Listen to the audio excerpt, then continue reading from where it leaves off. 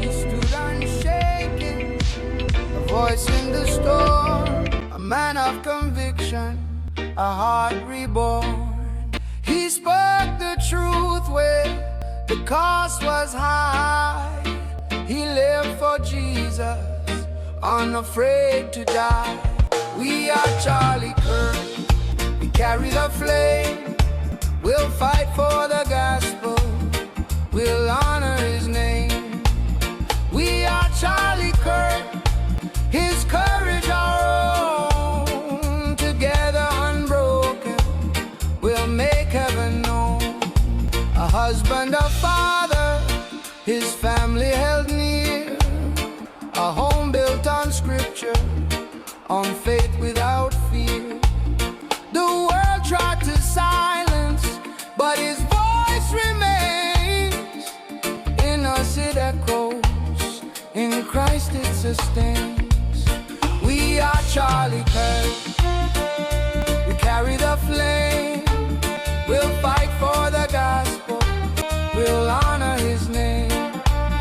We are Charlie Kirk, his courage our own. Together unbroken, we'll make heaven known.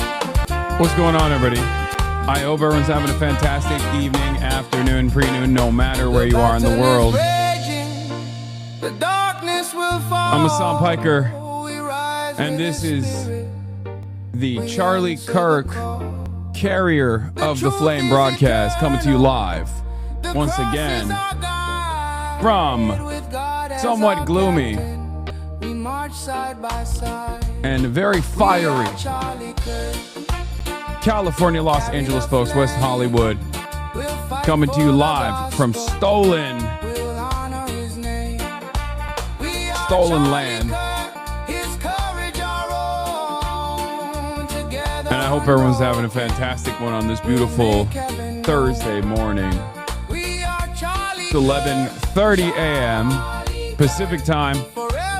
Promises made, promises kept, ladies and gentlemen. As I said yesterday, for your fundraiser for a New York City DSA that went over $10,000, as promised, I am delivering the flame because I didn't want to deliver it next to Daria Lisa, who is a shit poster, but also now a congresswoman. And obviously shit posting is illegal when you become a congresswoman. So, ladies and gentlemen, it turns out there's something I need to come clean about. A lot of you may have yelled at me in the past saying, Hassan, why don't you press the communism button? It turns out there was a communism button after all. However, the button I was pressing instead of the communism button was actually the democratic socialism button. That's right. This entire time, I should have been pressing the communism button, but instead I was pressing, instead of the communist revolution button, I found the button. That's right. That's the button.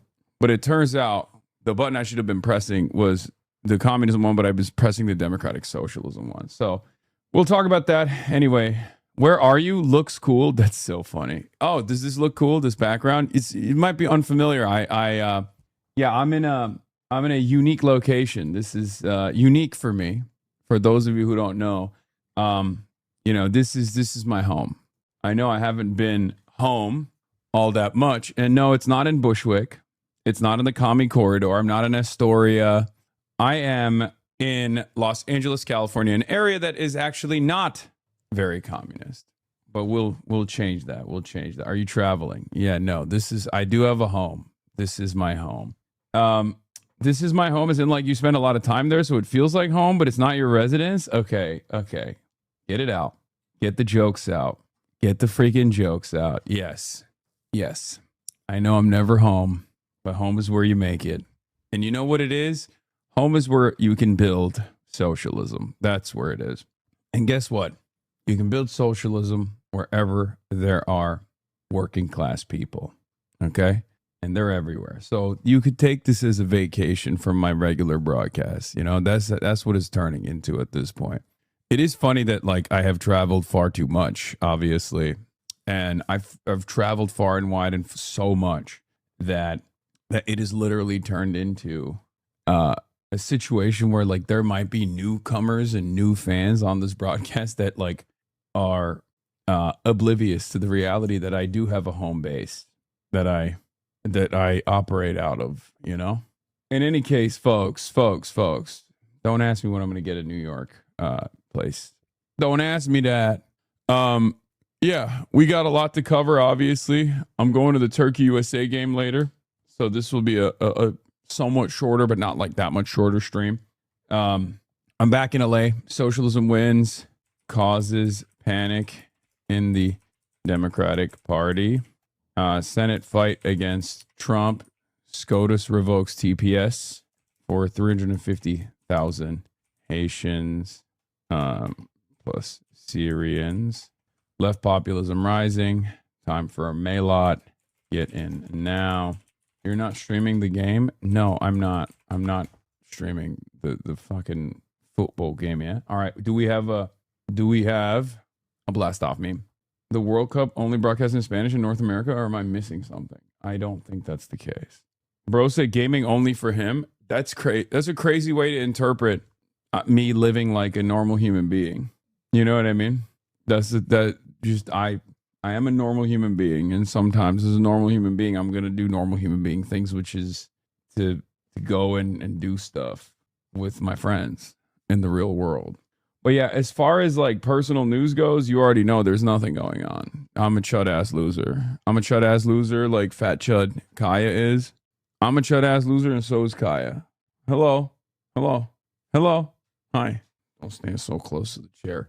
You're not a normal human being, to be fair. I know I'm not a normal human being. I'm a freak. I'm a total freak. I'm a chud ass loser, but I'm also a total freak. I ended the broadcast last night and didn't really do much.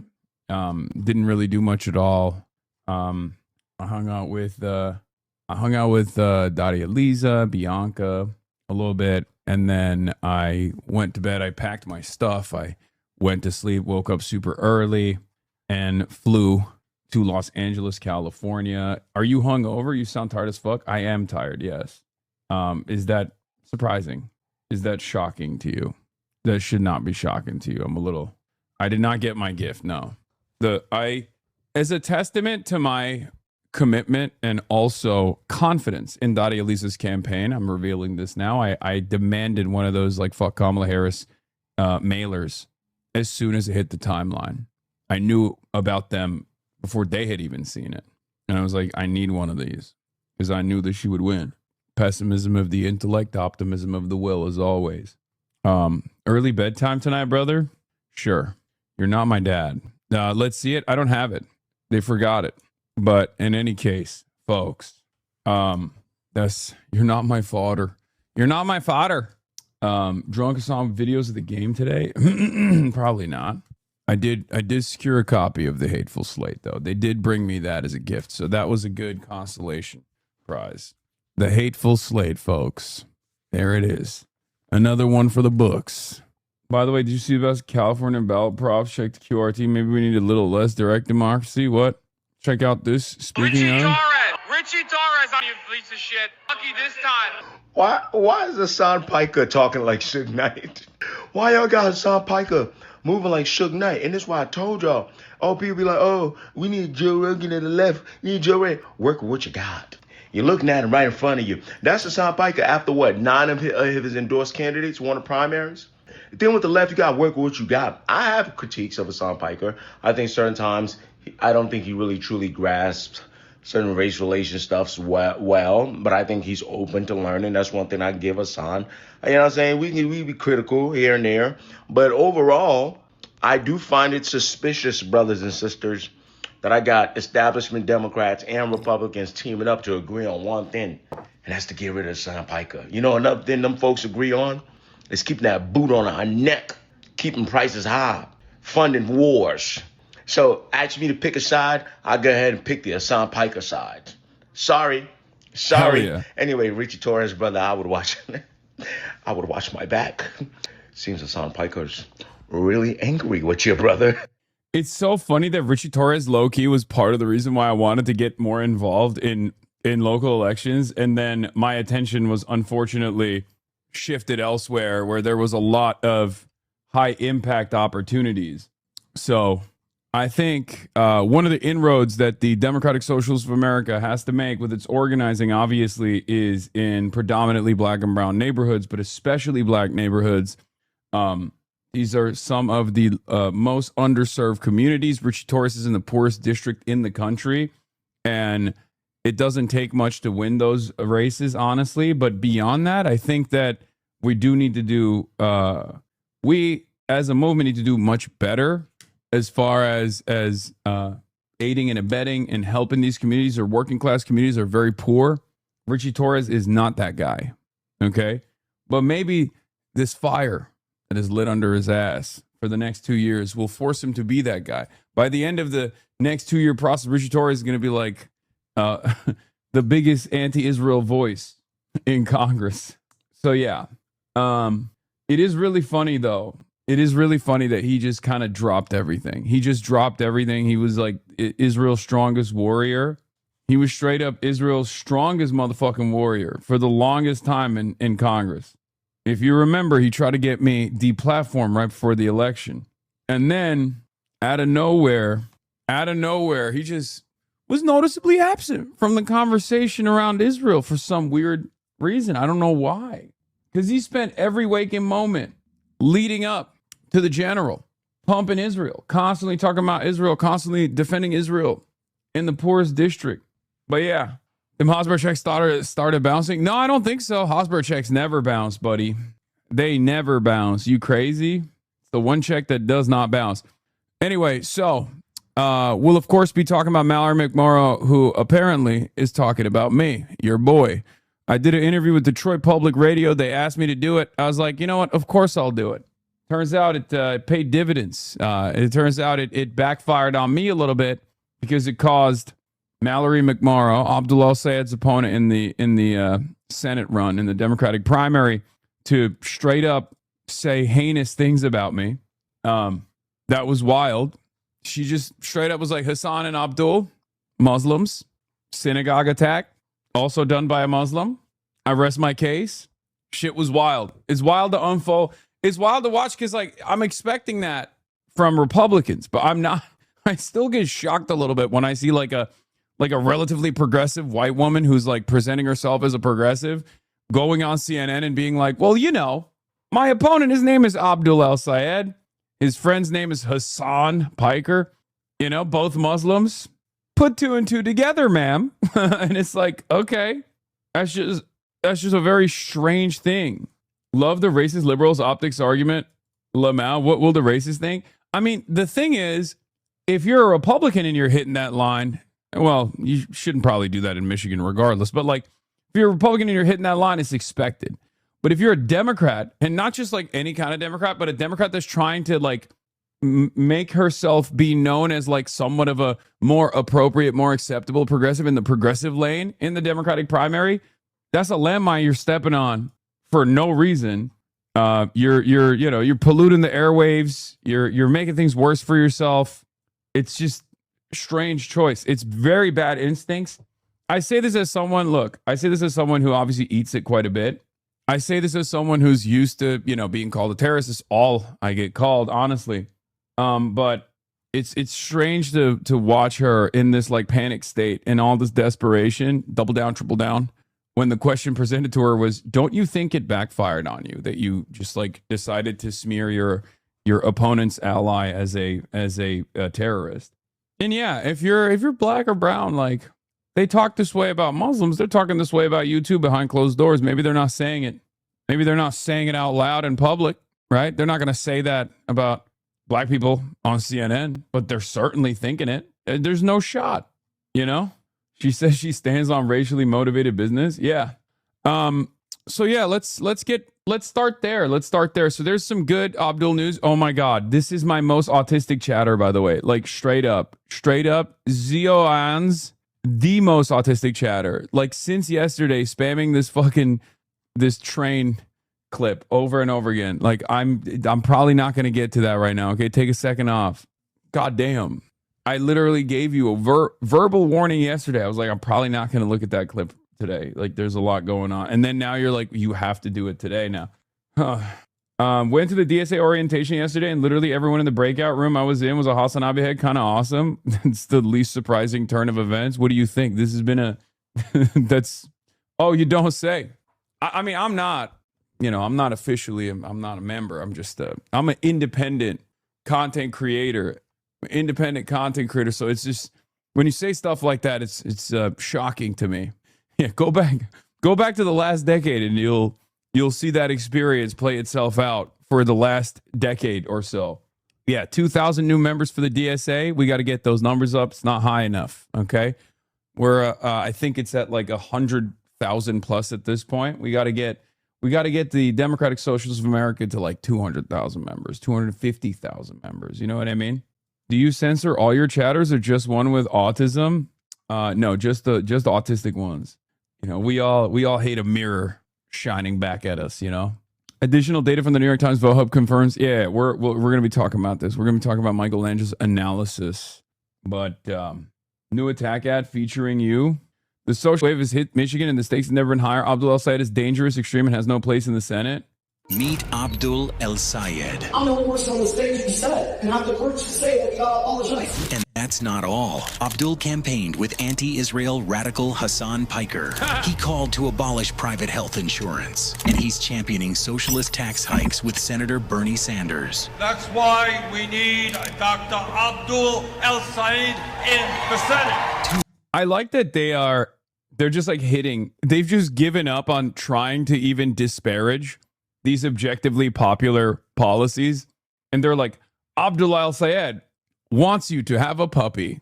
If you like dogs, if you like cats, he wants you to have a kitten. And it's like, what? No. What do you mean? I don't know if I can take care of a cat or a dog. It's too much responsibility.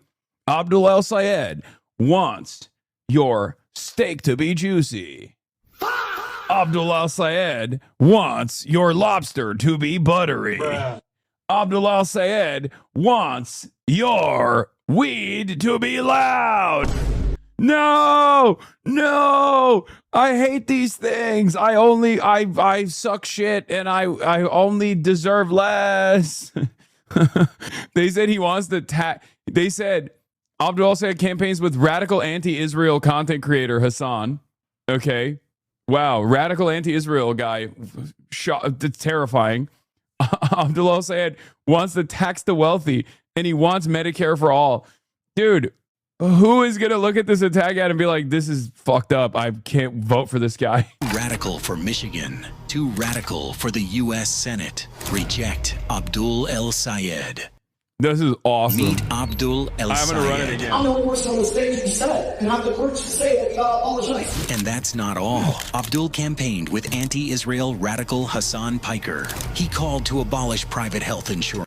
By the way, he campaigned with radical Hassan Piker. So awesome, bro. They think maybe if they keep hitting this line over and over again, eventually people will be like, yeah, you know what? This Hassan guy is radical. But like, there are a couple things that I think I do very well.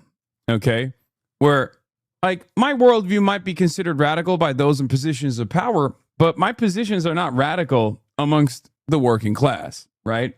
They're not at all. They're just like the center, if anything. And a lot of these guys end up showing their perspective, that their perspective is like unbelievably out of touch. They forgot the 80,000 laughing emojis of boomers on Facebook during the alleged Luigi moment. Exactly. And also outside of that, when you keep trying to say I'm like a radical jihadist terrorist or whatever, and then people actually encounter me in like a New York Times article or, on the red carpet at like a Vanity Fair Oscars party or something, they go, this is the fucking radical guy. What are you talking about?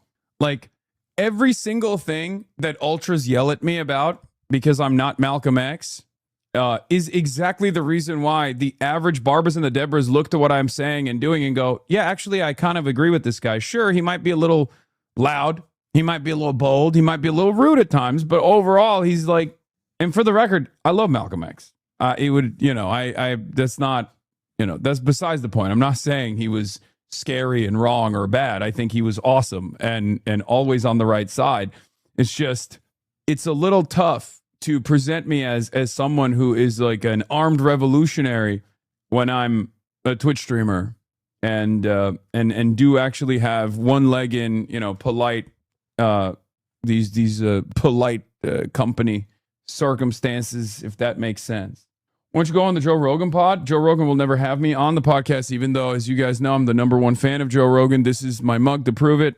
I'm literally drinking out of a mug. There's a MELAT. Diane DeGette. MELAT Quiros blames America for 9/11. Wait, what? Inevitable in the sense that we destabilized a lot of the Middle East. MELAT Quiros, everybody. Oh. Welcome to the broadcast. America deserved 9/11, dude. I'm saying it. Like, we fucking totally brought it. This is so funny. Dude, running this in Denver, the youngest constituency in the country, is so funny because this literally also hits in every other place. You play this, it's going to fail regardless. I can't think of a single I cannot think of a single fucking district where this actually works. Andrew Cuomo tried it. Mallory McMorrow tried it. So many people have tried it, right? They keep trying it over and over again. They played it in New York City. It didn't work. New York City is where 9/11 happened, and it didn't work.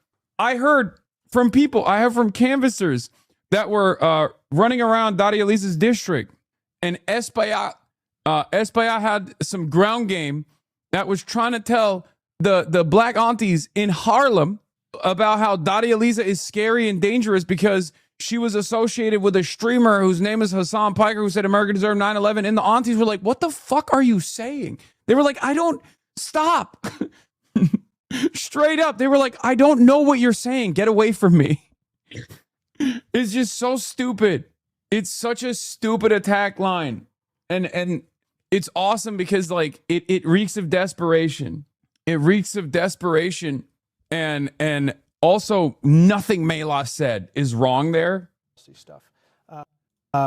She says she doesn't agree with my Hamas. Of course, she's running for Congress. One day, everyone will, like, the way that history books will reflect on these issues will have a very different perspective on the matter. But right now, that's not the day, okay? It'll happen. One day, everyone will have been against this. And all that stuff you already know, but you know. Anyway, so we're talking about I just jumped over to MELAT Quiros. I was gonna do the Abdul El-Sayed thing. We'll get to MELAT Quiros in a second. Okay, we'll get to MELAT Quiros in a second. So wow, I can't believe Abdul is pro-Palestine, in favor of abolishing ICE, pro-Medicare for all, pro-billionaire tax, pro-taxing the wealthy, and in favor of abolishing ICE. How is this yeah. Mitch Voter said this about Daria Lisa. Mitch Voter has come such a fucking long way. Meet Abdul. Yeah. They keep trying to do the 2016 Trump type attacks, even though that was an abysmal failure. Yeah. No, the right-wing Republicans have no answer for any of these policies. If you're running on a policy-first platform instead of like any of this other like random spiritual shit, you know, Republicans have no answer, and their attack ads turn into promotion. This is one of those instances where like this attack ad reads like promotional material. Like Abdul El-Sayed is not Israel first. Wow, that's devastating. I'm sure people in fucking Michigan are terrified. People in Michigan are demanding an Israel first candidate. That's what they were looking for. They're really, really shocked that Abdul is not Israel first. Is crazy. And then outside of that, he wants to take all of the additional funds that we're wasting on Israel and spend it on ourselves instead. Yeah, as absentee ballots are going out today, it's pretty funny to see this being like the big attack ad initially. 49% of Michiganders undecided with the absentee ballots going out today. Maybe McMorrow voters are abandoning her late and weighing their options. Weird poll, but the top line tracks recent surveys. El-Sayed leads, with Stevens not far behind, right? Candidate preferences at El-Sayed 22%, Haley Stevens at 20%, McMorrow at 9%. So what is McMorrow doing? What is Mallory McMorrow doing to make up for this, right? What is she doing to make up for this disparity? Well, it turns out she's hitting the same lines that she did already. There's pressure now coming in the direction of Mallory McMorrow to drop out. I don't think she should. She's my queen, and as my queen, we need to hear from swagged out and maybe a little quirked up, kind of pro-Israel, kind of ambiguously not pro-Israel voices that could potentially eat away from the Haley Stevens base. Okay. Yeah, I know we got Haley Stevens. We got the Haley Stevens the situation too. It's really funny. It's really funny. We're gonna get to all of that, but first, let's start with hearing from female voices in Congress. Okay, voices that are running for office here. Let's take a look. He's been endorsed by Hasan Piker, who has millions of followers on social media, mainly people under the age of 30. I mention this because he is a very controversial figure. And in March, you compared him to white supremacist Nick Fuentes. Now, Piker spoke to Detroit Public Radio about that yesterday. So people can come to me directly and figure out what I'm actually about. So that was one of the reasons why that smear campaign failed spectacularly. People started looking at Abdul's campaign. People started hearing what he was saying, and they liked it. And lo and behold, he was in third place before this smear campaign started, and now he's comfortably in first place. My opponent made a decision to bring in Hasan shortly after there was an attack on a synagogue here in Michigan where a man drove. This is one of the most look. I'm going to repeat this one more time. Tying me to an anti-Semitic hate crime is one of the more insane things I've heard from who is otherwise supposed to be like a progressive Democrat. Okay. Notice how she's trying to get the attention of her producer. Pickup truck into a synagogue where 140 preschoolers were at school that day. And had it not been for the security measures, the bollards in place, it could have been the largest. Wait, why does she wave to her producer? She's like, get me off camera. This is crazy. She's like, I don't want to be a part of this. She's talking like a Klansman. She's like, this could be a lawsuit style situation. Can you please get me off camera? At school that day. And had it not been for the security measures, the bollards in place, it could have been the largest mass killing of kids in this country's history. And to bring somebody in to represent your campaign, in my mind, is a very different decision than going on somebody's stream and talking to their audience. Why? What do I have to do with McMorrow? Also later said you're not anti-Semitic after saying you were the Nick Fuentes of the left. No real convictions, total fraud. Yeah, that's what's so funny. Here's what's so funny about these people that are trying to find like a moderate lane, a moderate progressive lane, right? They can't even get on board with a smear campaign. They can't even do that appropriately. Like, pick a side. If you're going to go unhinged with it, you on the one hand can't imply that I am responsible for an anti-Semitic hate crime at a synagogue. And then also on the other hand, turn around and be like, but he's not racist. Like, if you're going to lie in one direction. They're so wishy-washy. They can't even fucking do the lie appropriately. It blows my fucking mind. I will say, though, I expect stuff like this from Haley Stevens. Maybe I'm too naive, but I did not expect this level of racial agitation from Mallory McMorrow, once again, who is like trying to occupy the relatively somewhat more progressive, but not super progressive lane. And I don't even think she knows what she's doing. I think she doesn't realize how fucking racist this comes across as, because Islamophobia is so super normalized. Producer legit said cut her off. Then she points going, no, I'll let her finish her point. Source, background in live TV. I believe in freedom of speech. People should be able to say and do whatever they want. But we have a very diverse population here in Michigan. We have the largest Arab American population in the country alongside a very significant Jewish population. And we need to keep everybody together, not just to win, but to govern and to represent this state appropriately. Hearing reporting about you having very soft numbers with black voters, hearing. Yeah, I wonder why. I mean, this kind of plays into that, no? Obviously, there's like Abdul's doing fairly well with black voters in Michigan. Understandable. But then also Haley Stevens benefits from the machine, the turnout machine that the Democrats are kind of turning on in her favor. But even then, Abdul's doing, I think, better than Haley Stevens is, right?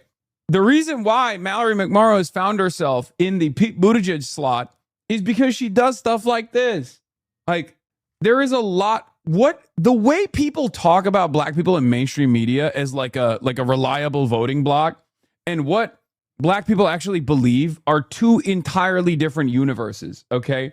At least in my experience, I know it's somewhat anecdotal, but also black people are polled on this stuff all the goddamn time. When you go down to issue specific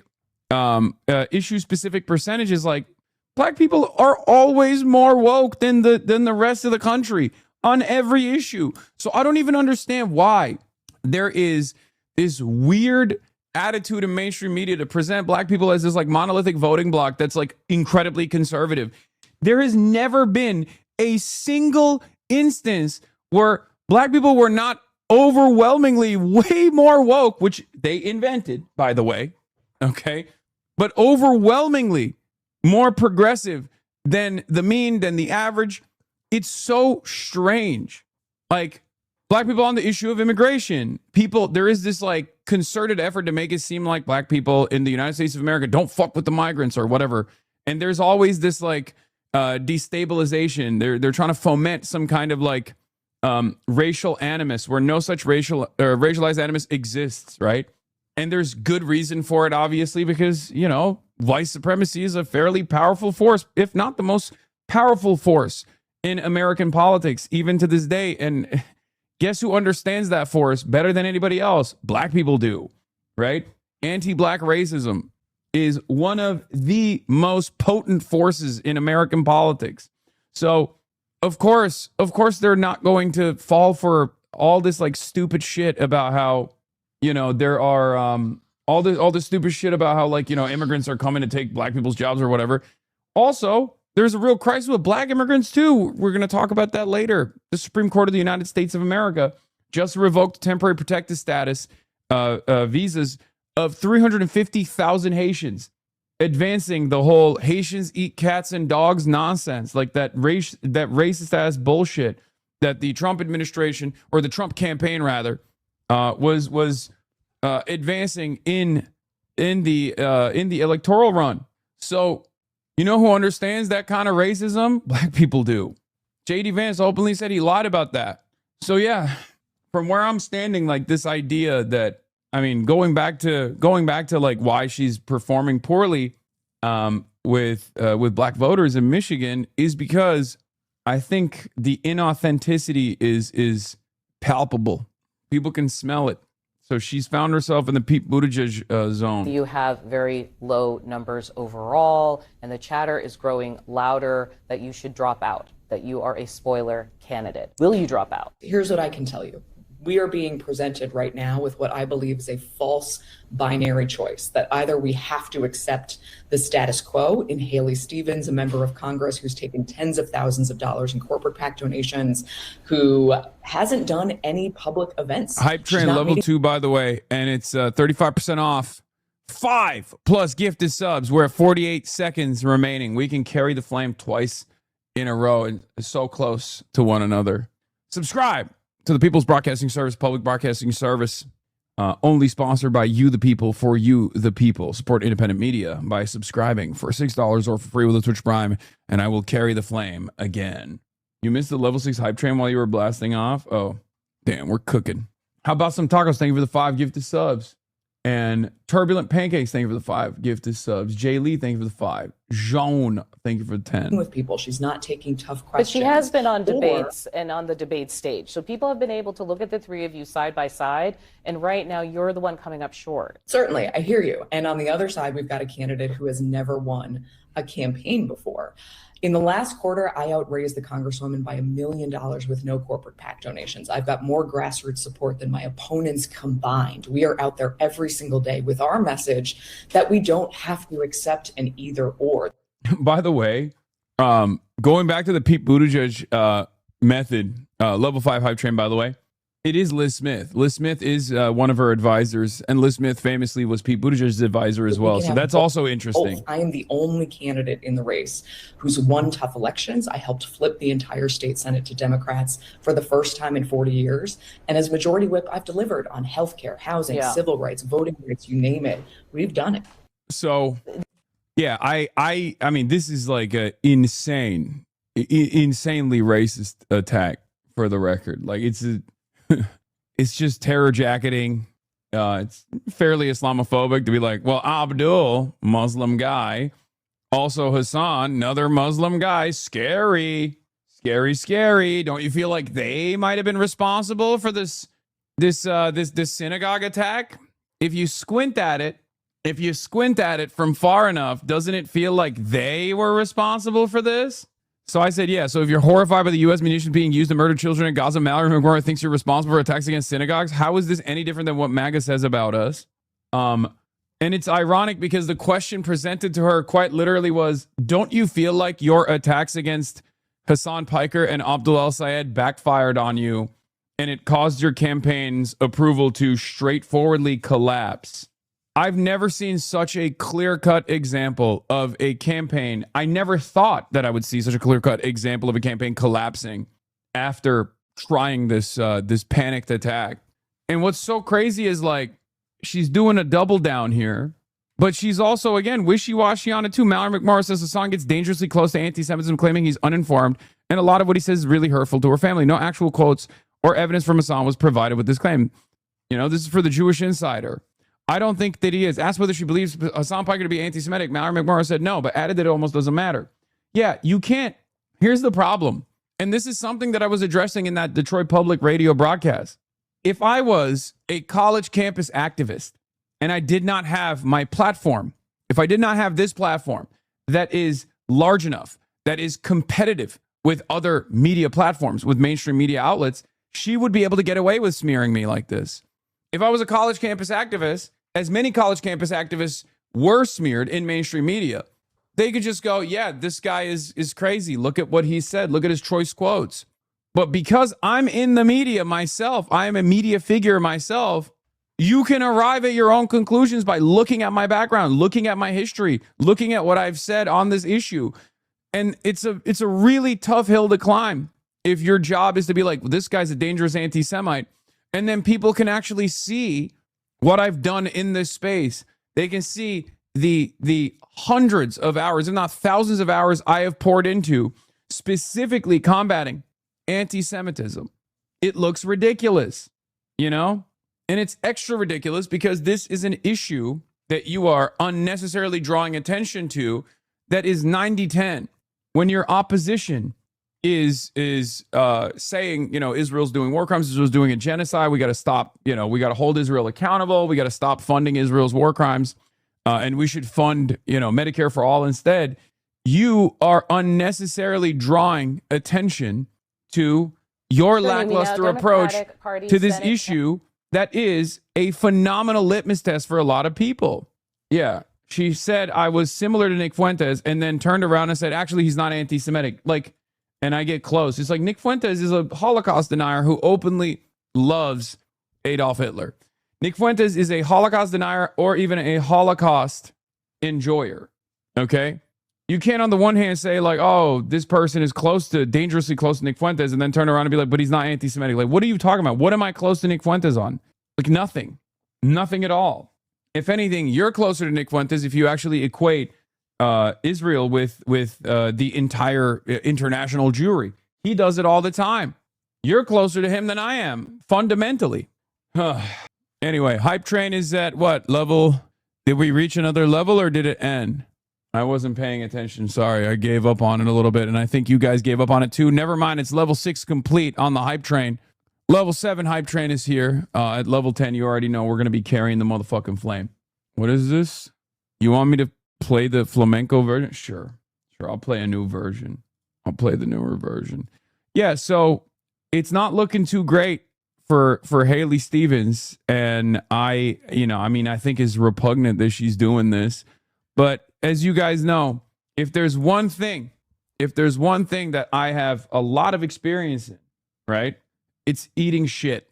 it's falling victim to ridiculous smear campaigns. So, you know, I'm used to it. It is what it is. I can deal with it. I do not wish it on anyone else, though. And I certainly don't wish it on a lot of these wonderful people who have decided to run for office.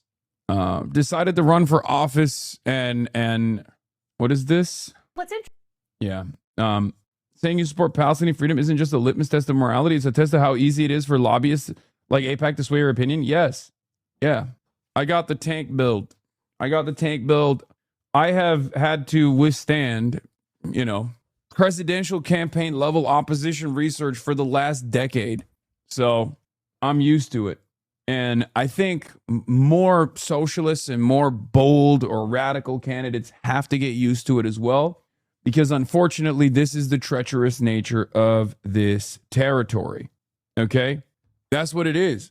If you are outside of the confines of the American media class's permissible opinions, if you are advocating or advancing society in a direction that capital owners don't want, they're going to come after you. And if they can't find anything in your background, they're going to invent stuff, right? We saw this with Daria Lisa. They didn't have anything that they can hit her on. So they just started creating controversy off of her tweets. This is how these guys operate. So you have to get ready, and you just have to realize that as long as you got your people, as long as your people have your back, you're good. And you just keep growing that base. You keep growing that base of support. You keep growing that momentum, and you carry the flame every damn day. Level 7 hype train, by the way, almost done. Yeah, you call people who were stealing food from children, women, and men during a genocide inbred. How was the controversial beyond me? Yeah, I know. It's that one is the dumbest one, but it doesn't matter. Speaking of Abdul al-Sayed, the last thing I want to mention here is that Dr. Abdul al-Sayed has secured a coveted endorsement from one of my favorite U.S. senators that isn't like a socialist or anything, but I have been obviously very impressed with and have glazed quite a bit, especially in these last 2 years. U.S. Senator Chris Van Hollen is a determined fighter for working people, a statesman of the first order, and has shown what it means to lead with your values rather than beholden to corporate interests. Can you imagine if this was our Senate majority leader instead of Chuck Schumer? Can you imagine what kind of party this could be? I know this is nerdy stuff, and I know Senator Van Hollen doesn't go hard enough. I know he's like, you know, people will say, oh, he's just like a regular J Street kind of guy. But think about where we're at currently. Think about what the current ideological makeup of the Democratic Party looks like in the Senate versus what it could look like. And yeah, Senator Chris Van Hollen's great. I'm looking forward to working with Senator Van Hollen in the U.S. Senate. I'm deeply grateful to earn this endorsement. But there's also a bigger endorsement. That's right. Zara Larson. In a comment on Abdul al-Sayed's Instagram post, Larson writes, I endorse this message. She's the first pop star to endorse in the Michigan Senate Democratic primary. Van Hollen is the best of the libs. He's not a socialist, but he's unlike the rest of the senators in that he's intelligent and has a heart. He's someone we can work with. Absolutely. Yes. Chris Van Hollen, as far as I have seen, has not actively presented an impediment to progress. Okay. And has instead been an ally, regardless of ideological differences at times. So much respect. But yeah, Abdul's cooking, and it's really good. There was also this moment from Haley Stevens, who, unfortunately for Haley, has absolutely zero swag, like no riz whatsoever. And unfortunately for her, Abdul is, I mean, he has abundance. He has an abundance of swag. Okay. So let's take a look at what Haley is doing now. I'm not a millionaire, but last time I checked, you were. Why don't you release those tax returns? Let us see who's paying you and making you rich. So incredible move to be like Abdul al-Sayed. Because like, this is Michigan, right? My theory of change is socialism will be popular in Michigan, but I don't know if the moniker is as popular as it would be in other states, right? And a big part of the attack ads are probably going to be like, oh, Dr. Abdul al-Sayed is a socialist, So now you're just saying like he's just rich, and he's like, oh, well, I'm not a socialist. I'm a capitalist. I just don't believe in like, corporate capitalism or whatever, as he's told me as well, something that I've also stressed as well, right? He's going to say he's a union guy. He's in favor of unions. That's why he's endorsed by the UAW. And, he's made a little bit of money on the side. Do you think that's going to be bad for Abdul El-Sayed? Here's my Dota lineup: Tank, Hasan Piker, ADC, Zoran, Kwame Mamdani, Mage, Daria Liza, Brawler, Abdul El-Sayed, Assassin, Chris Rav. That's so dumb. Are not Yeah. Hey, Abdul, it's June. Ballots go out. Why haven't you submitted your personal financial disclosures yet? Michiganders want to know what you're hiding. releasing their tax returns, and they're delaying the release of their personal financial disclosure. What gives? It's funny because I want to make fun of her for being a pro-Israel stooge, but because she is so Rizless, it comes across as cute. Am I wrong about this? Like, doesn't she have, like, she is built like a SNL character, okay? Like everything about this output, like, I don't know why. I find her very funny. It's because she's fat? No, it has nothing to do with that. First of all, she's not fat. Calm down. It's mostly just her voice and her vibes. She is such a dork. Yeah. That's nasty business, chatter. Relax, okay? But she is very dorky, and I don't know why. Despite the fact that she's like obviously APAC stooge and a disaster, there's something like redeeming about her just being. She went over the hump, okay?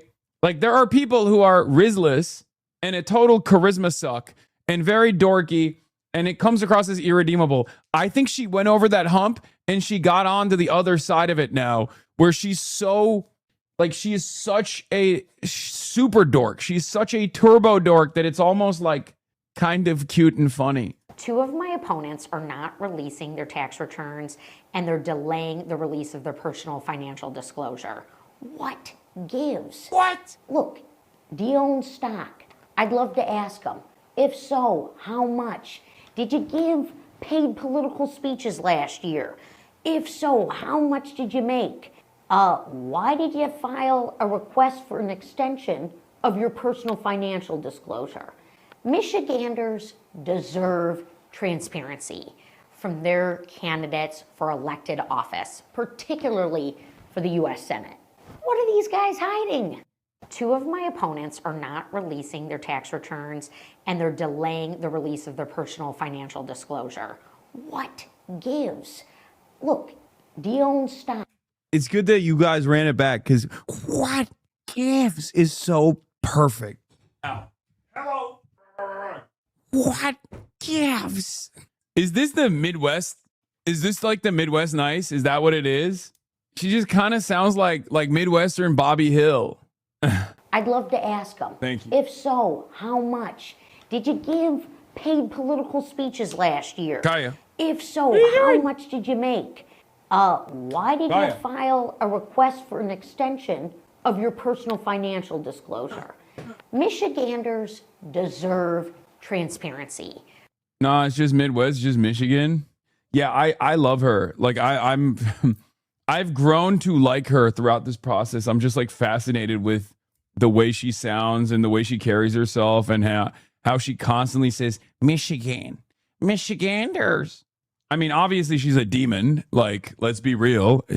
Like, here are the not so funny times, right? Like when you look at her APAC expenditures so far, $10 million. Okay, that's unacceptable. That's not so cute. Or who can forget? Roll the clip when she went to the AAPI. When she went to the AAPI event and said APAC instead of AAPI. That was really funny, but also maybe not great for her, right? Like APAC is constantly on her mind. So she maybe thought, she wasn't at the Michigan AAPI summit or event, and instead was at an APAC event, right? That's a moment where she's not so cute. And of course, last but not least, perhaps the craziest moment in the Haley Stevens universe is when she did this. There's no way that's a Democracy Now! Hat, right? It's got to be a Release the Hostages Now! Hat. for the record, I think one of the craziest. So obviously, she says like Israel came to me in my dreams and stuff. For those of you who don't know, if you don't remember, maybe you weren't as invested in like, you know, random statewide elections happening in Michigan. But back in the day, there was a guy. His name was Andy Levin. It was Andy Levin, right? Now, Andy Levin was an Israel critic. AIPAC did not like that. Andy Levin was a progressive politician. AIPAC did not like that either. They brought in this demon right here to make sure that Andy Levin did not win this seat. Levin, I don't know how you fucking say it. Anyway, what's really interesting about Andy is, for those of you who don't know, Andy's Jewish.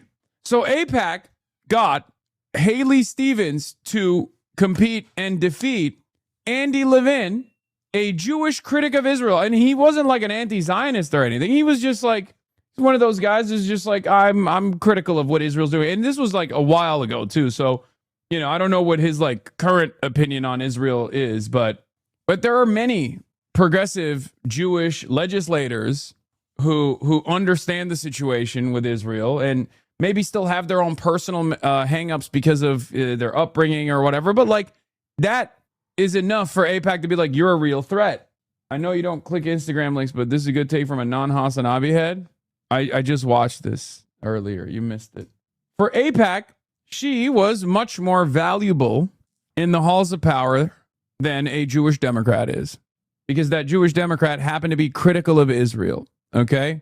Fuck, how can I go back and watch you react to that? All you got to do is subscribe, baby. Subscribe so you can rewind. Okay, I don't want to defend Haley Stevens, but the AIPAC clip was clipped dishonestly. She was saying AIPAC's because she was at their event. It's pronounced the same, just with an S. And Andy Levin endorsed Abdul early in this race. Of course he did. This is what you missed out on, by the way, because we couldn't hit that level 10 hype train. Holy fuck, what is this? Jesus Christ. Andy Levin's Twitter is just Abdul now. That's awesome. Yeah, Andy Levin is playing the role of he's doing a Brad Lander moment here. He's having a little bit of a Brad Lander moment. Like I said, I don't know his like the full extent. I just remember him as being like an Israel critical liberal Zionist, like a very Israel critical liberal Zionist. Actually, far before Brad was too. He's a nice guy. Anyway, so that is the Abdul El-Sayed saga. That's one of the races that obviously we're very active in. There's another race because we're doing watches right now. Okay, we'll do the W watch. We'll do the hog watch as a consequence of the W watch. But I wanted to give you guys a little bit of an update on the Abdul El-Sayed race, as absentee ballots are being sent out today in Michigan, and I'm going to be going back to Michigan at some point to do another big push. Thoughts on Chuck Park? Yeah, he did great. He outperformed expectations. I mean, he did better than Michael Blake did against Richie Torres. And I wish that Chuck Park had been more active or, look, I will say this much. A lot of my community members were working on his campaign. Okay. The reason why I did not focus on any of the races other than the ones that I was like very active in, specifically the New York City DSA slate, is because this was a huge race. Okay. They're all huge. The fact that he performed so well outside of the DSA infrastructure because he built his own ground game is phenomenal. As far as I understand, Chuck did a lot of great things during this race. Okay. If Chuck had gotten 10% of the investment that the others got, he would have won his stings a bit. Yeah, but if I did 10% less investment in Daria Lisa, what if she didn't make it? You know what I mean? But as far as Chuck Park goes, I think like these guys also have to, these guys also have to do their own inside baseball. Like they have to work with, New York City politics as well, because that was clearly a threatened position, and we'll check back in 2 years, and I think that's an easy lock. Okay, but you gotta join DSA, and you have to also prove that you're a reliable vote, right? Because from what I understand, Chuck Park, very woke, had all the right policies, and there are a lot of people who are running on all the right policies, But there's also behind the scenes like a level of investment that you need to show that you have, right? And that only comes with time, and that only comes with time, and that only comes with like reliable, steady advocacy. But once again, I think that race showed that there is a real opportunity for Chuck and a real future for Chuck Park in a successful congressional run. A team is being built. Just look at how Dr. Hamawi is endorsing the same candidates that you endorse. Exactly. We went crazy, proud of us for what we did. Can you shout me out? I'm unemployed right now. It's been an honor to work on Chuck Park's campaign for the last few months. Even with our backs against the wall, we left it all on the field. I don't regret 1 second. Yeah, no, this was an unbelievably impressive run, dude. Straight up. This was an unbelievably impressive run. It's like one of those more quiet races that didn't get any media coverage whatsoever. But the fact that he was so close, like the fact that he got so close to the incumbent without, like with his own ground game is very, very impressive. Straight up. The beauty about these congressional races, by the way, is that you don't have to wait fucking 4 years. You know what I'm saying? All you need is 2. Have his campaign reached out to you? Yes. What do you mean? They're my fucking moderators and shit were working on his campaign. The reason why I couldn't spend a lot of time or resources on what Chuck was doing was because we were already spread super thin. Okay? Yeah, Grace Meng, my congressperson, this is Matt Binder, had a terrible showing against progressive challenger Chuck Park with basically no backing. Park had a great ground game, though. His campaign knocked on my door many times. Does he run again? Does Mamdani/DSA get involved next time around? Yeah, that's like one of those. I mean, look at this, dude. He went the fucking distance. I mean, that's like he outperformed Michael Blake against Richie Torres. Michael Blake had a lot more name recognition because he ran for mayor. Like, this is a very impressive run.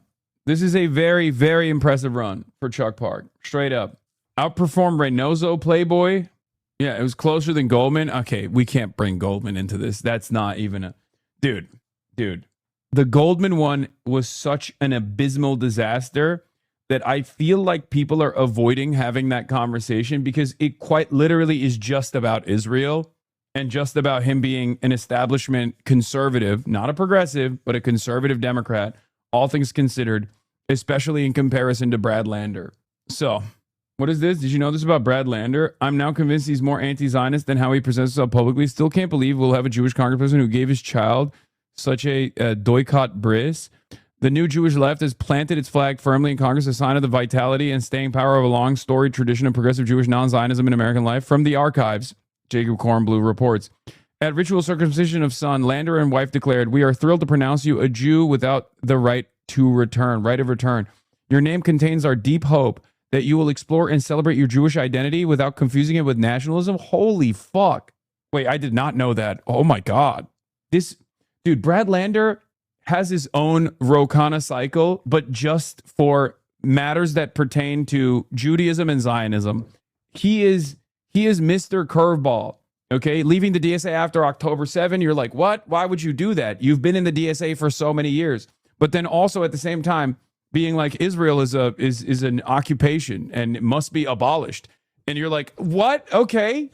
But that's what the people are saying. That's also the same. Hello?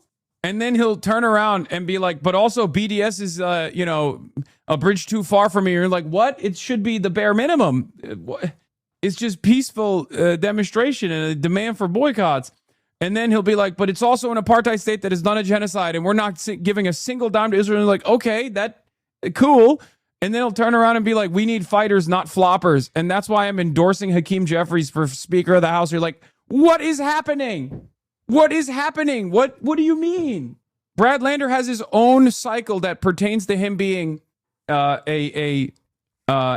ambiguous. He's an ultra and the DSA wasn't enough for him. That's what it was. Yeah, he was like, we need to dismantle the Zionist entity piece by piece. And the DSA's position that they voted on was not going far enough because they voted no on the singular secular state position. Brad Lander, crypto, bad empanada fan. Okay, no. And then he also has the whole, like, I'm a liberal Zionist and I fucking endorse funding Elbit systems to the tune of $1.5 million with New Yorker taxpayer money. And you're like, that doesn't make any sense. Brad Lander is against BDS because he thinks bombing Tel Aviv is a better strategy. I don't agree with Brad on that, but that's never let him know your next move. To be fair, this isn't very brave of Brad. I renounced my right to return once I learned I was allergic to sesame. There is no way I'm indigenous to that land. The Jewish left does not support this shit, Hasan. We support Palestine. No, dude, I know that. I know that, obviously. I'm just saying Brad Lander is a unique case specifically because of the back and forth, the pendulum that he has when on the one hand he'll take like a pro-Israel position on certain things, and then on the other he'll take like a vehemently anti-Israel stance when sometimes no one is looking, you know what I mean? Or sometimes he'll let it be known. So yeah, he's an interesting guy. He's an interesting guy who I think will probably find himself way more comfortably in anti-Zionist waters because of the unbelievable amount of enmity that he is receiving from, you know, what he probably perceived as his Jewish community broadly. Because this is never, let me tell you something, okay? A lot of people will get mad at me. I didn't really touch the Brad Lander race that much because I don't really need to cover it at all. It was all but done, right? He's a very popular local politician, ran for mayor, was very popular in the mayoral race as well. Very clearly he was going to destroy Dan Goldman, and he did. But a lot of people got mad at me because they were like, oh, you're giving a soft endorsement to Brad Lander, who's a liberal Zionist, and therefore he's like in favor of Israel. He's like unbelievably in favor of Israel. And it's like very interesting because I guess I have a different approach to this than how many others perceive it, where I see all of the things that he has said about the issue, and sometimes he's like far and beyond as a member of Congress. Like as a member of Congress saying Israel is doing a genocide, Israel is an occupation, Israel's an apartheid state, and we must end the occupation. That all of a sudden puts you above 90% of Congress. Okay, saying that as a New York Jew matters a lot as well. I think we forget that Americans do care about these kinds of aesthetics. They do care about IDPOL a little bit, right? So, you know, he's now above Bernie Sanders on this issue. Bernie Sanders, as far to my knowledge, has not called Israel an apartheid state or an occupation that must be abolished, right? So that's important. That's very important to understand. That's very important to identify, and that's very important to promote, right? So that is important to me, and I do find that to be a bold choice to make, especially when the rest of Congress seemingly is not adopting this position, even though obviously the overwhelming majority of the masses and the voters are on board with it because it's the truth. So he has that going for him, but then also on the other hand, he's made some decisions. He's said certain things about Israel, like how he's a liberal Zionist, how he still, loves Israel or whatever. And I'm just like, why are you saying this if you're, also admitting that it's doing a genocide? Like, it doesn't make sense, right? And I can't decide if it's just him being a politician who understands which way the winds are blowing and is willing to come out with a bold statement, a bold declarative statement, or if he's just genuinely conflicted personally, given the age bracket he finds himself in. He's conflicted because he also recognizes that Israel is antithetical to his worldview as a lifelong progressive and a lifelong DSA member up until October 7. You see what I mean? Read my logs. I'm the Brad Whisperer. Brad Lander is sort of like Bernie Sanders. They're liberal Zionists, but with teeth. We are so used to the two-state solution shtick that we write off whenever anyone says it, because most people who say that don't actually believe it, that they actually want Israel's occupation to end and for it to be a Jewish state for good or bad. Yeah, it's just such a marginal position at this point and so silly, right? That's why I'm like, just, shit or get off the pot, buddy. You've already gotten off the pot. Sorry, you've already shitted. You've shitted and you farted. So, lean into it. Because a lot of liberal Zionists you don't hear from someone who's like, I'm a self-described liberal Zionist. We should fund the Elbit systems with New Yorker taxpayer money, but then also simultaneously say Israel's an occupation and that occupation must end. Anti-Zionism is a spectrum with extreme elements and more moderate elements. Extreme anti-Zionists want all current Israelis to be expelled from the land. The more moderate anti-Zionists understand that Zionism is an aspect of his militant apartheid state and settler colonialism. So without that, it's not inherently not a Zionist state. No, but people say like self-identifying as a Zionist is the thing that I'm talking about. In any case, there's no reason to discuss this any further. I think, like I said, he will inevitably arrive at the anti-Zionist position in a more bold manner, hopefully. And the reason why I'm saying that is because of this. Because never discount how unbelievably odious, how unbelievably repulsive and how unbelievably arrogant the pro-Israel envoys are, especially in the Western world, and how much of a role that plays in pushing people to our side, to the side of truth and the side of justice. You have to understand, there are millions of Americans who probably started off by going, oh, gross, there's a lot of death and destruction over there. Oh, well, whatever. I'm used to seeing dead brown children on television. But then they genuinely became anti-Israel because they kept seeing Danny Denon on television. They kept seeing, Rear Admiral General Hagari on television being like, we have to shoot this school and baby because the baby is Hamas. And they were like, no, that's fucked up, actually. And never forget how many people saw Rabbi Shmuley on television and went, I don't want to be on this guy's side. I am against whatever the fuck this guy is presenting.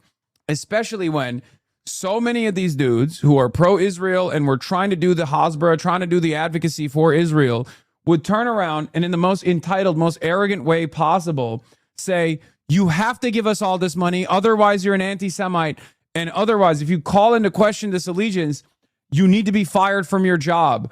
You need to lose your career prospects. You need to be doxxed. You need to feel a sense of harm all the time. And when you're hysterical and arrogant at the behest of fascism, most Americans, especially when it starts touching the First Amendment side of things, especially when it turns into cancel culture that is actually impactful, not the fake cancel culture like, Hasan, has a fap top and this is his home. He's masturbating inside of his home. That's bullshit, right? But the real cancel culture that's like, Hasan doesn't get to travel to the UK because of his statements about Israel. That kind of shit does matter.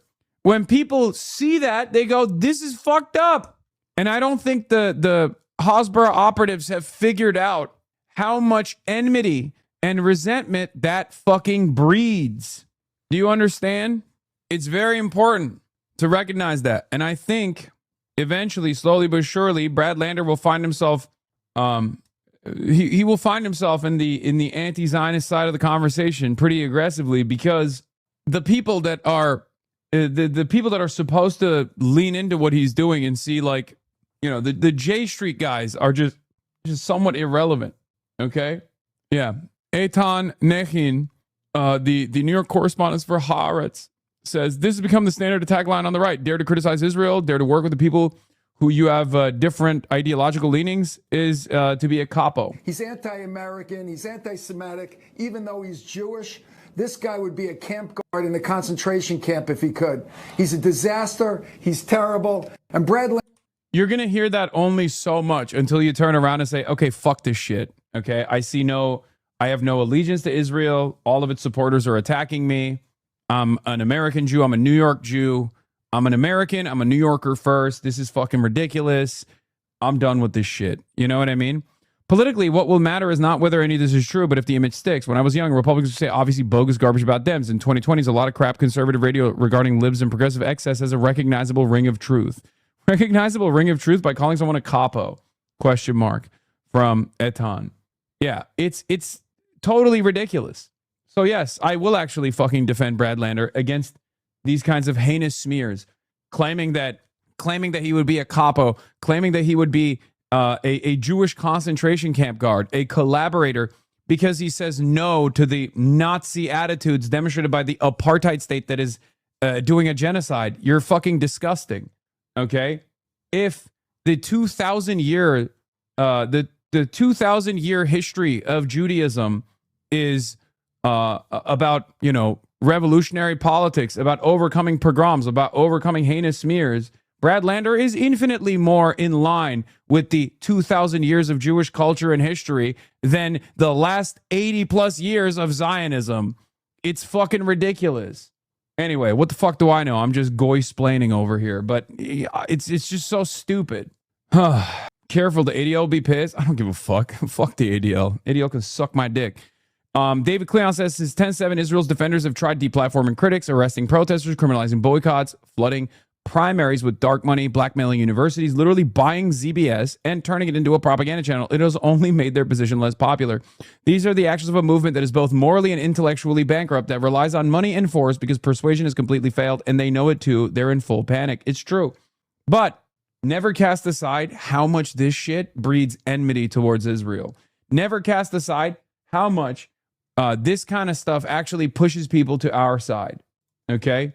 Anyway, let's hear from my baldest op on, oh my God, Fox News. Remember, this guy's supposed to be woke, okay?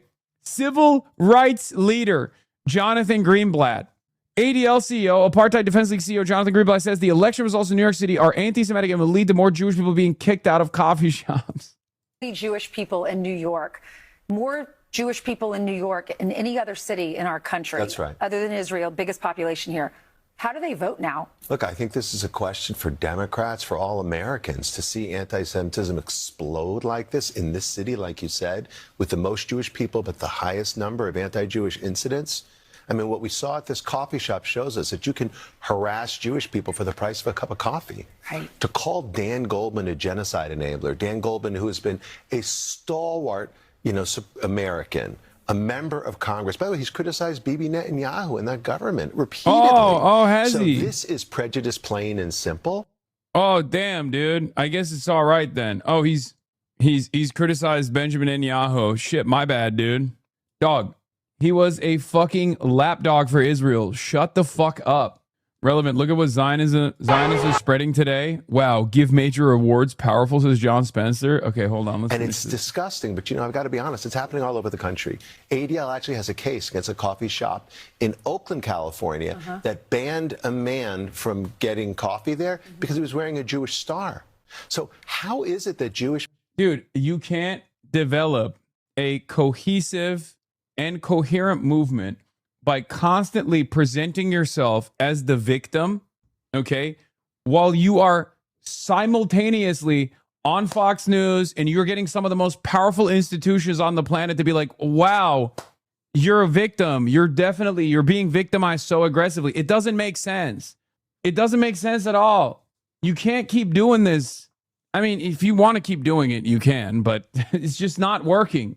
And I don't know why they keep hitting that fucking button over and over again. Like, this is Jonathan Greenblatt's entire point, okay? This is his entire purpose, is to just like run around and be like, hey, I'm on every news broadcast defending one of the most powerful nation states on the planet, especially because of the unbelievable and unprecedented amount of influence and capability that this fucking country has on the most powerful nation on the planet, the United States of America. And if you actually turn around and criticize this allegiance, if you turn around and criticize this country, if you turn around and criticize its defenders that are defending a genocide, that are defending an apartheid, that are defending an occupation that's seemingly fucking endless, then I'm still the victim while you need to be fired. You need to be killed. You need to go to jail. You need to go to prison. It's so stupid. It doesn't make any sense, especially in a country like the United States of America, where even the racist people understand that, like, there is a level of anti-blackness that's baked into the fucking American Constitution, pretty much. Like, what do you think? What do you think other minorities think when they're being kidnapped from their court hearings? You know what I mean? Other marginalized communities. What do you think they think when they hear you go on Fox News and then go on MSNBC in the same fucking day and be like, you know who's actually being undermined? Defenders of Israel. Oh, really? This unironically, like saying Zionists are under attack in the United States of America and are being discriminated against for their political position that's perfectly normal, is literally the same thing as like what's that other billionaire guy who was like, billionaires are under attack. Billionaires are the most marginalized minority in this country. It's like, dude, good luck with that message. Okay, Good luck with that fucking message. And it actually is funny because that same guy, the same guy that's both a Zionist and a billionaire, did make that connection. And he was like, you know who's under attack? People who defend Israel. You know who's under attack? Billionaires. Really? How fucking out of touch can you possibly be to say that in the United States of America, where there's an unprecedented crisis of affordability and also a crisis of fascism that's tied into the unprecedented crisis of unaffordability, and you're over here saying, you know who's under attack? People who love Israel and people who have $1 billion in their comfortable nest egg. Really? So like what? 1,000 total people that are at the top of American society, at the top of the elites at the highest order? Those guys are the ones who are under attack, not the fucking school teacher who has to take on a job doing Uber delivery, okay? So that they can scrounge up some resources to feed their children. No, it's the billionaire. Oh my God. People can be called out and held to double standards and denigrated in this way. It's sickening. What will happen to this coffee shop here? Because that's... Just say Jews. Now, this is one of the funnier things that people do, and I can't tell if this is like a Nick Fuentes enjoyer who does think that it's all Jews and wants me to say the quiet part out loud because he thinks like that's what I believe, or if it's actually an ardent Zionist who's like accusing me of being a Nick Fuentes style commentator, and it's just like, oh, when you say Zionist, you mean Jews, actually. Isn't that funny? Because they believe the same thing. At the end of the day, these guys both believe the same thing. I don't. And now there's a secret third position that's like utterly irrelevant. The secret third position is like the ultras that have decided actually fomenting anti-Semitism is the most successful way to eradicate support for Israel. Most of them. Yes, I'm going to cover the Venezuela earthquake. Yes, Chatter. discrimination. You're not allowed to do that. 100%. Like, not only is it beneath our morals as sort of ordinary Americans, it's a violation of the law. The Civil Rights Act of 1964 says you can't What? You are out of touch, Hasan, really. Oh, don't get me started with school teacher. Oh my God, you do mean it though. You are a Turk, Habibi. What the fuck? Okay. Discriminate against someone based on their religion or their ethnicity. So yeah, they're breaking the law and they're defying our morals. And I just think it's plain wrong. So it's bad for business as well as bad for our country. U.S. Representative Dan Goldman going into a coffee shop and claiming he's persecuted solely for being Jewish and nothing else. Yeah. Well. Guess who just got kicked out of Starbucks for, you guessed it, being white? Well. Guess. It's funny because it is, so obviously this is Caleb joking about conservatives, right? Conservatives outrage baiting and then creating a sense of perceived victimhood. And this is exactly the same thing because Zionism is a conservative position. It's a reactionary position. So of course the tactics are identical. It is pretty funny though, because like they didn't kick him out. They just refunded him for his coffee. So technically the coffee shop rewarded Dan Goldman for his Zionism and his defense of Israel by basically refunding him his coffee. And then it became this like massive issue. They did ban him thereafter. Oh, true. They did ban him. Ironically enough, the one guy that's been somewhat chill about this coffee shop story is fucking Dan Goldman. Well, the conference. Oh yeah, the Oakland Cafe. I think the Oakland Cafe is owned by Jewish people too, right? Isn't it? Trespassing.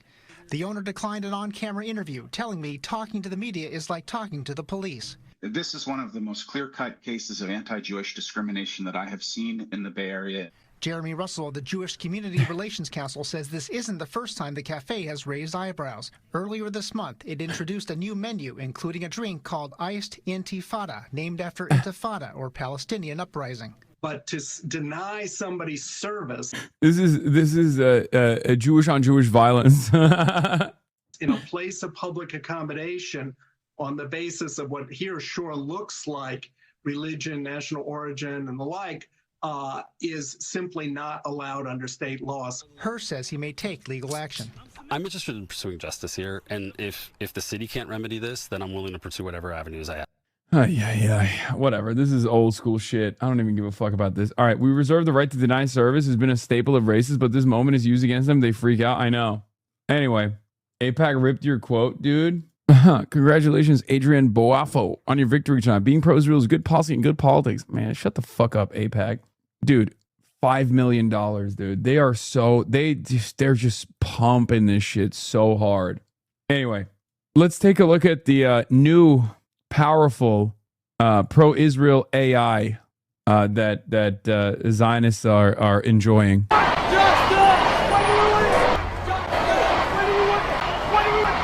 Wait, come on, dude. This is so racist already. Yeah, no, this is, dude, the Zionist crowd can't make up their minds on like whether the anti-Israel crowd are all like queer, non-binary, non-binary college students that are white, or if they're all variants of Ismail Haniyeh. Okay, it's just so funny that they're like. They're scary Arabs, all of them, but also they're all gay and woke and libtarded.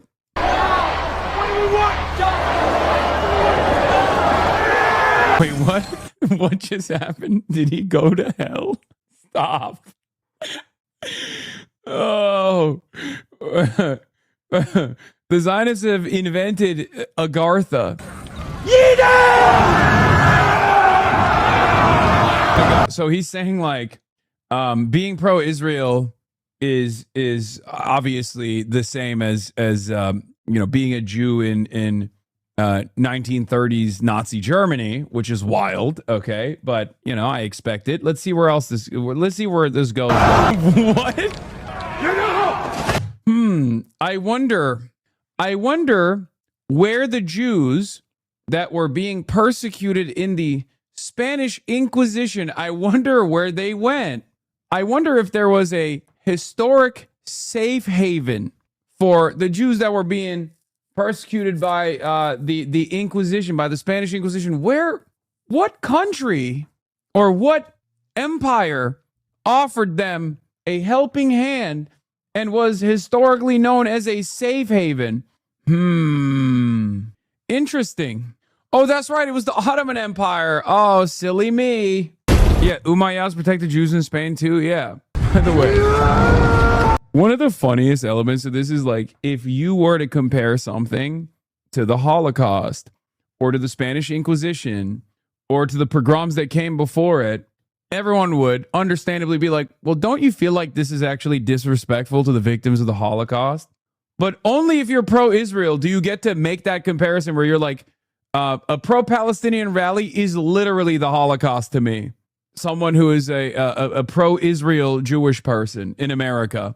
That's an apt comparison, actually. This is literally a valid comparison. It's like, really? But when I say like the Trump 1 era concentration camps are not dissimilar to the concentration camps that existed historically, everybody goes, oh, dude, what the fuck? You're undermining the historical significance and the exception that the Holocaust is. How dare you do that? This is a little anti-Semitic. No, it's like, no, I don't think it is, actually. I think what you're doing is fucking insane and anti-Semitic. Where will this go now? Egypt? Never mind.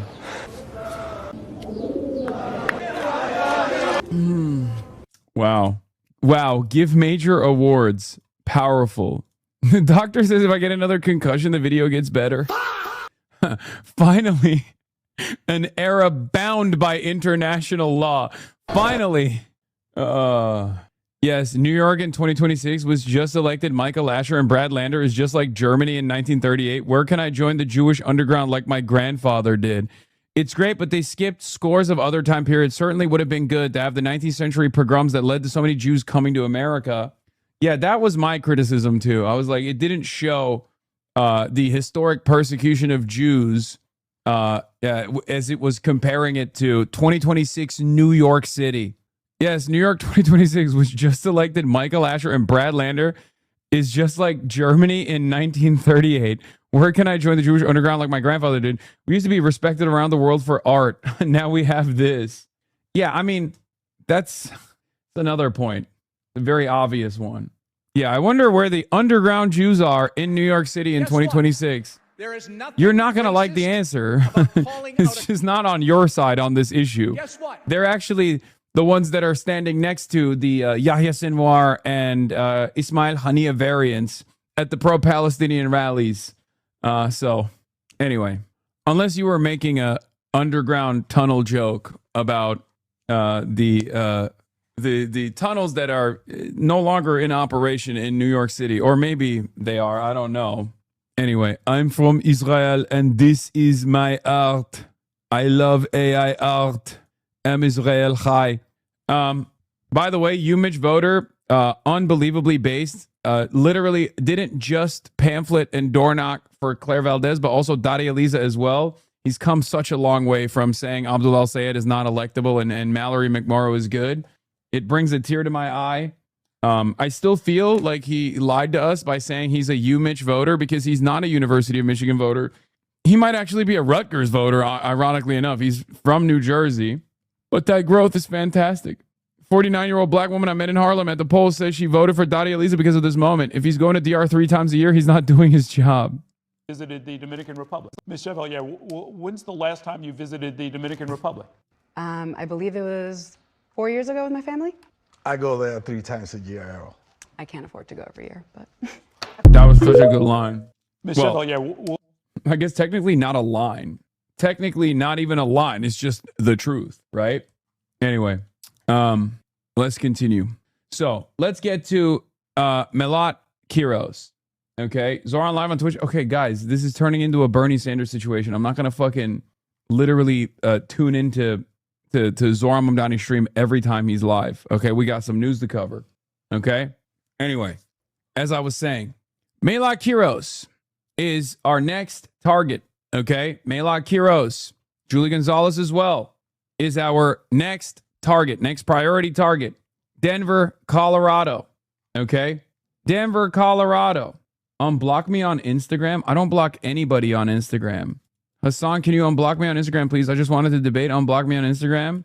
There is 0% chance that I've even blocked you on Instagram. You probably got blocked by being annoying to like a random fan channel. Okay. But also, I totally understand why it's valid that you got blocked because you might be drunk posting in the fucking chat. Take 5 minutes off. Anyway, so let's get to Melat Kiros. We're going to be talking about that. As you guys know, I've said that's the next prio target. Julie Gonzalez as well. Julie Gonzalez is running for Senate. Melat Kiros running for Congress. And especially considering the reality that Melat is running in a district that's incredibly young. That is actually an area that we can make an outsized impact on, especially considering that the Denver Democratic Socialists of America is a very robust chapter of DSA. Phone banks are beginning, and I want you guys to be a show of force on said phone banks as well. Melat, post your clip. I'm telling you guys, by the way, if you want to know what the next wave is Melat Kiros in Denver. Denver, Colorado. DSA, she's cooking. She's good. I'm telling you guys. Hell yeah. Denver getting too corporate. We got to take it back. Yeah. If you live outside of the USA, can you phone bank? Yes, you can. Yes, you can. They are desperate. They will have to do so much more to atone for their backstabbing base. Now it's time to get back to teaming up with the DSA. Oh, God, I don't care about the fucking Progressive Victory or that other, like, sex pestiny cultist fake door knocking operation that doesn't knock on any doors and only talks about sex pestiny every day. Okay? Progressive Victory is another one. Yes, they in the last moment try to like rat fuck Claire Valdez and Daria Liza and claim that they were both like insufficient in their support for Ukraine or some shit.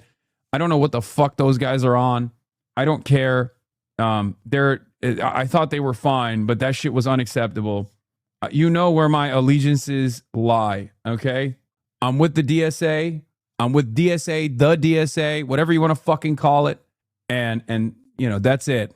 All these other like outside groups, they can turn around and make weird decisions and try to fucking, try to be a thorn on the side of these bold candidates. They just have standards and org for Ukraine. Please move on. Yeah, I'm sorry, dude. trying to fucking make a mountain out of a molehill in the last moment on close races. Well, Clara's wasn't close, but Dottie Eliza's was. That's unacceptable. Okay, especially because you thought that their take on Ukraine was too ambiguous. What are you, fucking insane? That's why. So you thought someone's opinion on Ukraine was too ambiguous, and therefore you were willing to throw the race in the direction of someone whose take on Israel is unambiguous? Where are your fucking standards? That's bullshit. It's wrecker behavior, okay? Be more disciplined. Anyway, getting back to it. If they lend their support to MELAT's campaign, great. If they wanted me to promote Taiwan, when I interviewed with them, their main concern was my website said cooperation with China. Yes. If your organization is demanding accountability that is in line with American empire, then, you know, you have to really reconsider what you fucking care about. Okay? It's ridiculous. Anyway, liberals, man. So, Phil Weiser leads Michael Bennet in a new poll with Colorado's Democratic primary for governor coming down to undecided voters. If Phil is putting up 70% in CO1, aka Denver, and Bennett is only at 15%, then MELAT is certainly going to crush to get on Tuesday. Colorado's about to send our elder DC swamp creatures packing. Bye-bye Bennett and bye-bye to get, says Deep Singh.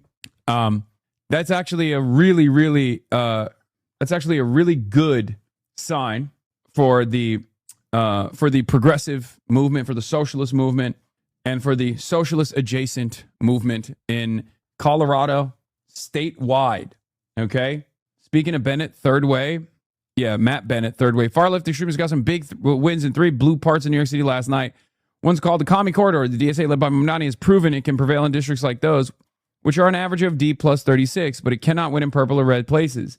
We are at the, we're still back at the, they can't win purple or red states line, okay? When we win in purple places, why are we not boosting Julie? No, I'm boosting Julie. I think Julie is fine. Part of it is because there was a little bit of a disconnect when she pulled out of the last rally, and you know, there's a little bit of back and forth with the DSA, but I think like Julie would still be far better than her opposition, and would be a good voice in the Senate as well. I mean, we can't have fucking Hickenpooper go back to Senate, right? Julie has much less of a chance. That's not true. That's not true. Julie's pretty close. As a matter of fact, Julie Gonzalez was, for the longest time, closer to Hickenpooper than MELAT was to DeGette. My dad used to call him Hicken Doofus, which I like. Seriously, DSA disowning Julie for something that petty, so silly of them? No, they're not disowning her. Calm down. Yeah, Bloomberg said that Dottie Eliza victory established controversial streamer Hasan Piker as an emerging power behind the throne. If Tuesday's sweep by Democratic Socialists across New York validated Mayor Zohran Mamdani as the city's kingmaker, it also established controversial streamer Hasan Piker as an emerging power behind the throne. Watch the throne, baby. I say it all the time. I'm not a kingmaker or anything like that. I'm just one person that is happily along for the ride, that is a part of a much broader movement. And I say the same thing about Zohran too. We'll get to the New York City primary analysis in a second, though. Anyway, let's get back to MELAT. Apparently, MELAT was confronted about, former opinions and her allegiance to controversial streamer HasanAbi Piker. Let's take a look at how she reacted. You've said that the October 7th massacre of Israeli civilians by Hamas fighters was the, quote, inevitable consequence of apartheid. Can you explain what you meant by that? Yeah. I think identifying what's happened over the course of these events in Israel and Palestine as inevitable doesn't take away the horror and the tragedy from what's taken place, from the innocent loss of life in Palestine and in Israel. My foreign policy has always been rooted in protecting the basic dignity of people, regardless of where they live, regardless of what they believe in, regardless of what race they are. And because of that true commitment to that kind of foreign policy, I believe it's incumbent upon us to actually identify why this violence is happening in the first place, and to understand that certain conditions lead people to feeling like violence is their only answer. And our responsibility is to make sure that we're actually being responsive to the protest and to the resistance, the peaceful resistance that people have. From December of 2018, from March of 2018 to December of 2019, Palestinians marched peacefully almost every single Friday, asking for a reprieve from the apartheid that they were existing under. And over the course of that year and a few months, over 100 Palestinians, over 100 innocent Palestinians were killed as a result of that. And that was tragic. And I sincerely believe that we have to heed the words of, President JFK said it himself, those who make peaceful resistance impossible make violent revolution inevitable. That's not to justify what happened. That's not to take away from the horror of it. It's to recommit ourselves to preventing the conditions that led to it in the first place. So you've said that phrase that you use, inevitable consequence, is not justification for the attack on Israel. Is it a suggestion that Israel had it coming? No, not at all. It's about understanding the conditions in which violence and war happens, right?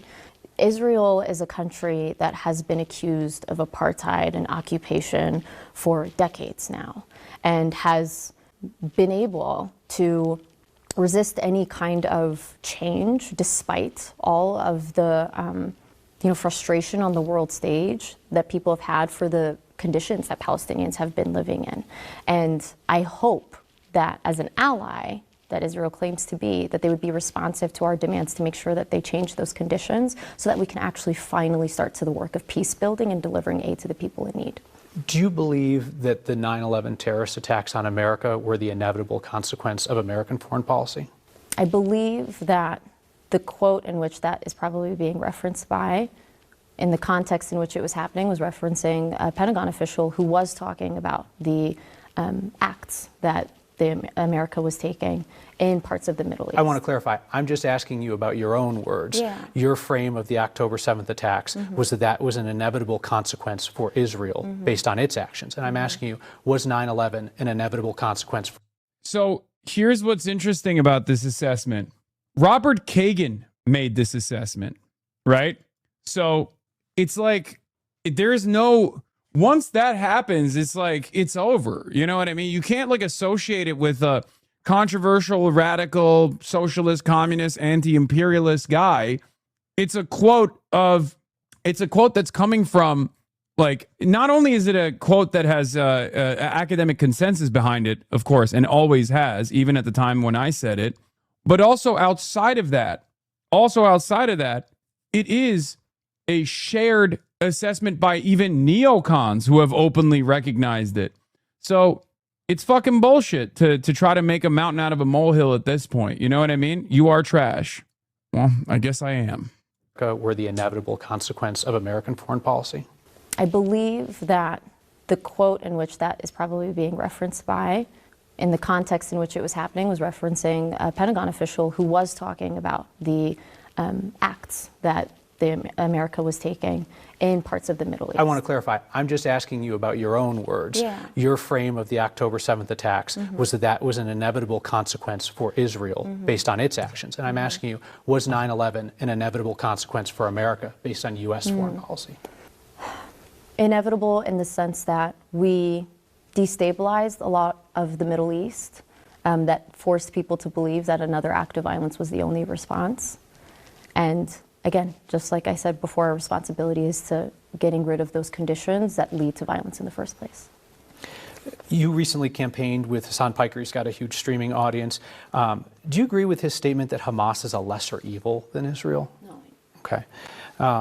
The Jewish Community Relations Council wrote you an open letter saying that the way that you talk about Israel, quote, reinforce many of the same reductive and dehumanizing dynamics that are making many Jews... Stop saying L, dude. What do you mean? She's running for Congress. Calm the fuck down.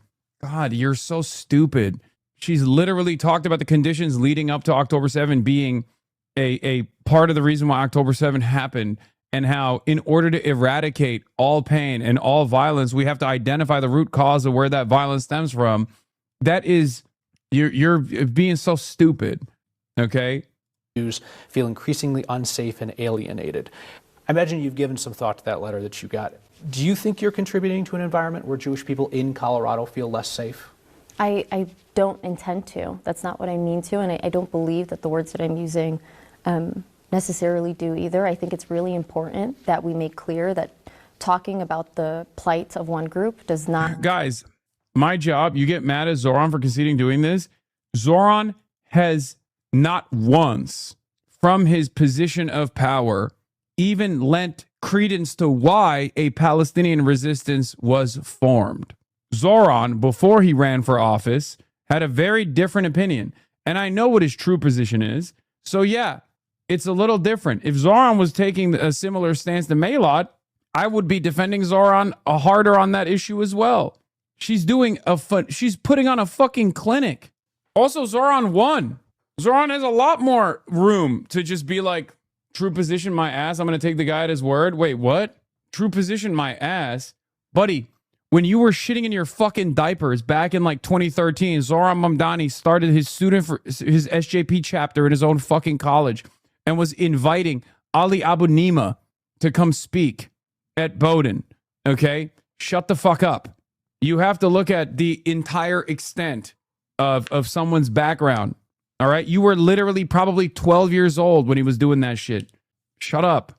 There's a reason why I lend a little bit more leeway to Zoran, or get upset when he doesn't deploy his exceptional skills in communication in the direction of his perspective, in the direction of his perspective that actually might be more in line with yours. Not mean that you're talking against the plight of another group. In order for us to meaningfully get to the solutions that are necessary to end the genocide that's happening in Palestine, we have to center the Palestinians.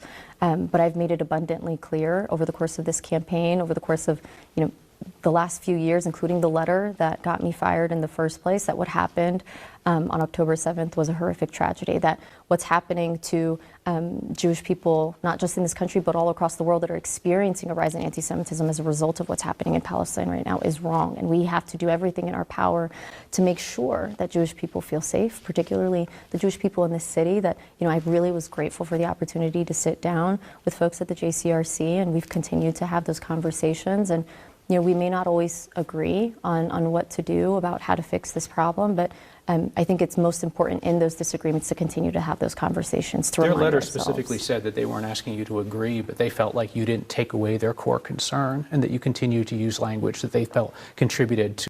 Yeah. The feelings of people who are pro-Israel are totally secondary, okay? You can't hide behind your Jewish identity and claim that this is anti-Semitism when someone is making a clear position about how all violence is unacceptable. However, in order to eradicate violence in its entirety, we must identify where this violence started. And the violence absolutely started with a settler colonial state and its inception, at its inception point, did a mass ethnic cleansing, a planned mass ethnic cleansing campaign, also known as the Nakba. Totally ridiculous. Oh, you get sad about that? Well, that's a problem that you have to deal with on your own, okay? That's not my problem. That's your problem. Why am I supposed to fucking center your feelings if you're literally defending this unbelievably violent process? It's ridiculous. That's why I always reframe the conversation around like my emotional support apartheid state that's doing a genocide, okay? My emotional support apartheid state that's doing a genocide. Please, no matter what you do, don't criticize my emotional apartheid state that's doing a genocide. Okay, well, if that hurts your feelings, seems like a you problem. I don't center the feelings of white Christian nationalists when I defend desegregation, right? I don't center the feelings of the white supremacists that get mad when you say Black Lives Matter, and they go, "What do you mean? Don't you mean all lives matter? When you say Black Lives Matter, you were saying white lives don't matter."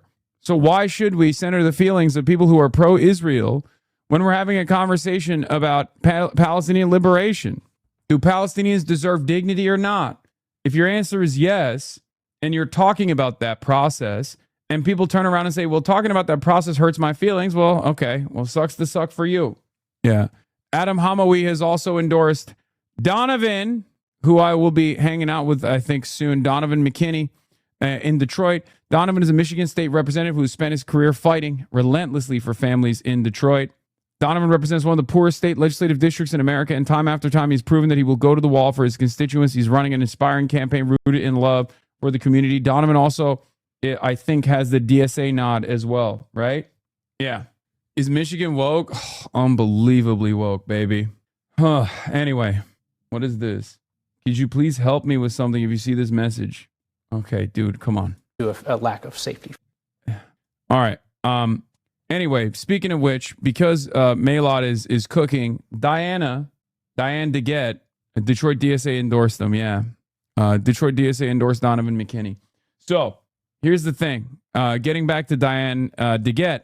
Diane DeGette has taken to her smears, okay? Has taken her smears to the next level. She's running the tired and failed campaign of claiming that MELAT Kuros blames America for 9/11 and is aligned with HasanAbi Piker, who has said America deserved 9/11. Let's take a look. Wait, hold on. An inevitable consequence for America. Inevitable in the sense that we destabilized a lot of the Middle East. MELAT Kuros, everybody. Oh. Welcome to the broadcast. America deserved 9/11, dude. I'm saying it. Like, we fucking totally brought it on ourselves, dude. We did. We fucking did. Well, you did say it. Okay. And? Dog, it's 2026. What's up? That's all? Okay, got it. This has failed time and time again, and yet they keep pumping this line, and I don't know why they keep doing it, but I don't think it will work. Anyway, let's get to, well, last but not least, 2028 can't come fast enough for PA, says Summer Lee. Very exciting. The thing about primary meddling is, says Brian Metzger, is that it occasionally does backfire. Dem spent like $3 million to make Bernie Moreno the nominee in Ohio in 2024, and now he's a senator. Yeah, Republicans are really not trying to hide their interest in El-Sayed winning in Michigan. NRSC launched an ad today calling him too radical for Michigan. Senator Barrasso told me yesterday he's somebody to the radical extreme, dangerous and scary side of the party. That's going to make it even better for us there.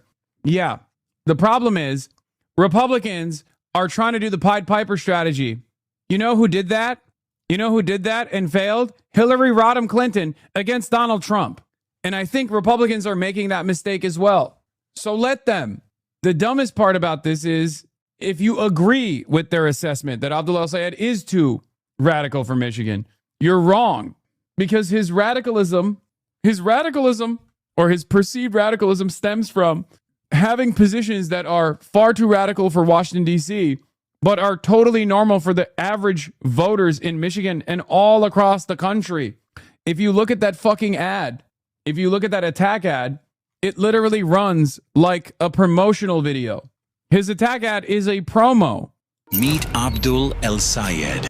Meet Abdul El-Sayed. This just came out 7 hours ago. Comments are turned off. We played this earlier. Incredibly dumb thing for the Republicans to do if they want to unseat Abdul El-Sayed or make it easier to defeat. And yes, I already covered this. It was gross what Mallory McMorrow did. Pay your dues, little bro. Buddy, yesterday this community fundraised more than $13,000 for New York City DSA alone in a matter of 15 minutes. Okay? I am an independent media figure. Can't stress this enough. Okay? I'm an independent media figure. I'm not affiliated with any organization. Come on, guys. Anyway, that is before we factor in the amount of money I've spent out of pocket flying around the country to promote and fundraise for DSA candidates. You caused the centrists are leaving the party, Lamau. Growing Dem angst over the party's Mamdani wing. One battleground Democrat told me they're so concerned about the rise of Democratic socialists that they're having serious convos with donors about leaving the party altogether next term. Biggest issue right now is DSA's record of anti-police rhetoric, but broader concerns too. Gottheimer, if you're a socialist, you're not a Democrat. Meeks, it was not a good night for New York. Gonzalez, policies, very difficult for me to sell to people in South Texas. Yeah, we'll put people in your seats too. Don't worry. We'll replace you. Jeffries had an unbelievable cope here. Hakeem Jeffries downplays the significance of New York elections, saying they were higher income districts that had outsized focus on issues connected to the Middle East. Let's take a look. Now, in terms of the races in New York, what's interesting is that it certainly was the case that in some of those districts, which tended to be, higher income, districts in many parts of New York City, there was an outsized focus on issues connected to the Middle East. Now, in terms of the races... Yeah. His argument is Richie Torres won his district, and therefore people love Israel in the Bronx, okay? That's literally the argument he's presenting. Michael Lang, of course, has the numbers. He's the numbers guy. I know you like the number. If he's alluding to the results in New York 13, this is absolutely preposterous. New York 13 has more renters than any congressional district in America. It is also the 98th percentile with respect to the poverty rate. Come on. It's so strange that Hakeem Jeffries is this much of a pro-Israel stooge that he, as one of the, if not the most powerful black American elected, will then turn around and act like Harlem is super wealthy just because he wants to present the real working class as being pro-Israel or being agnostic to the issue of Israel. That's not the case at all, especially when people are, I mean, I've seen it. I saw it in Harlem personally, that I know that that's a lie. But regardless, especially when you ask voters in Richie Torres' district how they feel personally about like their tax dollars going to Israel instead of like, you know, their public housing, for example, they will very clearly tell you they fucking hate it. Liz Smith coping too. Oh, here we go. Mallory McMorrow's very own high-profile consultant. To win a lasting majority, Democrats must embrace the fact that we're a Big Tent party. We aren't held captive by cult of personalities like Republicans, so we can be the party of Zohran Mamdani and I'm Hakeem looking to Jeffries. see what are swing Democrats looking for in their candidates, and you know, what does the path to a majority look like? Because that path to a majority will run through New York's 17th district. This is the Democratic Party.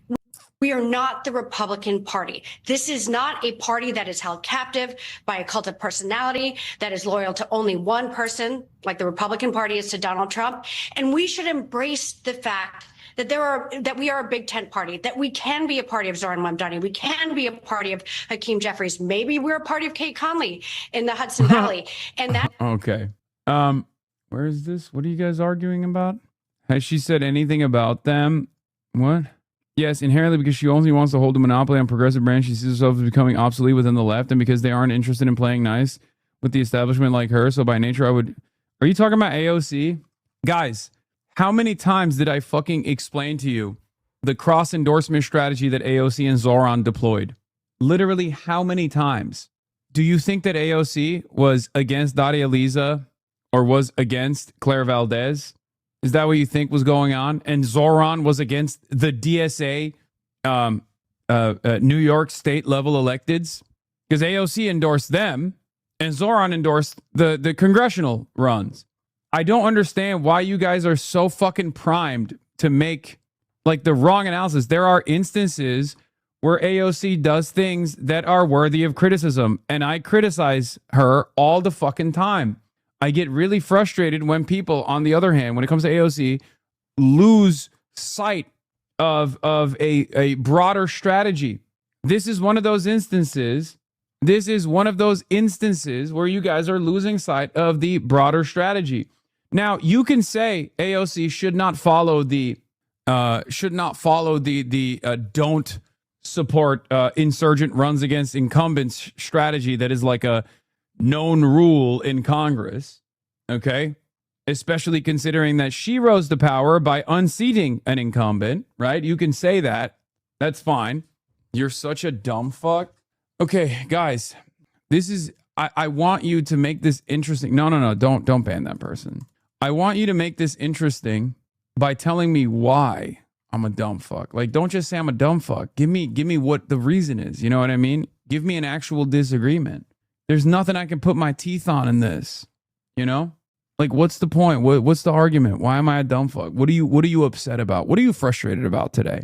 What positions of mine that I've held for the last decade that you have misunderstood because you watched another content creator negatively frame it, and that content creator most likely doesn't even have the capacity.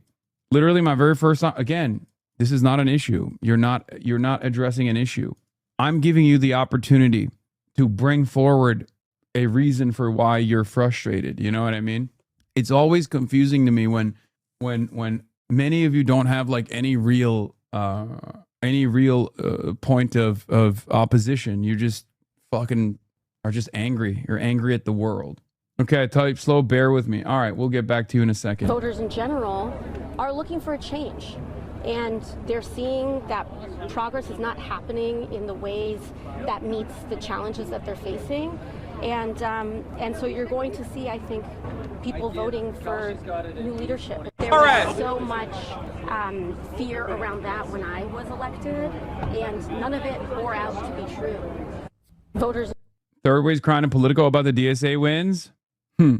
Retired actress Deborah Messing is attempting to have Hasan Piker arrested for threatening to support a primary challenger against Richie Torres. Threats against a government official is against the law. FBI New York Division. That's crazy. Should it be illegal? Okay, type slow, bear with me. You're an Islamic terrorist sympathizer, bro. Straight up. Yes, this is true. I want to Islamic style terrorize you by offering you free healthcare, a better future, more autonomy in your workplace, free college. Do you find that to be at odds with your goals, your agenda? Do you think that is Islamic style terrorism? And I want our productive output and our tax dollars to no longer go to fucking all this war overseas. You know, do you find that to be a Islamic style act of terrorism? How do you want free healthcare and unlimited foreign immigration? Great question. So free healthcare, or rather unlimited foreign immigration, happens because our priorities are about destabilizing other countries overseas. If we stop destabilizing other countries overseas, people would not try to come here because they're in a desperate set of circumstances. You understand? So actually, that's still in line with my agenda. Okay? Where do you think migrants come from? They come from countries that we've destroyed. How do we destroy these countries? With the tax dollars that we're not spending on your healthcare, but instead spending on unlimited warfare. Someone makes money in that process. That someone is not you. You are malleable. You, unfortunately, are easily duped. The very same forces that are making money with this endless warfare, the military-industrial complex, the Raytheons, the Lockheed Martins of the world, are easily duping people like yourself. No, you're wrong. The world is already destabilized. The world has always been evil. Before you and I were born, Hasan, buddy, we're trying to change that, okay? We are the ones who destabilize the world. You understand? And our methods, you're the one duping people, buddy. Yes, I'm duping you into advocating for healthcare for yourself.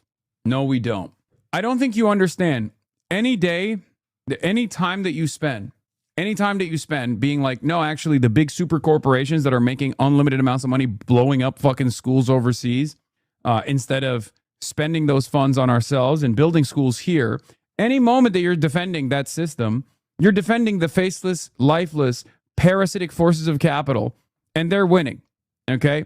We do destabilize the world. What the fuck do you mean? Of course we destabilize the world. What do you think the war in Afghanistan was? What do you think Iraq was? What do you think we just did for the past 3 months in Iran? You go and you watch Asmongold, and he tells you a lie. Asmongold is a multimillionaire. He's richer than I am, far wealthier than I am, and owns multiple businesses. Asmongold gets his notes from the likes of Elon Musk, a trillionaire, or formerly a trillionaire. I don't even know if he's still a trillionaire.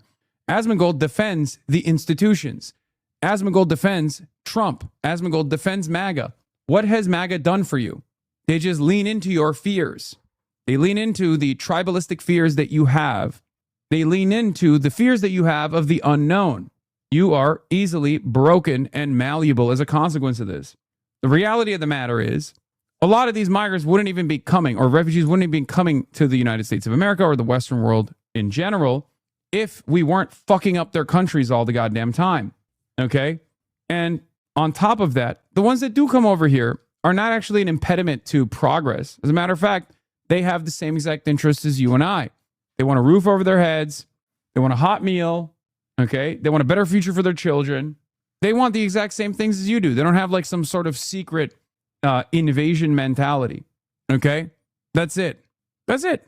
They want the same shit you do. Check his viewer card. Some messages are not coming in because of the auto mod. The same capitalism that you benefit from, you million R word.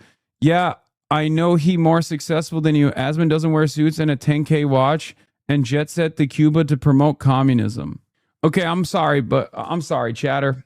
I dignified you with a response, but I think you might literally be too stupid to talk to.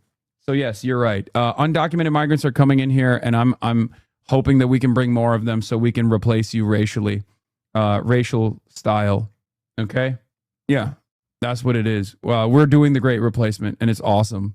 Yeah. I was promoting communism in the country, the communist country of Cuba. Yeah. He doesn't understand sarcasm. It's not. It's just true. These are my true ambitions. These are my true ambitions. And I'm admitting them. I'm unafraid to admit them. Anyway, you got it. Yeah.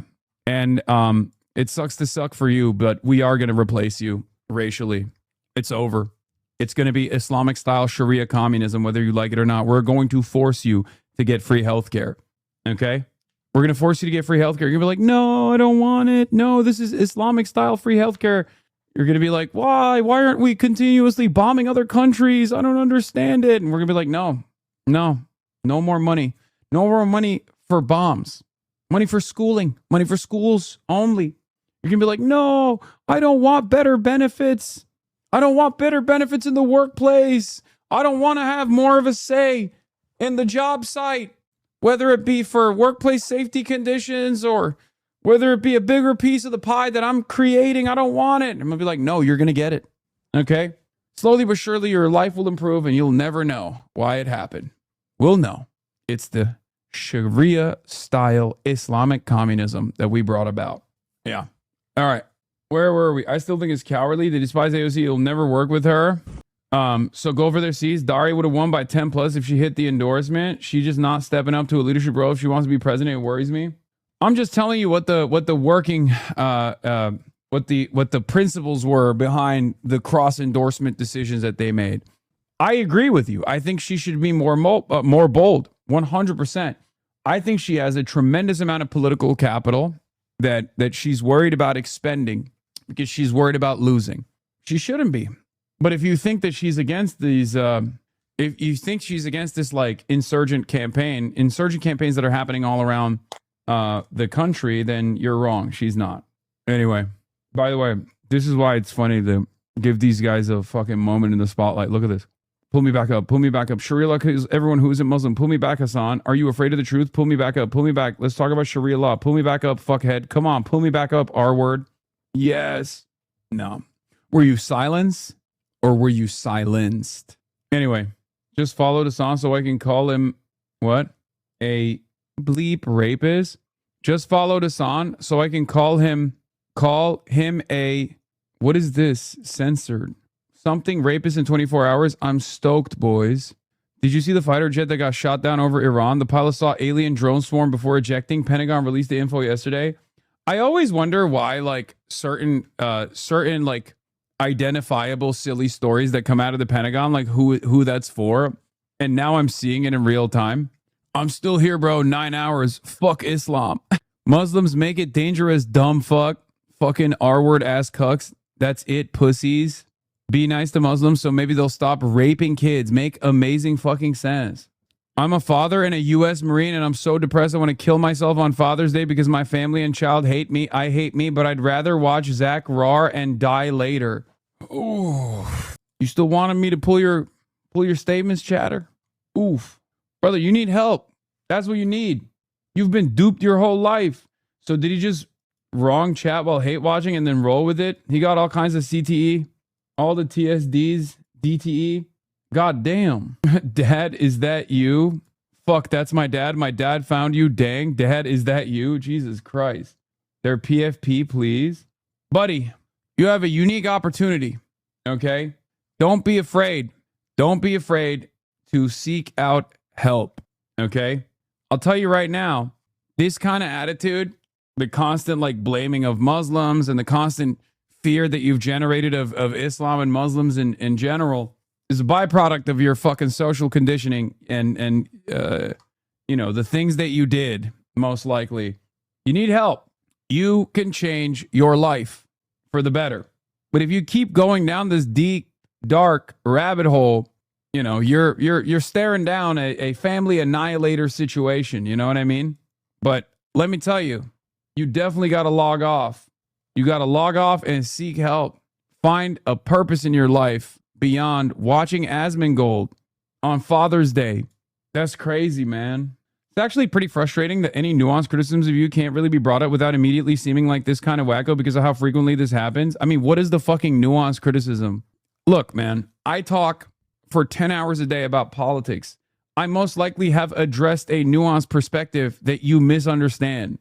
More often than not, most of the disagreements come from things that I've actually said that most people have misunderstood because there's an entire industry dedicated to fomenting this kind of hatred with negatively framed clips.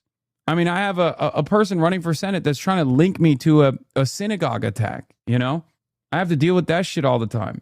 But yeah, most of the criticism stem from this kind of shit. People who are like objectively brain broken and, you know, unashamed enough to admit why they're so goddamn brain broken, but unfortunately, never actually identify why their life sucks so bad that they're literally openly revealing in a Twitch chat of Asmongold that they want to fucking kill themselves and their whole family hates them. And the only thing that they're holding on to is their hatred of Muslims, their hatred of me, and watching fucking Asmongold. That's so sad, dude. Like, is this what you really thought your life would pan out as? We started off this conversation because this guy came in here to just be like, you're a dumbass, right? He stopped talking, by the way. Oh, they got banned? Yeah, that kind of makes sense. I mean, he was saying some heinous shit about Muslims in general. Hopefully that helps him. Hopefully the temporary suspension forces him to reconsider what he's been doing. It's pretty obviously not an attack ad. It's the NRSC telling you they want El Sayed to win the primary because they think it's easier to beat. Do with that information what you will, but that's happening. My take is that Abdul's the weakest of the three Democratic options, but he's probably still going to win a general election. Given the national polling climate and pro-Israel Republican donors should ask some questions about the wisdom of this approach. Yeah, no, I understand that. I understand that they're highlighting Abdul. Guess what? It's a mistake. Republicans are also capable of making the same mistake that Democrats are making, especially as it pertains to the issue of Israel. Why is he not retweeting you directly? Because he doesn't want the smoke. But I'll retweet him now with your... Anyway. Why is the chat shitting on that chatter? The system failed them. They need help? Because they're a fucking hate monger, dude. What do you mean? I'm being much kinder to that person who literally intentionally followed me just to call me a Muslim rapist. If I can offer grace in this moment, you can too, okay? You're not super fucking based. But like, you know, if you're wondering why people have so much fucking anger towards someone who literally said all Muslims do is rape children, well, yeah, that person is a fucking neo-Nazi. And yes, I can extend grace and charity to even a neo-Nazi who is attacking me. But not many others can, okay? It doesn't even matter, though. This is a dude who the system fucking failed and spat out. And he doesn't even realize why he's so fucking sad all the time, why he's so suicidal. Hopefully, he'll reconsider his positions after this moment. What the fuck? This is the funniest, nuanced criticism I've ever received. If it's not too much to ask, could you please not move your cursor around so much? I admittedly half-assed mounted my TV, and I'm worried my cat is going to pull it off the wall. That's awesome. Any chance I can get an ETA on international news? My subs pay as much as those from the U.S.? No, it doesn't. It literally doesn't. You do the currency exchange. Anyway, where were we? What was I talking about? Oh, I was talking about Abdul. So yeah, I think I've covered the Abdul situation sufficiently, though. Let's move on from that. And let's get to some other stuff. Let's get to New York. Technically, it does because Twitch aligned the pricing. Remember when you used to get all those cheap lira Turkish subs? Oh yeah, true. Get currency mogged. Yeah, look. Mamdani can't win. Okay, he can, but he can't govern. Okay, he can, but it's the bluest city in the U.S. Okay, you got 2 in Pennsylvania, but it's Philly and Allentown. Okay, you got 2 in New Jersey, but it had vote splitting. Maine is a blue state. Plattner doesn't count. Okay, El Sayed is leading, but that's where you're at.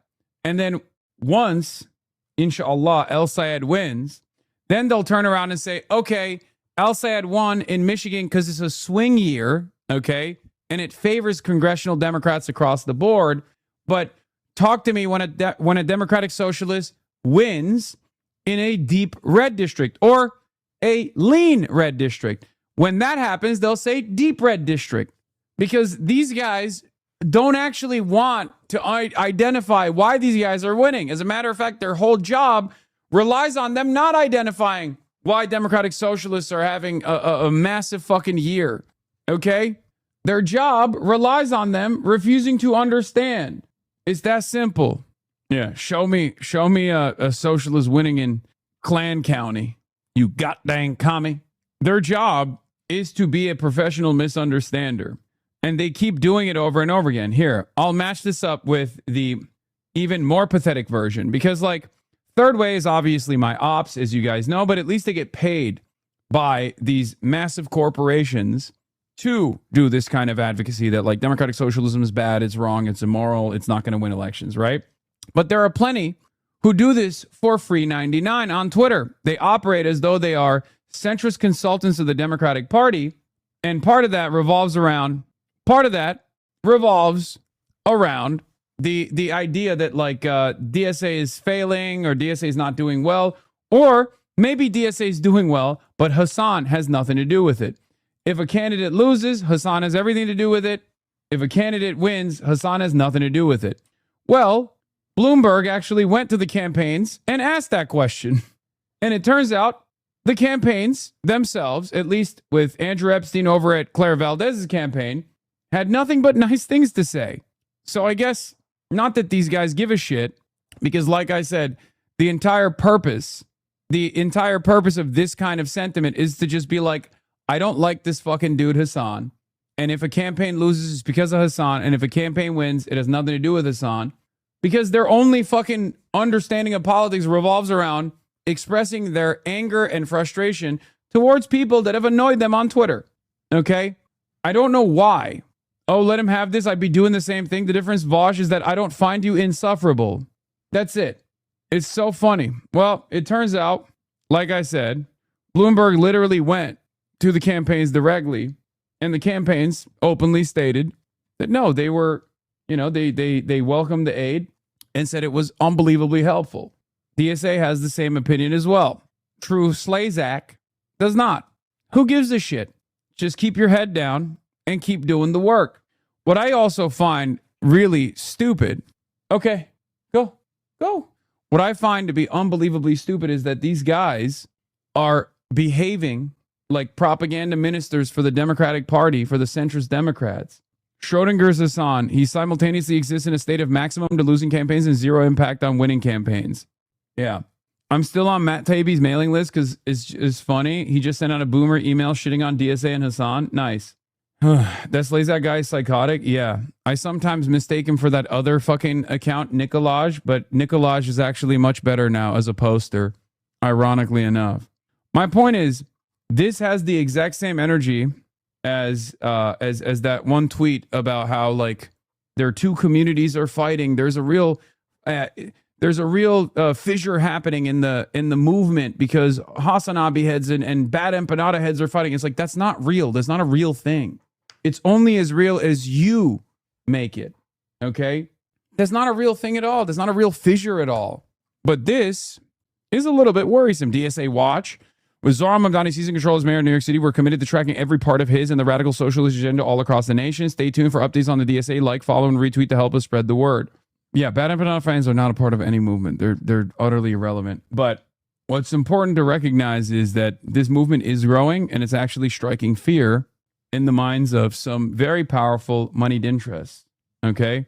Because they do not want the democratic expression to take root in American democracy, in the American democratic process. Do you understand? A lot of very wealthy and very powerful people are genuinely fucking scared. They're genuinely worried that people are taking back power through the electoral route.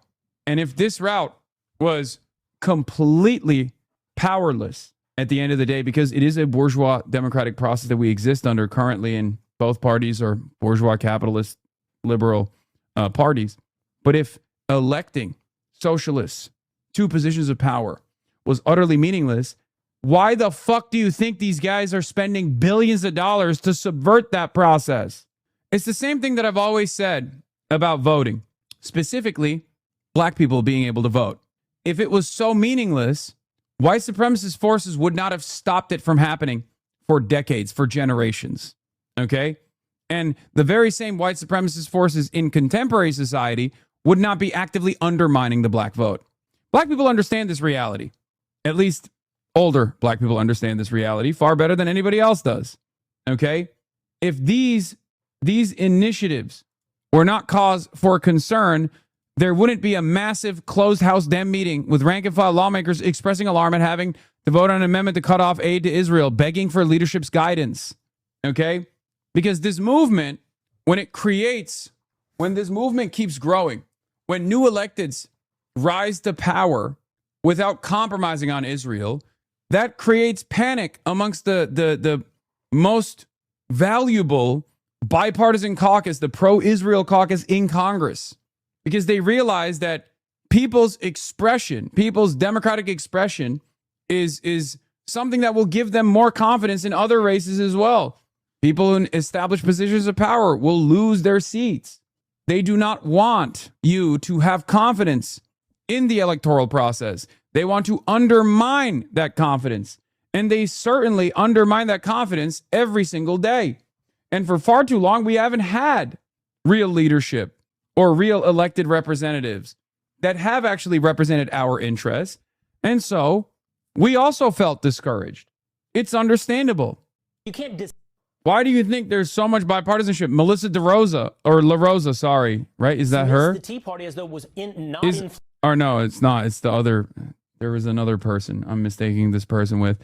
But yeah, they're on all these like Democratic Party consultants are on Fox News chirping about fucking, socialism growing within the ranks of the Democrats and how terrifying that is. So you can't dismiss the Tea Party as though it was not influential, I'm then not. tell me I'm these saying 10, they're very influential. but there were 60 of them, not 10. These 10, all the energy. And by the way, this is just a start. We're not even counting the Graham Plattners of the world and the others, the James Tallaricos. We have a long way to go. We have a long way to go. But look, here's the thing. When AOC came to office, she learned, the squad learned the hard way. Congress is about numbers. It's about math. And Nancy Pelosi had to say, little girl, you don't have the numbers. We do.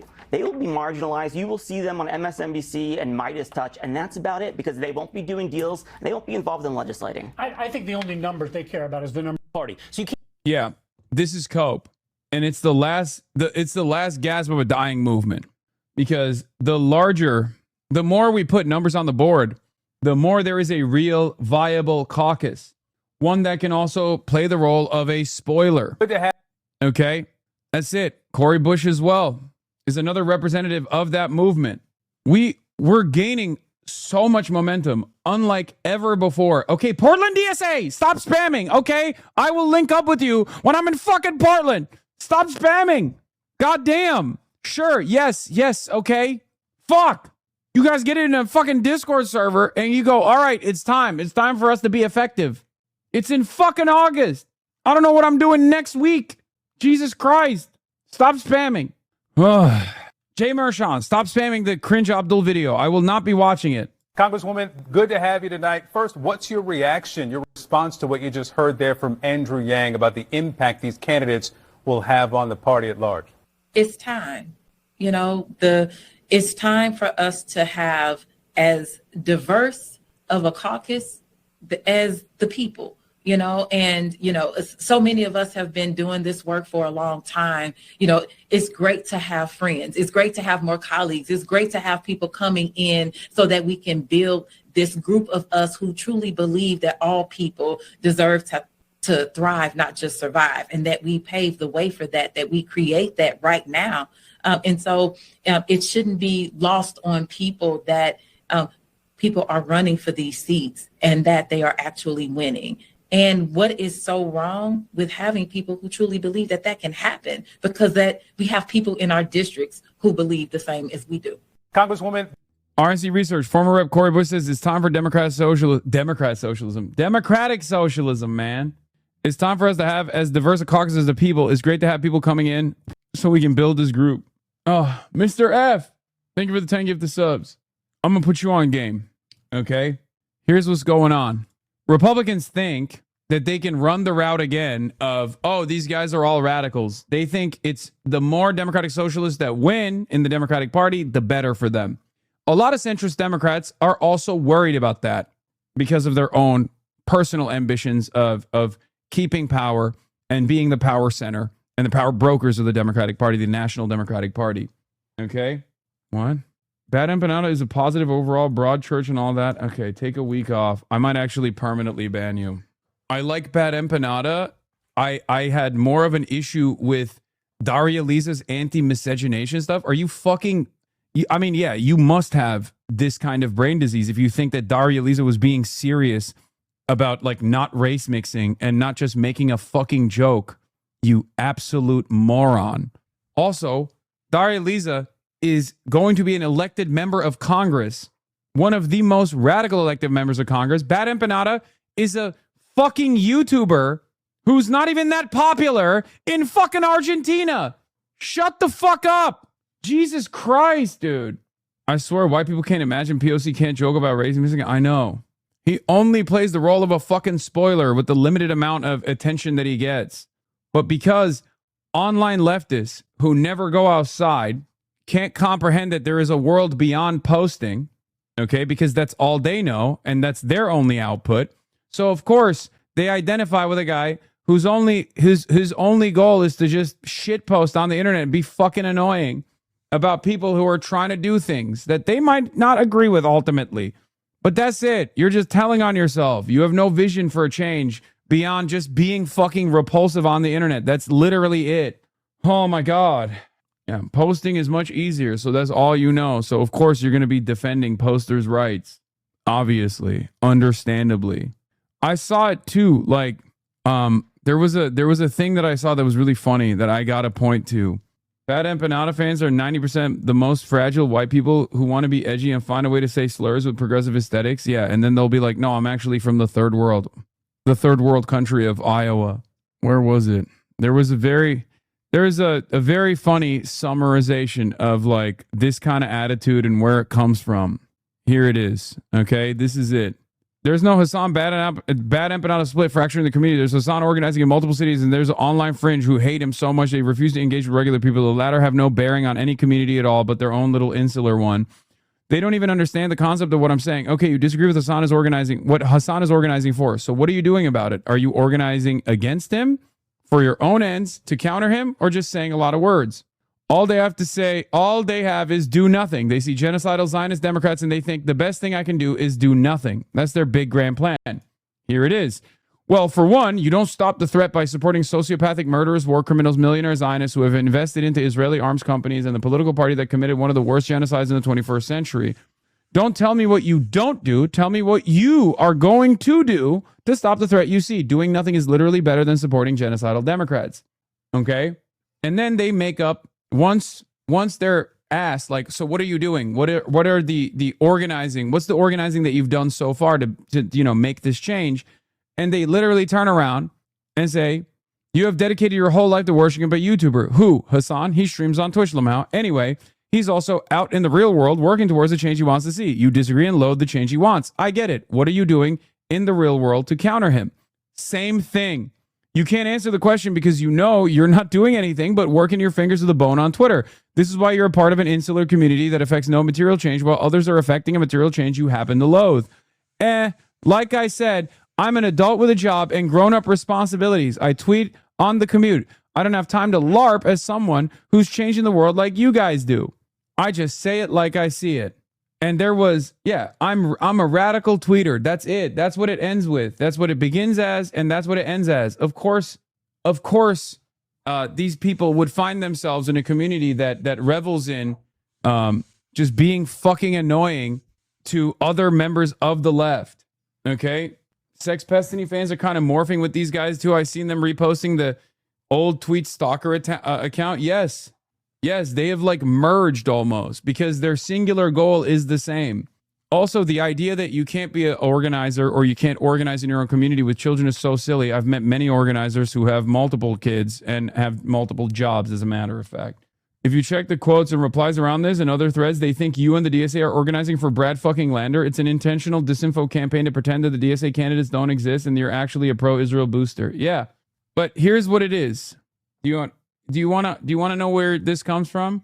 It's what I talk about all the time. You look at how powerless you are. You recognize your powerlessness in the face of unyielding and unchanging structural forms of violence. This is when you fall into the nihilism pit, okay? You try to grab on to anything and everything you can that makes you feel like you have a sense of control over your life, over your immediate surroundings, okay? They also thought you had a price for endorsement, and one person had to delete a tweet saying as much. Didn't understand you meant moral price and having standards to your endorsement. They're just grasping at straws and purity testing. Exactly. That's the problem. You recognize that this shit is difficult. You oppose identity politics. Many of these guys oppose identity politics, right? They are in opposition to identity politics. But then they behave in the exact same ways that those social justice warriors do. They think that they are advancing a moral cause by being fucking annoying on the internet. You're not doing anything. You're just talking shit on the internet. That's it. I'm not opposed to you trying to go out. If you were out there organizing and trying to radicalize people to join like a communist party, for example, a far more radical party than what you think is what you think the DSA is, right? I wouldn't be talking shit. Good job. Go do it.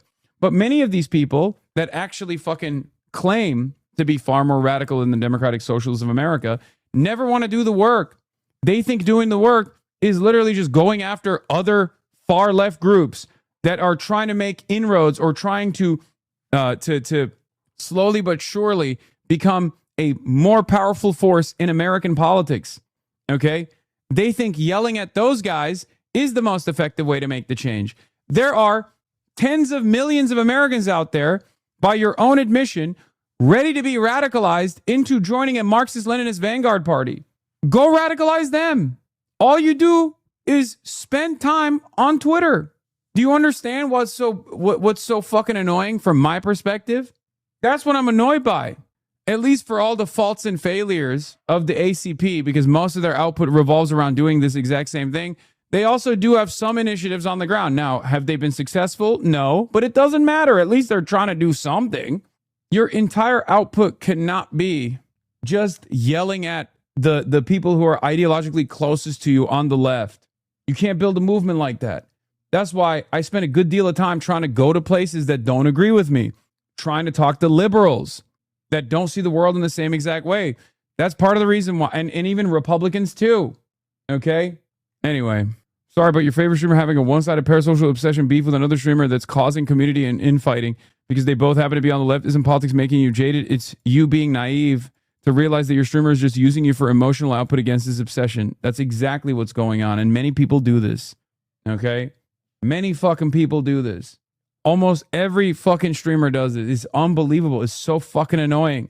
When your whole world revolves around just posting, you end up falling victim to other people whose only output is just posting about the left and how the left ain't shit, how the left is not enough. Stop, please. Go out and fucking convert people to your worldview in the real world. I promise you, that's a much more effective way to make that change. Hey, Hassan, can I get a rest in power to my brother Zach? He passed away recently and enjoyed you and Kyle Kalinski's content. Sorry if I'm being annoying about it. No, of course not, brother. Rest in power to your brother Zach. What's interesting to me, too, is that typically you have a candidate and they make, sometimes outlandish statements on either side of the aisle during a primary. They're trying to win over the far right, the far left, and then they moderate. But not in the case of the socialists. Last night, as this Claire Valdez was walking off stage, she's one of these socialists who won, she said, solidarity forever, abolish ICE, free Palestine, organize your union, and join the DSA. Those are not the words of a typical candidate moderating, coming to the center, wanting to win independence. They're so Those scared. are the words of someone who is so tethered It's to awesome. an ideology, they are going to take it all the way to the United States. This is so awesome. This is so fucking awesome, dude. Again, they've never met someone. They're only used to shitty ass centrist Democrats. So when they actually have to face off someone who does believe the things that they're saying and is not willing to just, fake it and moderate to some weird centrist position for no real fucking reason, right? They lose their minds and they have no way of dealing with that. This is good. Anyway, Daria Lisa, after my stream, went on Ali Velshi and had a really interesting conversation. Part of that was primary night in New York. Part of that is being plastered all over the internet. Bigger splash than New York's 13th congressional district. It's an area that covers Upper Manhattan and parts of the Bronx, where an outsider mounted a challenge against an established member of New York's Democratic establishment and won. For the past decade, New York 13 has been represented by Adriano Espaillat, a man who's heralded as a trailblazer within his community. Before running for office, he broke ground when he challenged black political influence in Harlem and the South Bronx. In 2012 and 2014, he challenged the Democratic incumbent in his district, Charles Rangel, who had been in Congress since 1971. Espaillat lost both times, but finally won in 2016, beating out Rangel's chosen successor after Rangel retired. Espaillat's win was historic. He was the first Dominican-American and the first formerly undocumented immigrant elected to Congress. He was reelected 4 times, currently serving as the chair of the Congressional Hispanic Caucus, and he's considered the dean of New York Latino politics. But more recently, Espaillat has been criticized for his support for continued U.S. aid to Israel amid its war in Gaza, and for the support that he's received from AIPAC and affiliated groups. Last night, Espaillat and fellow New York Congressman Dan Goldman became only the 3rd and 4th Democratic incumbents to lose in the primary this year. Now, the 2 others were Texas Democrats who were gerrymandered out of their districts. The candidate who unseated Espaillat is Daria-Liza Avila Chevalier. She's a 32-year-old Democratic socialist who was recruited to run by Justice Democrats, a group committed to finding progressive challengers to unseat Democrats. Avila Chevalier was one of only 3 congressional candidates endorsed by New York City Mayor Zoran Mamdani in this year's elections. And she was his biggest gamble. She didn't have the name recognition or profile of either of the mayor's other hand-picked candidates, the former city comptroller Brad Lander and the New York State Assembly member Claire Valdez. On top of that, Avila Chevalier's internet history threatened to bring down her candidate. This also is what is so impactful, okay? The fact that Daria-Liza was not like a known entity, that makes it even more consequential. That shows the force that the DSA can be, okay? That's what it is. Campaign at various points. Old social media posts from a since-deleted account came back to light, including ones in which she advocated for abolishing the police. Some posts sharply criticized Democratic leaders. She once called Joe Biden, quote, a war criminal. And in a 2021 post, she wrote, quote, F. Kamala Harris. During a debate last week, she apologized to Harris after Espaillat pushed her to do so, and she said that she ultimately voted for Harris in 2024. Journalists also uncovered that she attended a controversial rally in Times Square on October 8, 2023, one day after Hamas attacked Israel. The rally was described as a gathering to show solidarity with the Palestinian people. Others criticized it for condoning the violence that Hamas had just committed, pointing to chants like, quote, resistance is justified when people are occupied. New York's Governor Kathy Hochul called it, quote, morally repugnant. Yeah, I think Kathy Hochul is morally repugnant for, being a banner carrier at the fucking Israel parade, the literal neo-Nazi parade that they conducted with an actual out-and-about war criminal in tow. So, sorry, not going to take any morality lessons from Kathy Hochul, or Letitia James for that matter. Mamdani, who was then an assembly member, stayed away. Brad Lander, who is Jewish, condemned the rally and canceled his membership with the Democratic Socialists of America after the group posted about it. Avila Chevalier has defended her decision to attend that rally. New York's 13th district is solidly Democratic, so barring any other political shockwaves between now and November, she will be heading to Congress. Daria-Liza Avila Chevalier has shown that she can win. Her victory. Yes, that's why Lander left DSA after the October 8 rally. Once again, going back to the never-ending cycle of where is Brad Lander on this issue? Okay, yes, he was a lifelong DSA member before then too. Like he was in DSA he was in DSA when I think Zoran was born. Okay, which to be fair, back then DSA was very different than what it is now. Okay, far less radical than it is nowadays, but still, I think it means something. In particular is emblematic of changing tides in the Democratic Party. So now the question is, what will the next chapter of her story and the Democrat story look like? Joining me now is Daria-Liza Avila Chevalier, Democratic nominee for Congress in New York's 13th District. Congratulations and welcome. Thank you so much. Thanks for having me. I'm hoping, because you will be a member of Congress, that we will have many opportunities to have a conversation, which means the first conversation is going to be a little tough to get through because you've now moved from a hot part of the the primary, where things are really hot, into you're going to be the next member of Congress. And everybody's now looking at you and saying, what is that going to look like?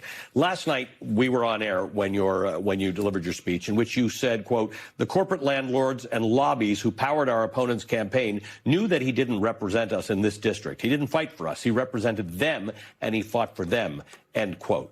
Now, first of all, yeah, Brad joined DSA in 1987. Zoran was born in 1991. See, I told you. Yeah. Brad Lander has been a DSA member for longer than Zoran was alive. Have you spoken to Adriano Espaillat? Yes, we spoke last night. Okay. How'd that go? Because there's a rift in your district at the moment, which often happens after a primary. I think it was a brief but, positive conversation where he congratulated me and offered support in this transition. And I think New Yorkers deserve that kind of transition, one where we're working together to deliver for them. You have to do and say things in primaries, and then now you are the actual Democratic Party representative. That's not always the same as being a member of the Democratic Socialists of America. How do you square that? I think I'm very proud of the campaign that I've run, one where I am presenting the vision that I have for New Yorkers here in this district. And that has always been the vision that I have for them, right? I've been very frank and honest about what that is. And even when folks disagree with my vision, I am very proud to say I will always be honest about my position on things.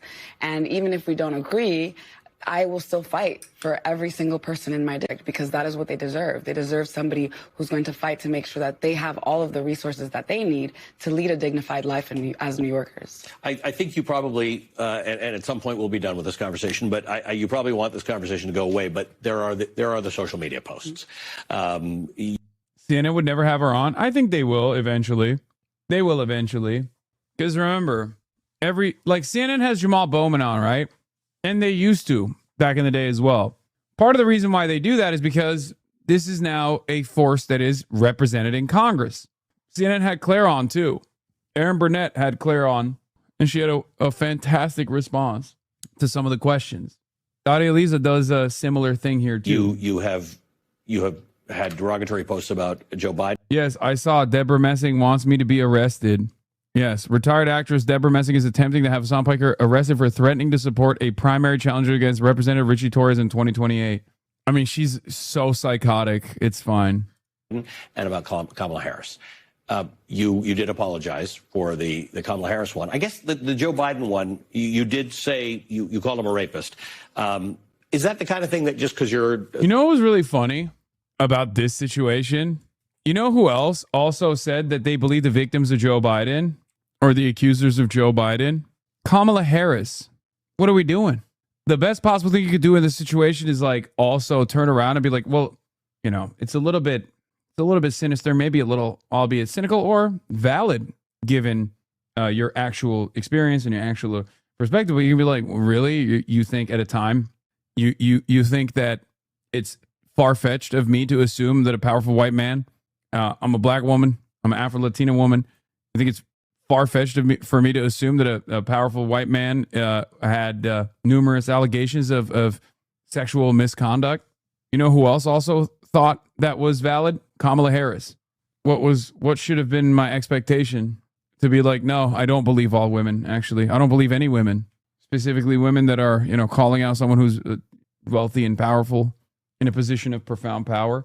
Excuse me, You could really flip the script on Ali Welshi here. Sort of a digital native in that you do on the internet, or did you believe that, and do you believe that?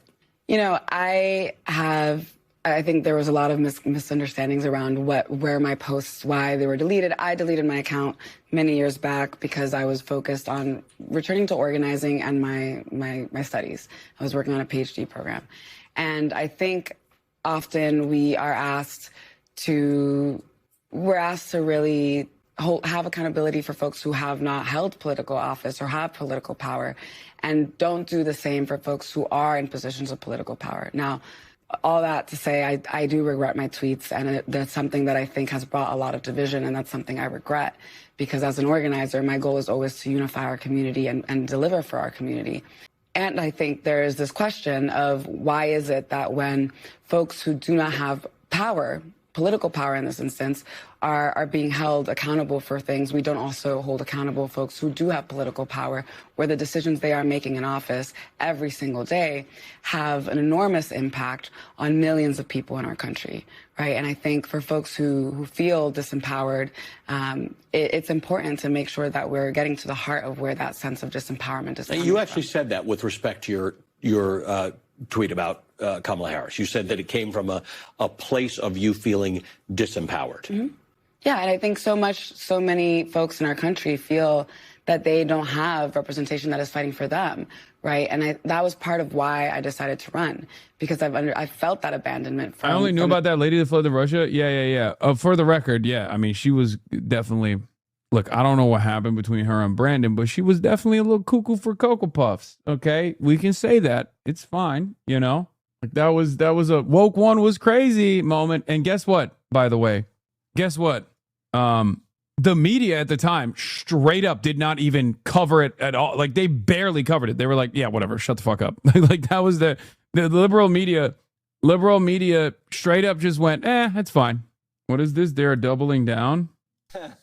Oh, dude. By the way, yeah, Gustavo went on Spectrum News and straight up laid it out. And it's really funny that Jamie Harrison is losing his mind over it and even boosting a far-right account in the process. Let's take a look at what he said. I know I have this coming up.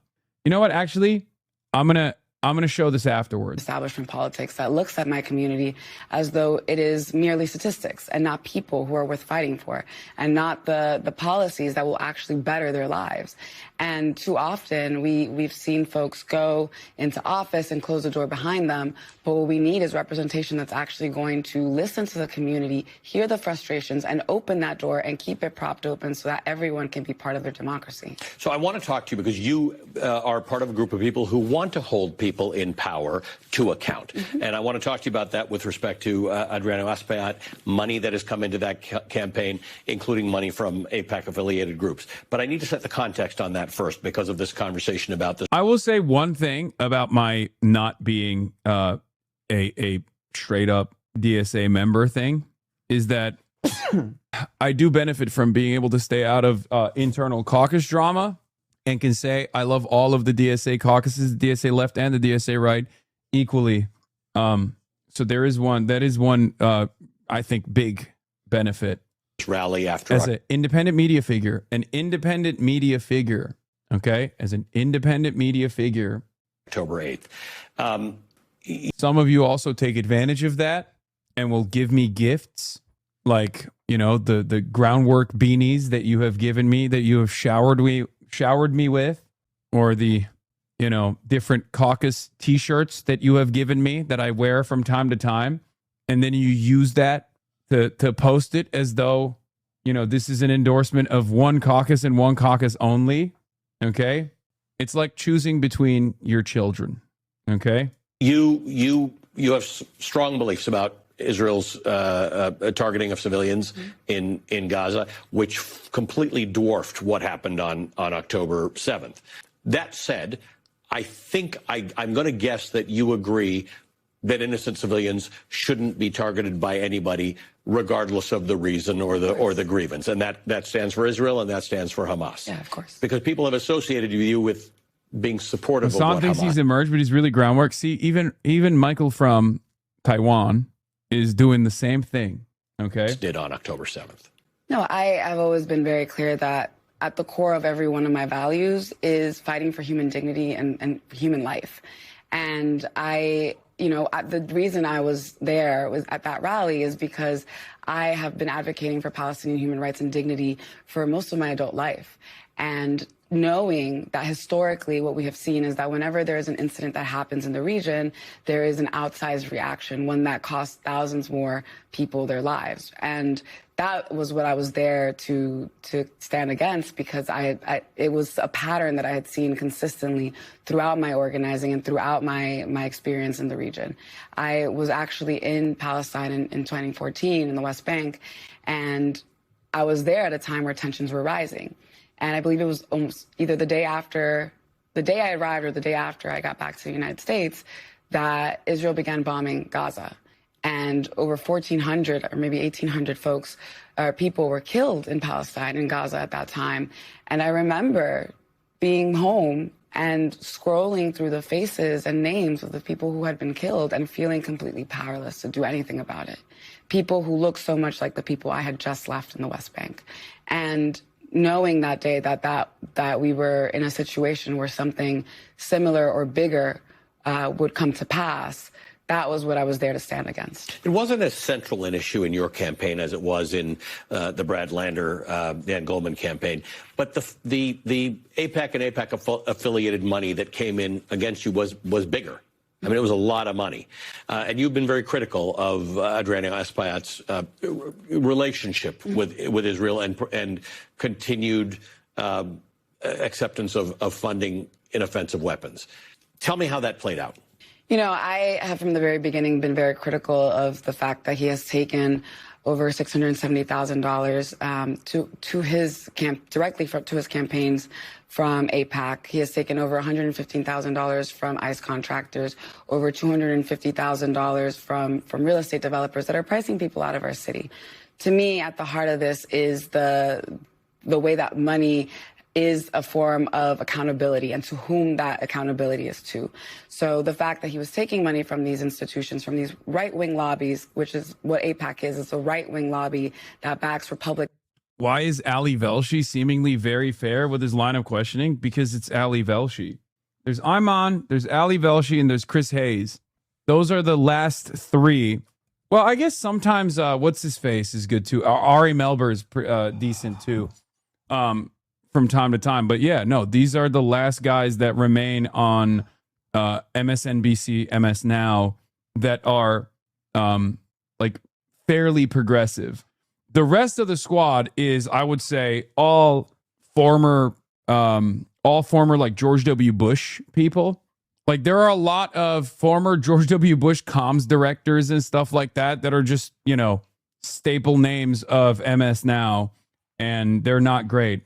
Obviously, Jacob Soboroff, he's not one of the anchors, but Jacob Soboroff is great when it comes to immigration-related stuff. I know Jacob personally. I've literally been peers with Jacob at way back in the day. But I'm not talking about.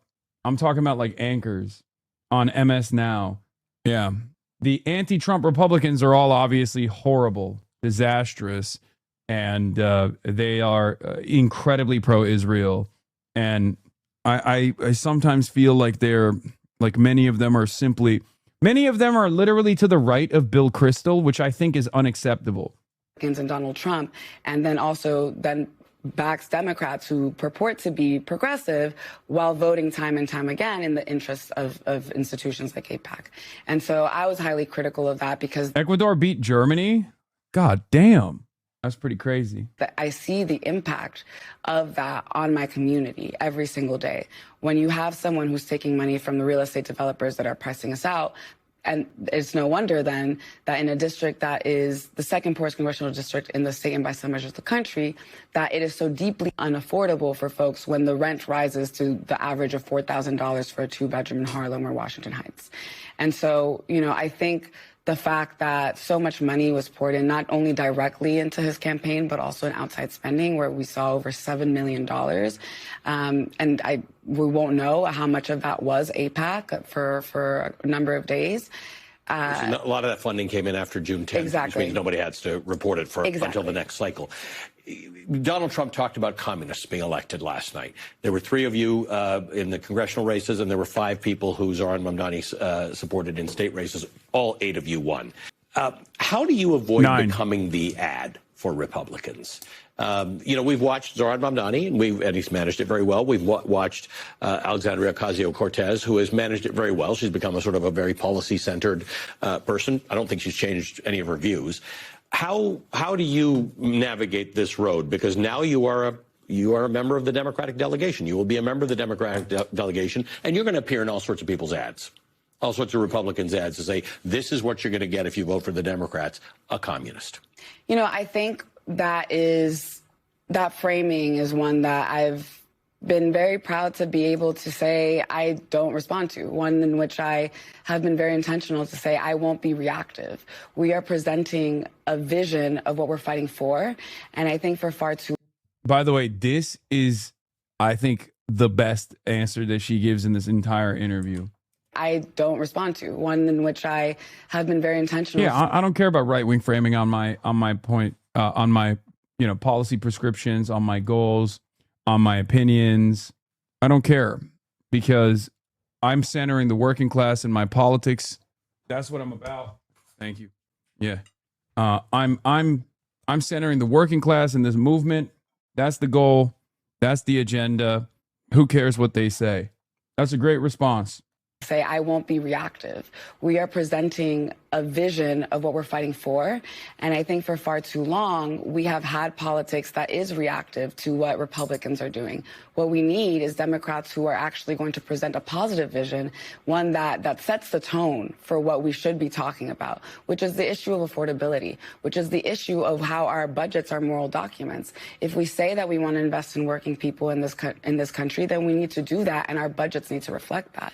If we say that we value immigration and immigration justice, we need to make sure that that is also reflective in our policy. And so I'm very proud of a campaign that we built that centers those ideals, that centers those values and that vision for what we need as a community. And that's how I'll continue to move forward in Congress. And I think that for far too long, this reactive conversation of what we should be afraid of has prevented us from being able to have a politics of hope and a politics of life that Democrats can actually identify with. When the majority of the Democratic base has been seeking for the Democratic Party to actually fight for them, that should be the language that we should be leading with.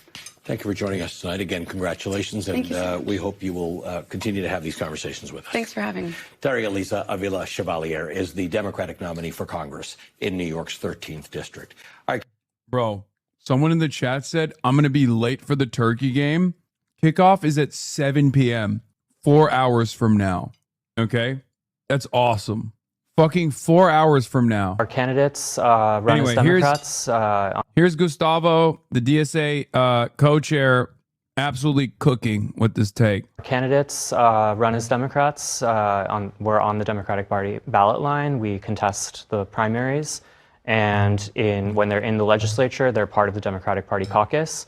But we don't agree with the way the Democratic Party establishment organizes or runs its party apparatus, and so we try to build independence by focusing on volunteer-led movement. We think that everyone should be able to be trained and to become someone who can participate in the political process, and we don't really think that Democratic Party campaigns in the establishment are run that way. And I think you really see that difference in the races like we're having tonight.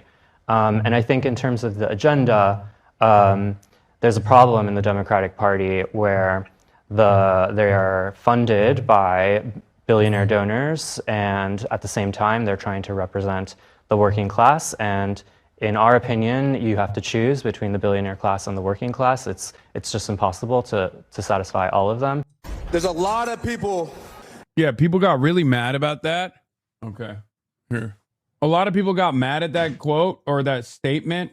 I mean, obviously, I 100% endorse it. It's what I've been saying for the longest time. When I say I have no loyalty to a brand, no loyalty to a party, and my loyalty lies with the American people, with the working class, this is what I mean. We're not trying to revitalize the brand of the Democratic Party. That's not the goal at all. We're trying to bring more people into the small d democratic process. Okay? That's it. And yes, the needs of the billionaire class is antagonistic to the needs of the working class. It's super simple. That have a lot of negative stuff to say. There's a lot of people who have a lot of opinions, but when you prove them wrong, you really don't have to say to them. That video clip is what New York City Mayor Zohran Mamdani posted in the wake of a stunningly successful primary night for a slate of candidates he endorsed. In the lead up to the primary, the mayor made a risky move, backing 3 congressional candidates against the pull power of not just the Democratic Party, but really the institutional progressive movement of New York City. 2 of the candidates primaried sitting Democratic incumbents, which is risky. Last night, all three of those candidates won. As the New York Times put it in Sunday's headline, quote, Mamdani burns allies in making a big bet for Congress and the left. But as of this morning, it looks like the bet paid off. Joining me now is New York City Mayor Zohran Mamdani, who will be speaking with House Democratic leader Hakeem Jeffries later tonight. Mayor, congrats. I know my colleague Jen Psaki has leader Jeffries on the next hour to discuss what's going on. What are you looking for in your conversation with leader Jeffries tonight? You know, I appreciate the relationship that I have with Leader Jeffries, and it's one where we're united in looking to deliver for the people of the city. And as you heard from him, we have disagreements about endorsements. And I think you mentioned a number of those candidates that I was proud to endorse, and Daria Lisa Avila Chevalier and Claire Valdez and Brad Lander. And also, at the end of the day, what we're looking to do is to deliver for the working people of New York City. And I think last night we heard from New Yorkers a hunger for exactly that kind of work being done here in our city. You know, obviously I'm a lifelong New Yorker, know New York politics well. I should disclose that my brother actually worked on the Lander campaign, which I basically didn't cover for that reason in the run up to this entire race. You know, when you're in your race, I think you could really say, like, you had a laser focus on affordability. You really did. You were very He didn't want to be Chris Cuomo. on message. Interviews where I tried to push you off the message, you kept coming back to it. You know what you're doing. I think it's much harder to make that argument about these wins last night. I covered these races pretty closely. I mean, I follow them. They weren't really about affordability. I don't think you could say there was some big difference between Claire Valdez and Antonio Reynoso. So what were they about from your perspective? You know, I think they were about clarity. They were about conscience. They were about conviction. And what I mean by that is when you're walking the streets with Claire, one of the things that she speaks often about is the importance of fighting income inequality and how the most effective tool to do so is increasing union density. And she knows that because she's somebody who rose through the union movement, rose through UAW. And this is somebody who has also made clear time and time again that we need to have a foreign policy that is not, as Daria Lisa would put it, investing in bombs as opposed to in babies. And I think what you've seen from New Yorkers, whether it's in Brad's race, Daria Lisa's race, or Claire's race, is an exhaustion with status quo politics and a desire for something that actually responds to the needs that they have in their own districts. In some of these districts we're talking about, you know, especially in Daria Lisa's case, this is one of the poorest congressional districts in the United States of America. The other night when I was walking with her through Harlem, we met a man coming out of a bodega who had his hands full with Huggies that he just bought. And in that same moment, she and I are having a conversation about how our government has spent more than $30 billion in bombs for the Israeli military to kill civilians, whether in Palestine or in Lebanon. And it just speaks to what New Yorkers are tired of and what they want to see. They want to see people who are willing to not just stand up to the federal administration, but also stand for a vision of working people at the heart of it. There's a lot of folks, I would say, in New York who, let's say broadly, in the sort of pro-Israel coalition, I think that's how they would describe themselves, who view last night as about that single issue. Basically, what they will say is, particularly if you look at Goldman and Lander, like, this was really about Israel, and it was motivated by people's feelings about Israel. And I think the pro-Israel folks would say, you know, their anger, their rage. Some even say it's anti-Semitism. I don't necessarily sign on to that, but do you think it was, like, fundamentally, is that what it was about the people and the Democratic Party supporting fundamentally or not doing enough to oppose the actions of the Israeli government over the last several years and continuing actions in Gaza? Yes and no. Israel is Israel is an unbelievably important issue because it is the moral crisis of our generation. Okay, it's a genocide, and we watched it unfold, and we have a moral culpability here because we are American taxpayers, and America aided and abetted in Israel's genocide. However, beyond that, for the average person, for the average American citizen, the average American voter, Israel is profoundly important because it's a fantastic litmus test to see if your representative that is elected will represent your interests or represent the interests of foreign lobbies or even other corporate lobbies. So Israel is not just about Israel. It's also about healthcare. It's also about climate justice. It's also about criminal justice reform. It's about justice for migrants. It's about housing. It is about a congressperson's willingness to fight for those issues rather than their willingness to collect checks from these corporate PACs with the hopes that those corporate PACs will protect them and will protect their seats. That's why I always use it as a litmus test. I think that played a major role. And it played a major role because New Yorkers have had to watch as tens of billions of our tax dollars have been spent on bombs that not only shred international law, but also the lives of civilians. And what they've seen is that while it is a Republican administration that is doing it now, it was also something that was bipartisan and continues to be. And I think there is a desire to see a politics of life be at the center of what we are fighting for. And, I think if you're looking at Brad and his race and his candidacy, he led with such a humanity and in many ways an embodiment of what Mr. Rogers would speak about in the actions of a good neighbor. And he would speak about the fact that he is going to Congress not only to fight against bigotry, whether it be anti-Semitism or Islamophobia, but also to make clear that he is going to fight against the occupation, against the genocide. He's going to co-sponsor, as well as Claire Valdez and Daria Lisa will, the Block the Bombs Act to stop our federal government from sending those kinds of shipments to the Israeli military. And I think that's what's in line with what so many New Yorkers are desperate to see.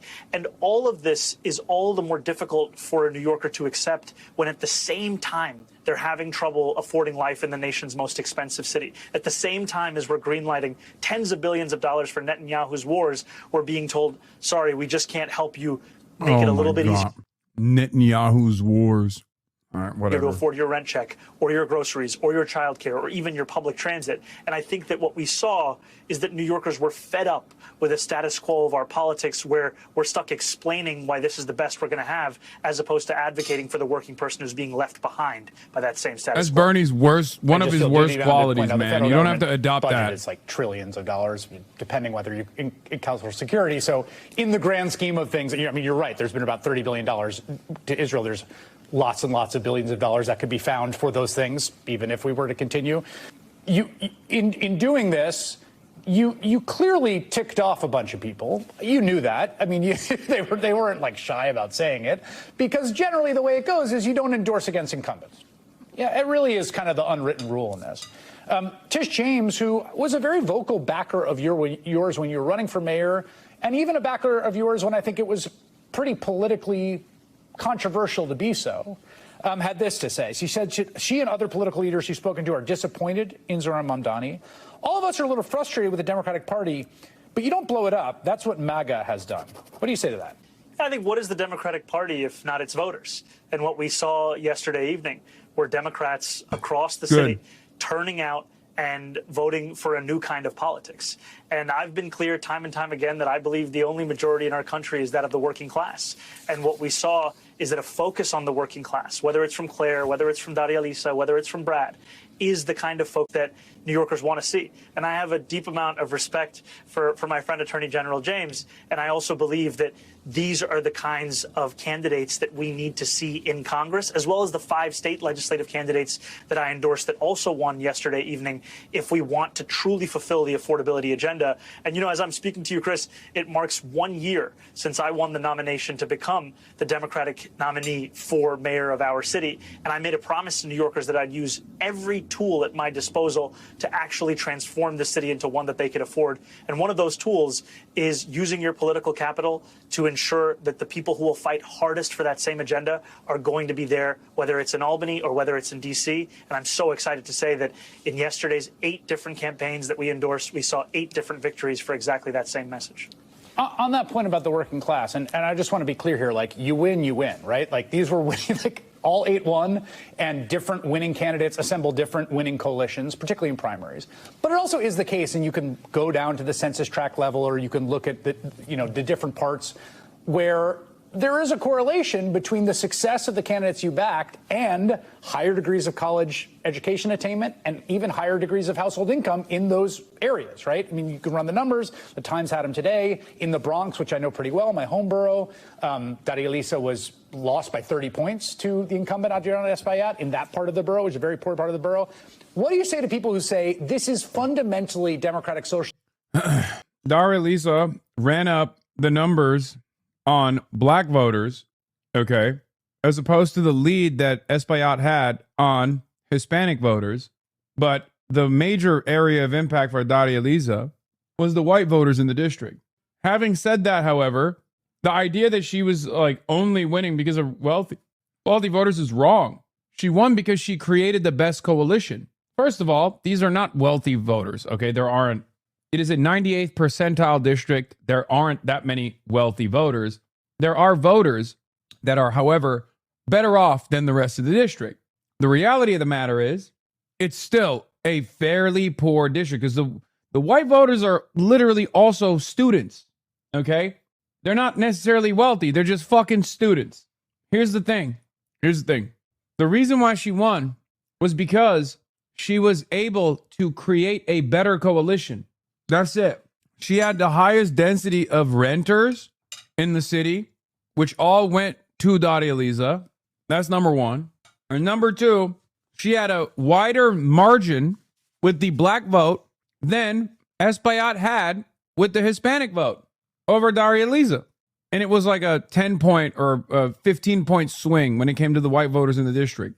That's why she won, because she was able to run up the numbers of white voters in the district, run up the numbers of the renters in the district, specifically black voters in the district, and also still have a decent, sizable impact with the Hispanic voters in the district, regardless of Espaillat's position. Whenever these guys turn around and say, oh, it's like, well, it's clear that the wealthy voters in the district, the gentrifiers, actually voted for Daria Lisa, is bullshit, is wrong. Okay? It's just wrong. That's not the case. That's not what happened. A kind of college affectation that basically, like, you talk about the working class, but really it's just a bunch of people who just got out of some college seminar who like to talk socialism. Well, I think that everyone has their narratives. What I'll tell you is I'm excited to be able to speak to you as... Also, as someone who worked closely with this race, I can tell you what happened. It's also the same reason why Conrad Blackburn lost. Espaillat is a 5-term incumbent. So he's been in power for a decade. He was dog shit at constituent services, which Daria Lisa highlighted with the Mahmoud Khalil situation. That wasn't just about Mahmoud Khalil. That wasn't just about Israel. That was also highlighting how bad he is and reminding the voters how bad he is at never being there and not having decent constituent services. This is very important for politics. This is very important for maintaining your position. I'll give you another example. AOC will never be unseated in her district unless there is a complete revamp, like rewriting of the redistricting of AOC's district. She will be there for the rest of her life. Do you want to know why? Because AOC has some of the best constituent services in the entire country. Okay? Everything down to like my cat was, I lost my cat. My cat is missing. All the way up to like the running water in my business is no longer running. My landlord is fucking me over. Okay? That is unbelievably important. And a lot of people don't realize that when they're like, oh, AOC's never in her district or whatever. First of all, that's not even true. But constituent services is key to ensuring that your voters come back and vote for you. Okay? It's far more important than the ads and the AIPAC money and all this shit. And Espaillat showed that. So, can you explain what constituent services mean? Yes. For example, Adam Schiff, also known as Adam Schitt, is my senator. Okay? So, as a part of his job, because senators also have constituent services, obviously it's the House of Representatives. Representatives are more hands-on in the district. But when my two friends that were arrested and tortured by the Israeli military on the Samud flotilla were being tortured and after being kidnapped by the Israeli military, a lot of people reached out to Adam Schitt. They reached out to Adam Schitt because we wanted Adam Schitt to demand the release of his constituents, because those two people I'm talking about, one is Quentin Quarantino, the other one is David Adler of Progressive International. They're both Jewish, and they're both technically constituents of Adam Schitt. Adam Schitt did nothing about that. That is what you are supposed to do. You address an issue that your constituents are experiencing, one that actually has international significance, and as a senator, you have a lot of power. As a senator, you have a lot of fucking power, and you're supposed to exercise that power to defend people that you represent. He did not do so. So that's one example of like what constituent services means, right? So I'll give you another example. Chris Van Hollen pursuing Kilmar Abrego Garcia all the way down to El Salvador. That has tremendous impact for the rest of the people that live in your district, that are your constituents. They will remember that.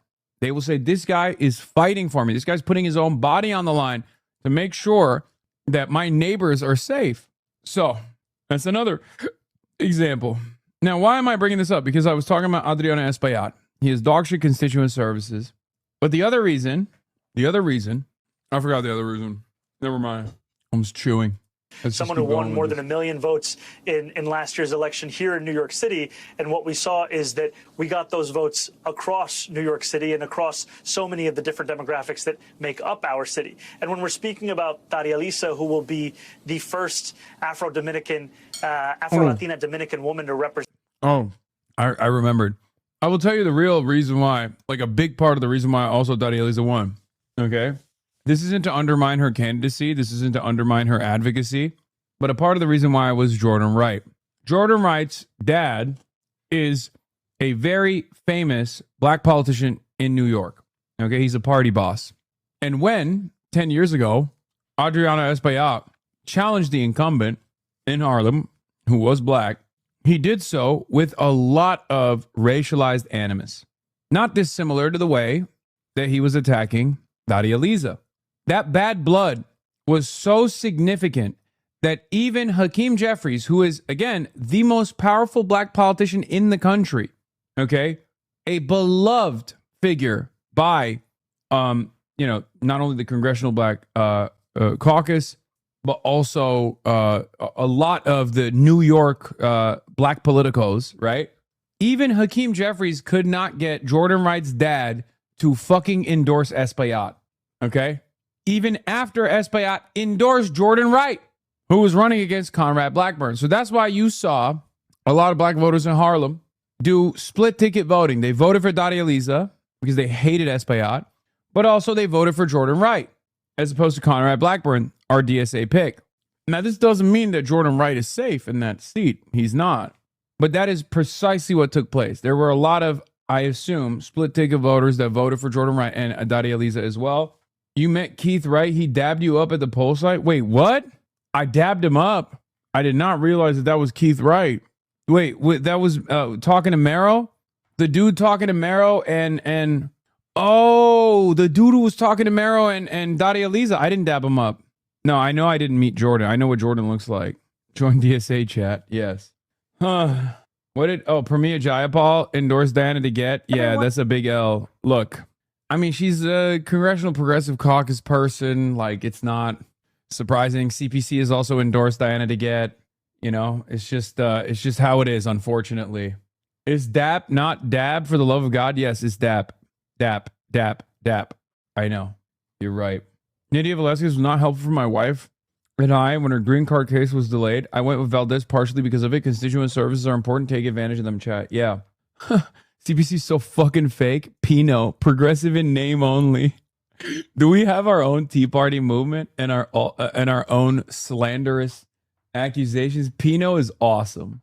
You dapped me up on 135th and Lenox. You dabbed me up. Did I dab on you? The bodyguard in pink saw you embrace shooting the shit with two black guys and realized you weren't an op. I was watching vids of you reacting to true crime in 2022 and you truly look so much better. Congrats. Thanks, chatter. The fuck? Bro smoked weed on him? I did. I love Pinot, dude. Pinot is so funny. Yeah, CPC, unfortunately, is not the Communist Party of China. It's the Congressional Progressive Caucus, which, let's be real, is not very progressive, okay? I thought that CPC would be a power center, but they are, of course, very aggressively defending their incumbents because that's their job. Also, Pramila Jayapal is an interesting figure because I've often been critical of her at times, but she is literally one of the best advocates for Cuba in Congress. Like, not even a question, bar none. I will always defend Pramila Jayapal on that basis. Okay? Straight up. It don't matter that she basically a Warrenite. Also, new polls coming out of Mitchell Research. Here's what I'm going to tell you. The Republicans are highlighting Abdul.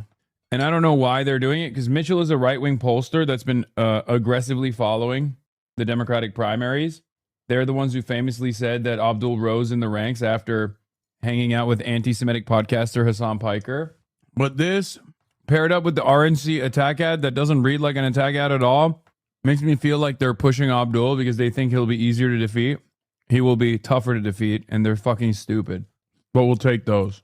That district, she would not be able to win that nomination without the support of communities of color. And the same thing with Claire Valdez, who will be the first Mexican-American and indigenous woman to represent that district. She would not be there winning by 20 points if it was not also for the support of voters of color.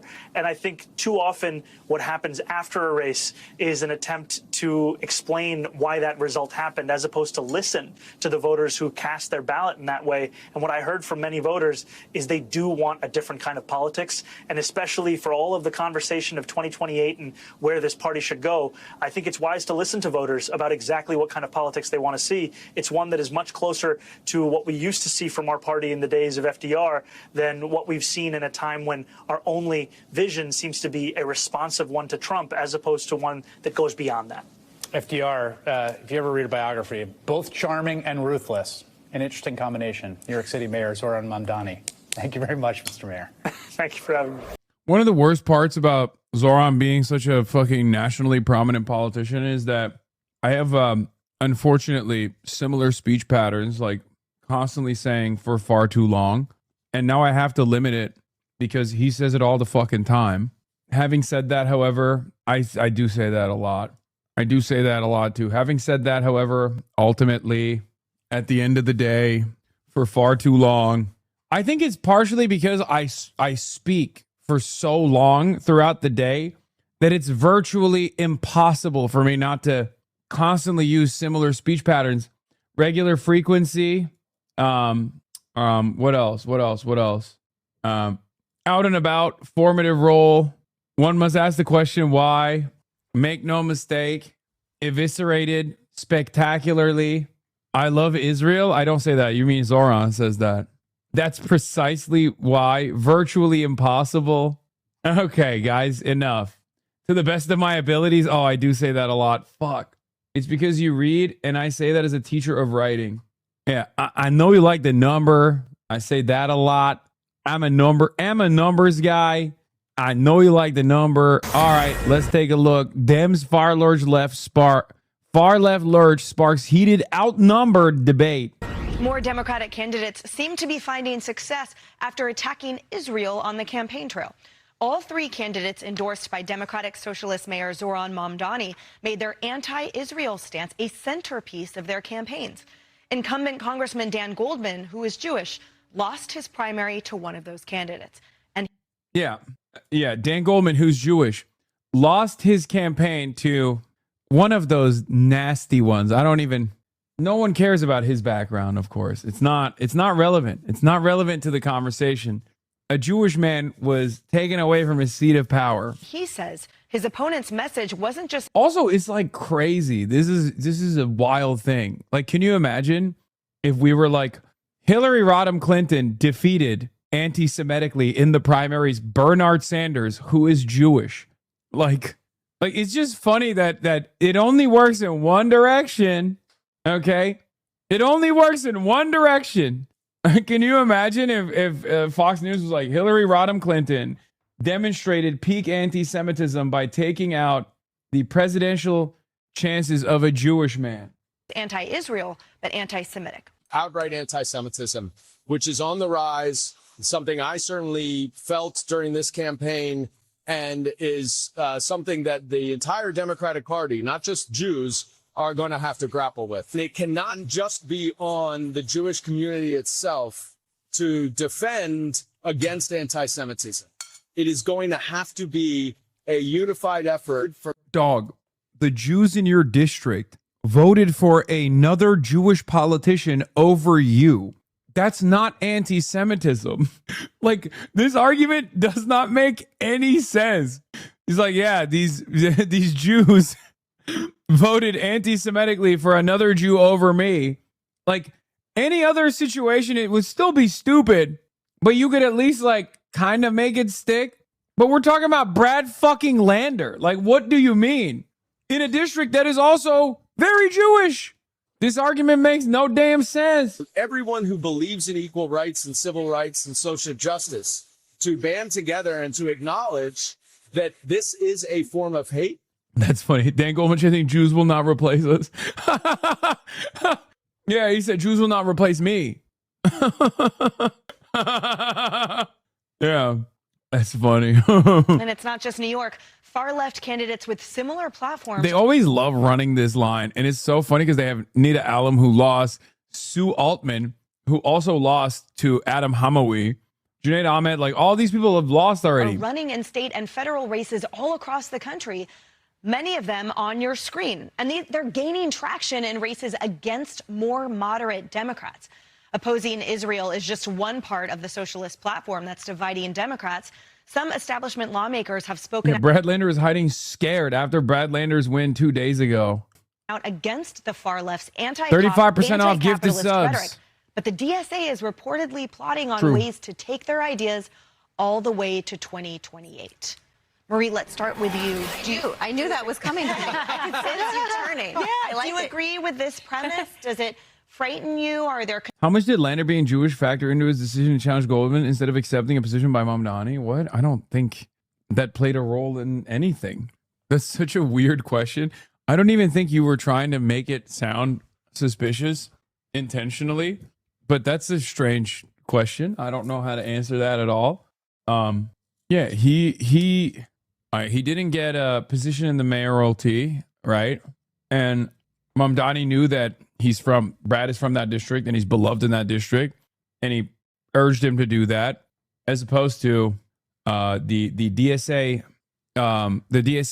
cadre candidate that was supposed to run in that district at the time. It was a little bit, not to get into too much inside baseball, but at the time that was a decision that was questioned, let's just say. Ultimately, it all worked out because Zohran Mamdani was, making big money moves. I'll be honest, like I was the one who was obviously upset about the Chiose situation with Hakeem Jeffries, but he actually did the fucking money spread. Straight up. He did the motherfucking money spread because I thought he had the bandwidth to push for I thought he had the bandwidth, and not Zoran necessarily, but like DSA had the bandwidth to push for Chi off of this victory, right? To try and unseat Hakeem Jeffries, even though obviously Hakeem Jeffries had like a really high approval rating in his own district. And and I think that would have ruined everything. That straight up would have ruined everything because Hakeem would have fucking come down like a lion on every race, which he probably still put a lot of investment into, but it would have made it so much more difficult, in my opinion. Yeah. I think Zoran and the DSA moved their political capital around perfectly. They played it perfectly. I'm really proud of them. I'm honored to have played, albeit a small role, in these sequence of victories. And I mean, look, it also kind of preserved Chi's career too. This was like the thing that I was worried about more so than anything else, because I love Chi. I think he's brilliant, and I think he has an insane career ahead of him. And I was worried that this would just cut him out because it was a huge risk, and it would have expended tremendous amounts of resources from DSA rather than running multiple races at the same time, which was the counter argument that people presented. And Chi ended up looking great overall, right?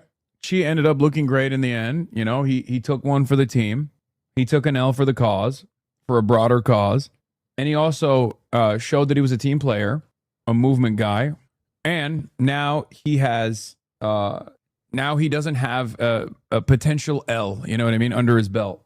concerns emanating throughout the Democratic Party of what the anti-Semitism, how it has been fomented or as appearing? Well, look, I have lots of thoughts on this. First, I would say what we are seeing across the country is an anti-incumbency, anti-establishment movement that people, in both parties are like, we want you out, we want new leaders. On this issue, look, when it comes to Dan Goldman, he was beat by a fellow Jewish politician, Brad Lander, who calls himself a liberal Zionist.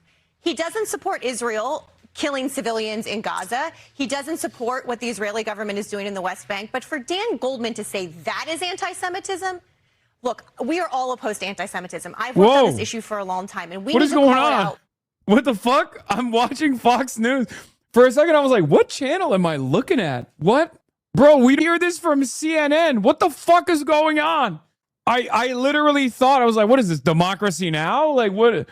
She's too, she does not have the style of someone who would be on Democracy Now.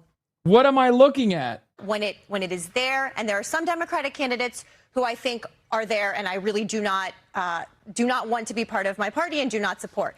But someone like Brad Lander, we have to have room in this country to oppose the Netanyahu administration in Israel, to say that Israeli policy is not good.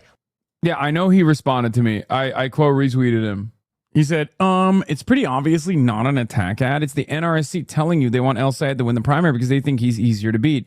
Do with that information what you will, but it's what's happening. Republicans want him to be the nominee, which I don't disagree with. I just don't think that he's the weakest candidate out of the three. I think he's the strongest candidate out of the three, which is why I responded and I said, perhaps the Republicans are making a huge mistake, and you are too, with your assessment that Abdul's weaker than Haley Stevens and Mallory McMorrow, Lamau. Which, of course, is Matt Iglesias. Obviously, he's fucking wrong. He's always wrong. HasanAbi, my mom loves you. Thank you. Thank you to your mommy. Without all being called anti-Semites. And to say that Brad Lander, who is Jewish, who got a lot of the Jewish community to support him in ousting Dan Goldman, is somehow anti-Israel and anti-Semitic, that is a cheap shot. And quite frankly, it weakens the argument when we do call out actual anti-Semitism, of which there is a lot on the right. Goldman had his money refunded at a coffee shop. My gosh. Are you you're talking about Brad Lander. He's Yeah, Dan Goldman had his money refunded at a coffee shop. This is a heinous act of anti-Semitic violence. This is literally the Holocaust. Why did that happen? Oh, like he wasn't denied service at the point of entry, of course. They just realized it was Dan fucking Goldman, Israel's strongest warrior, and the coffee shop, had their feelings about that and wanted to make a statement. It is pretty funny to be like, wow, free coffee, what's next? This is literally what Adolf Hitler did. calling out anti-Semitism because he was a victim of it 48 hours ago. And that should be the focus right now. Chevalier, okay, you want to talk about... Wait, why should that be the focus? Dude, come on. No, you want that to be the focus. Dan Goldman didn't even fucking make a big deal out of it, dude. It's so funny that he was the person who was supposedly victimized in this heinous anti-Semitic hate crime. And literally he was like, yeah, it's fine. Like, yeah, sure, I got free coffee. I just wanted my daughter to use the restroom, so I bought something. Who gives a shit? And Fox News is like, this is the worst thing that has ever happened. If United States Representative and extremely publicly known and outspoken Israel supporter Dan Goldman can't go to this one particular coffee shop in New York City, what about the rest of the Jews? Which, again, I am going to repeat, it's also a very Jewish district. Like, it's not like this is... we're not talking about like Dan Goldman entered a coffee shop in like fucking rural Mississippi or something where he was wearing a Star of David and he got weird looks. Like, this is literally, it's New York City.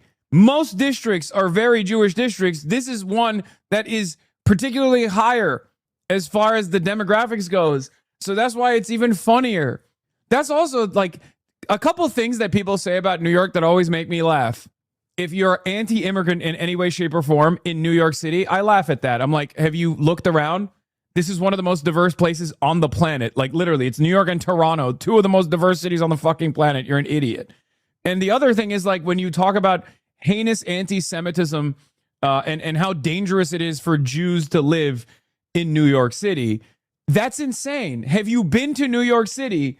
It is objectively the safest place for Jews to live on the planet, like literally safer than Tel Aviv by design, by default, because Tel Aviv is constantly getting into shit, constantly maintaining an apartheid, constantly doing wars on numerous fronts. So yeah, New York, objectively the safest place on the planet for Jews, aside from like Boca Raton, Sherman Oaks, my fucking neighborhood. You know what I mean? It's so stupid.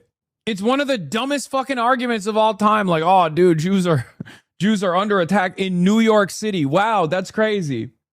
Also, that guy wearing the Israeli flag blazer, like, wow, I wonder why you feel unsafe walking the streets with what has essentially become universally recognized symbol for atrocious genocide and hate crimes by Israel themselves. Yeah, he's like, but it was also funny. Wait, what is this? Dan Bongino quit his... Hey, Hassan Piker, these videos are never going away. Oh, so you want to cancel me? You want to do cancel culture, big dog? Anyway, let's continue. Atlanta, let's talk about Chevalier, who after babies were put in ovens on October 7th, the day after, she attended a pro-Palestine rally where there were speakers who attempted to justify October 7th. And I obviously don't support that, Kaylee. Claire Valdez, when they put Goldman on the screen at the victory party, her victory party, the crowd was chanting F. Thank you, AIPAC. Justin Case, for the 40 gifted. We're at level 5 hype train. Will we be able to carry the flame or not, ladies and gentlemen? We have tried to carry the flame twice today and failed twice. We have 1 minute remaining at level 5.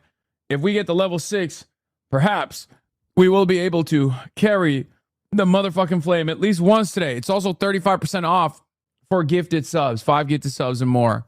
You need to reckon with this part of your party. I'm going to quote Sarah Foreman, Text a Democratic log. strategist. She Thank you said, for the this is 10. the version of the Maple Democrats takes. the voting Thank you for the population 5. of New York wants. We need to stop pretending it is not the case. These are socialists, in most cases anti-Semites. 66% of your party Then why wants did so many Jews socialism. vote for them And if they're Marie, all in anti-Semite? all due respect, because I love you and you're a smart Then why do so many Jews vote for them is so funny. It's true. Yeah, why did that happen then? Explain that, please. Because here's the thing. Martelo, oh my God. Level 6 hype train complete already. What the frick? Mortalicious, thank you for the 20 gifted. Sig Fenmel, thank you for the 10. Solidarity with Gaza, thank you for the 10. God damn. BMO Flow, thank you for the 10 as well. Holy moly. Okay, y'all do want to fucking carry the flame. God damn it, we're at level 7 hype train already. Holy moly. Dobro, thank you for the 10. Cinezion, thank you for the 20 gifted. Rose Dog, thank you for the 5. Spencer W. Mead, thank you for the 5. Hype train level 7 achieved. Soy Chorizo, thank you for the 10. Smelly Caster, thank you for the 10. Oh my lord. Level 15 gaming. Yeah, I mean, I can confidently Zylax. I can confidently say level 15 gaming, knowing full well that it's never going to happen because we never get it to level 15. We stop at level 10. I do also Spuddy the Great Potato. Thank you for the 20. I also do low Kirkentually stop pushing for it once we hit level 10 because maybe I don't want level 15. Who knows? Big Bird Butt. And Athriran with the 1 hundo big bones, level 9 complete. Oh my lord, we've been sitting on this all day. It's time to do it. I'm an ammo numbers guy. We hit that. Country remix? No. We are Charlie Kirk, version flamenco guitaro? Gitano? Hey yo, who up carrying they flame? Wait, what the fuck's going on? Okay, guys, it's fine. Guys, it's fine. You don't have to keep gifting. Level 15 gaming is... You don't have to keep gifting. Stop gifting!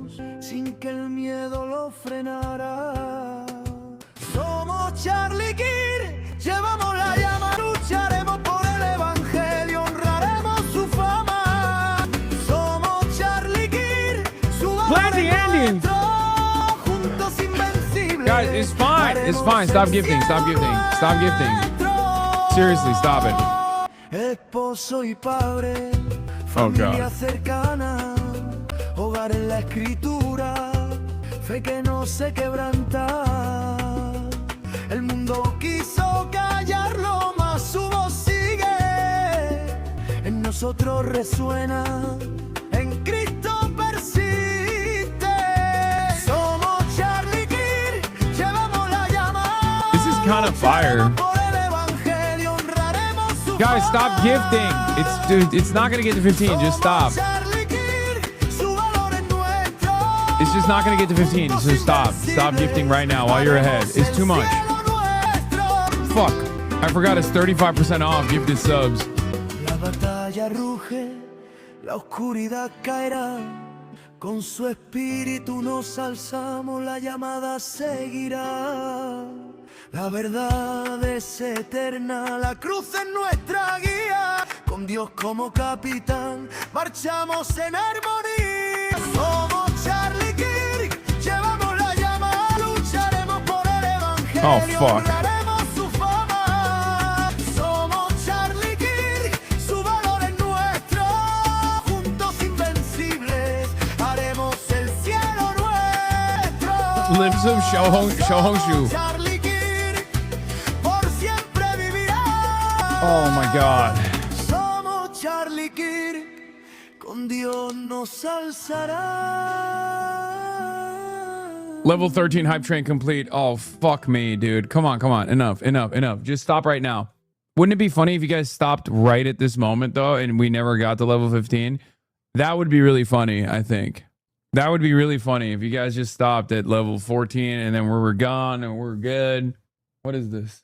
Wait, what the fuck? This goes hard. Oh, God, it's at 91%. Come on, stop. Just stop. Just stop. Just stop right now. It's at 99%. Fuck!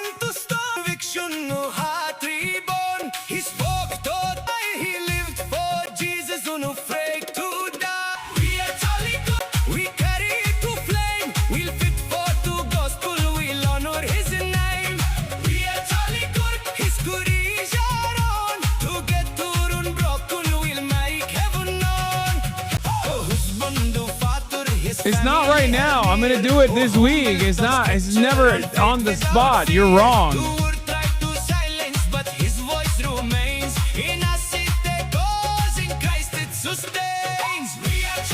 All right, I'll download 007.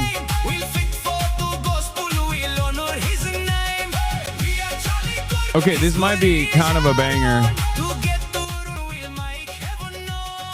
Tomorrow's Friday, dingus. Yeah, that's what I'm saying. Yeah, okay, this chatter is right. I literally said this month. And now I've whittled it down to this week.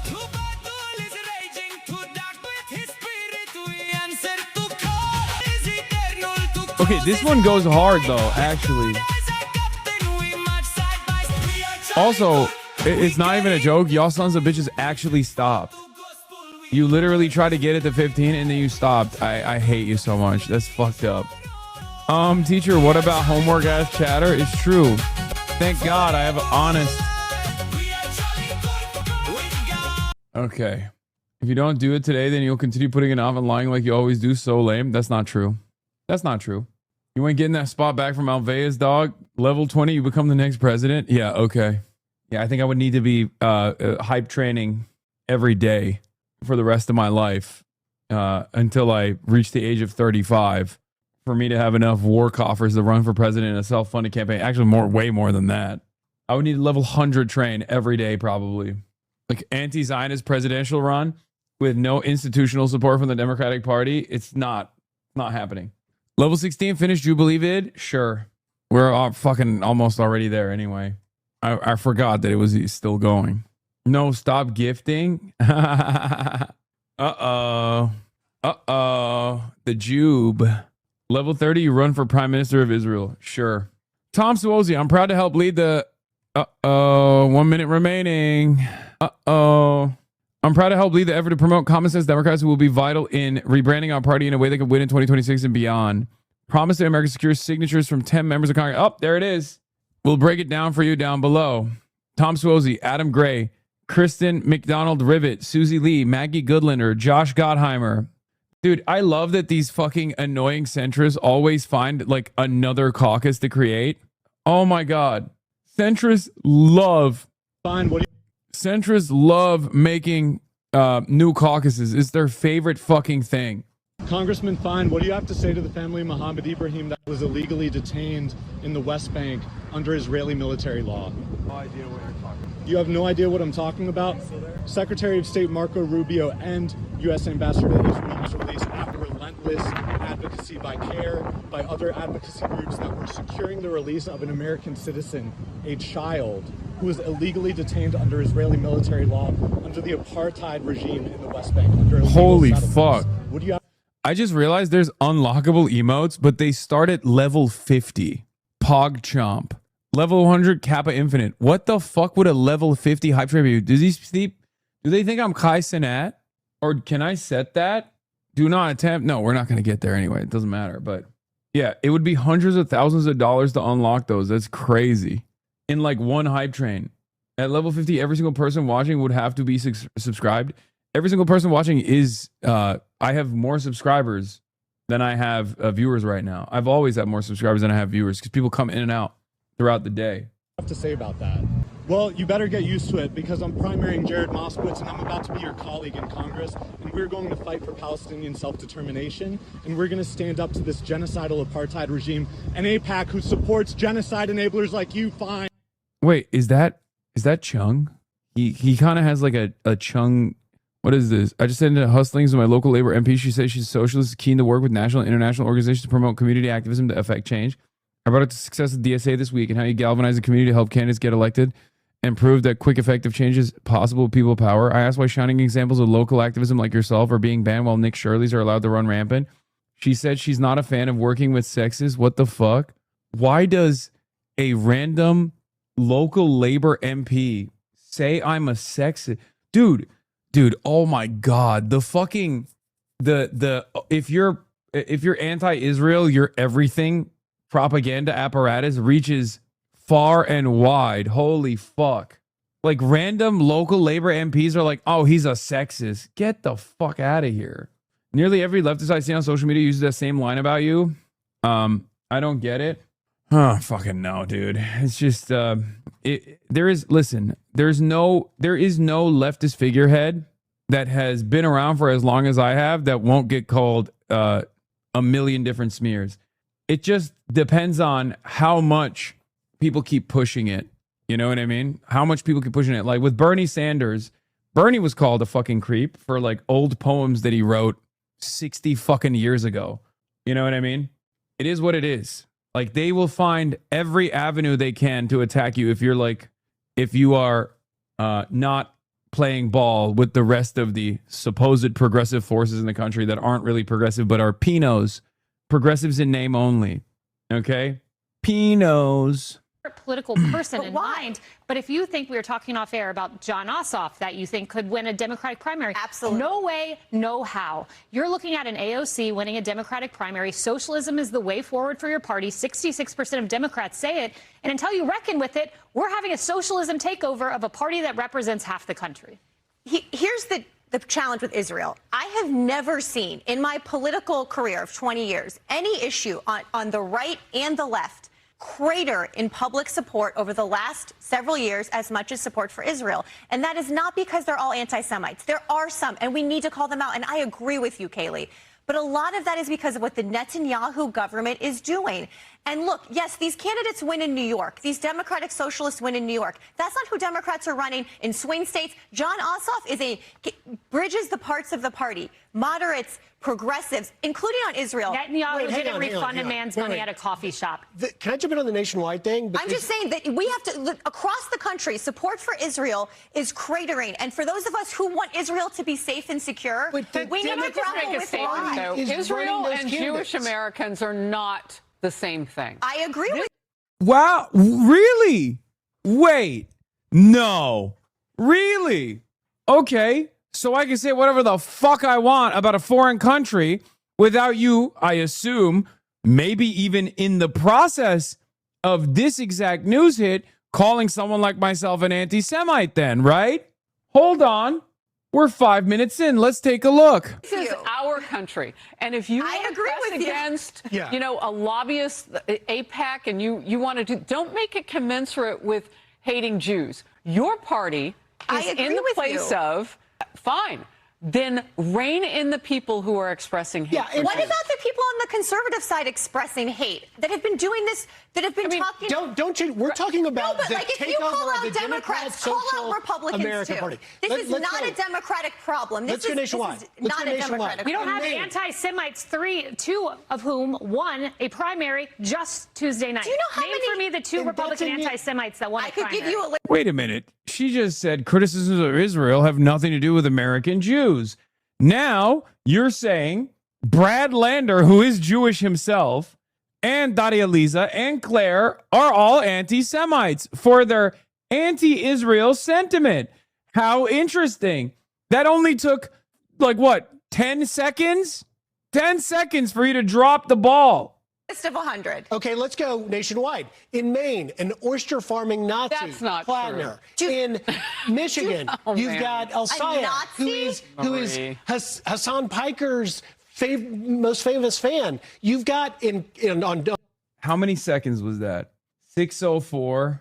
I mean, don't you? We're talking about but the like if you takeover call of out the Democrats and hate that have been doing this, that have been talking. Don't you? We're talking about So approximately, it took the panel approximately 35 seconds to go from criticism of Israel has nothing to do with American Jews to one, saying Brad Lander, who is an American Jew, is anti-Semitic for his opinions on Israel, to then finally arrive at Hasan Piker, who, of course, notorious anti-Semite.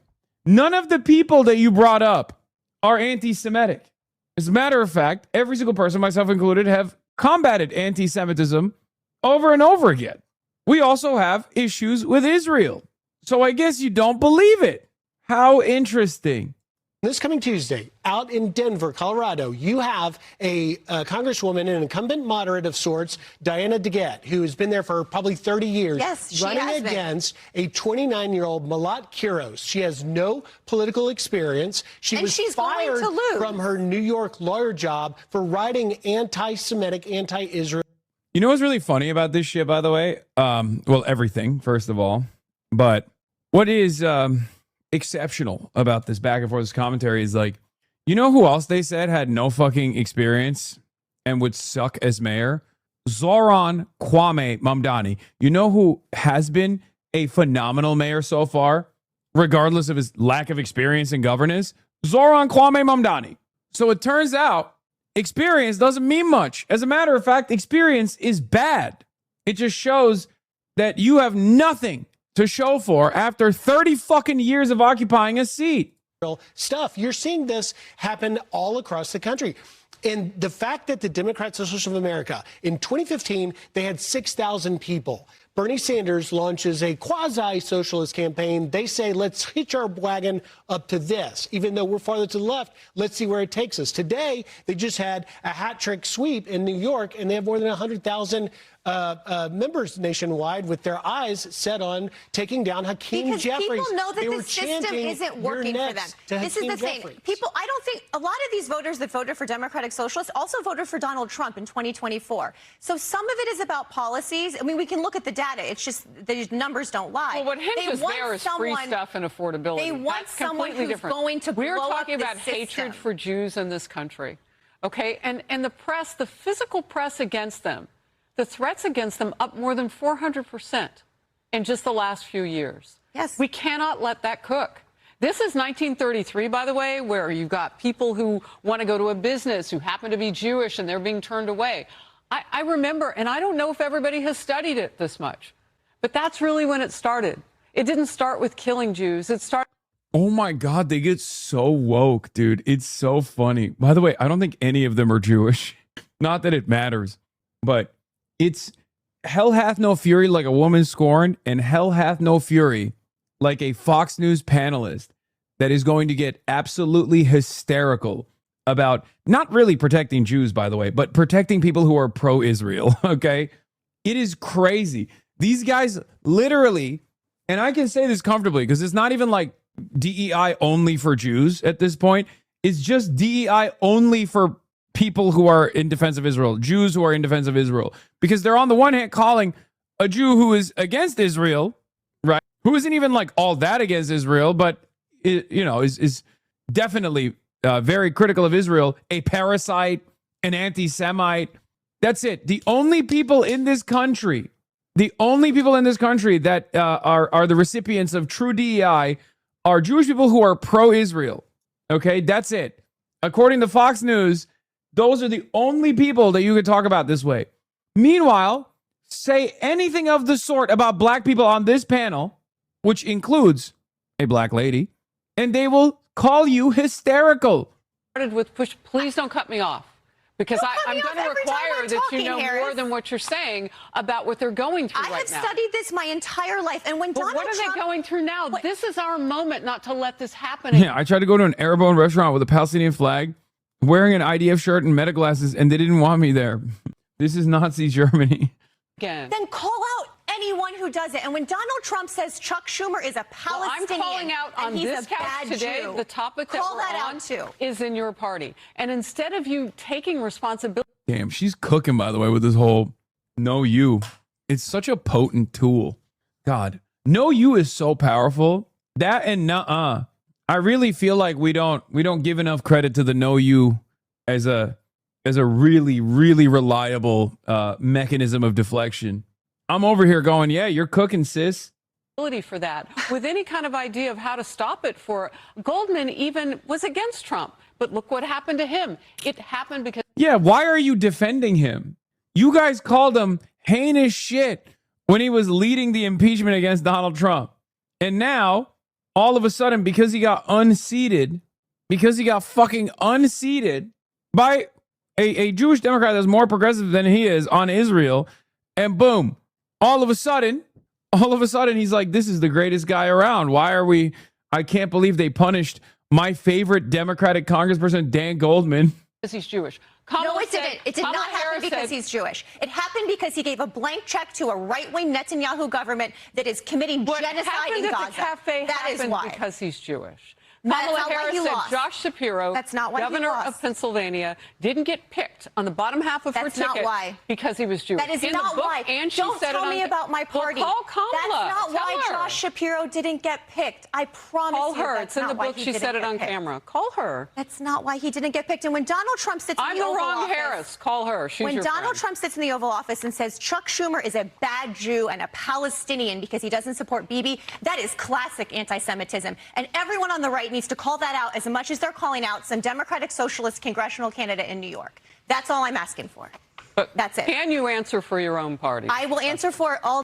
Do you remember when I told you about a local coffee shop in San Francisco where a barista was wearing a Free Palestine hoodie and a Zionist went there and started debate lording them on their hoodie, and they got asked to leave and made one of those selfie videos about it, and my mom saw it and told me not to go there anymore because it's not safe for Jews, and it's literally my favorite coffee shop?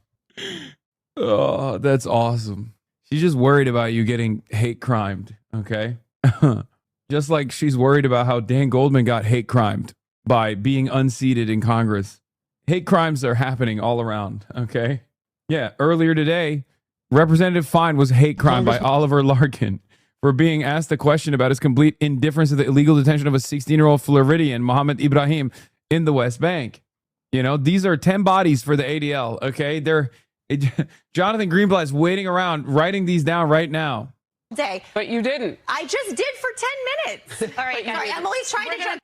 Be sure to like and subscribe for all the Fox News links. Welcome back to Squawk. This week's New York City primary results showing a lot of energy coming from the progressive wing of the Democrats. What the fuck? Hakeem Jeffries was on Squawk Box? Okay, I want to issue a trigger warning. If you guys have any sort of sensitivity disorder, like if you get horny too fast, if you have a problem, like if it's laundry day and you're on your like last boxer or last panties, they're going to get soaking wet. You're going to nut. I'm just giving you a warning. It's a fair warning. My goat, my king, the Sex Panther himself, Hakeem Jeffries, is about to speak for 13 uninterrupted minutes. Okay, you will bust. You will buzz harder than you ever have. Thick ropes. Party joining us right now for what it means for Democrats, what it means for New York, what it means for the country. House Minority Leader Hakeem Jeffries, good morning to you. It's nice to see you. I think we've all been trying to make sense of what's just happened here and what I think is fair to say a lurch. See, I lost. Towards a more progressive left.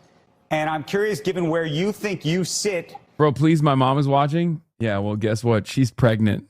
You're going to have another sibling. Sorry. That's the kind of sexual aura that Hakeem Jeffries has. Among the Democrats, what you think's happened and what you think it means. Well, good morning. Great to be with you.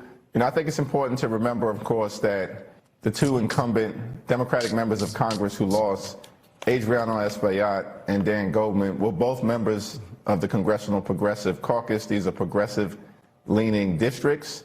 And listen, my view has always been, with respect to primaries, is that it's a way of life in the United States House of Representatives, and it's part of representative democracy. In the House, we stand for re-election every 2 years. That's it. We have a 2-year employment contract, and the voters have an opportunity to change direction. And often, what we've seen in the House of Representatives every cycle is that a handful of incumbents have been defeated. It happened in New York City 2 days ago. I, of course, stood behind my colleagues, Representative Espaillat and Representative Goldman, and I know they're going to finish strong over the next 6 months. But what does it say about the party? By the way, what does it say about New York? We always talk about this as the capital of capitalism. I would always argue that there was sort of a tacit agreement within the city that people might vote for socially liberal policies on the social side, but relatively fiscally, at least capitalistic on the other.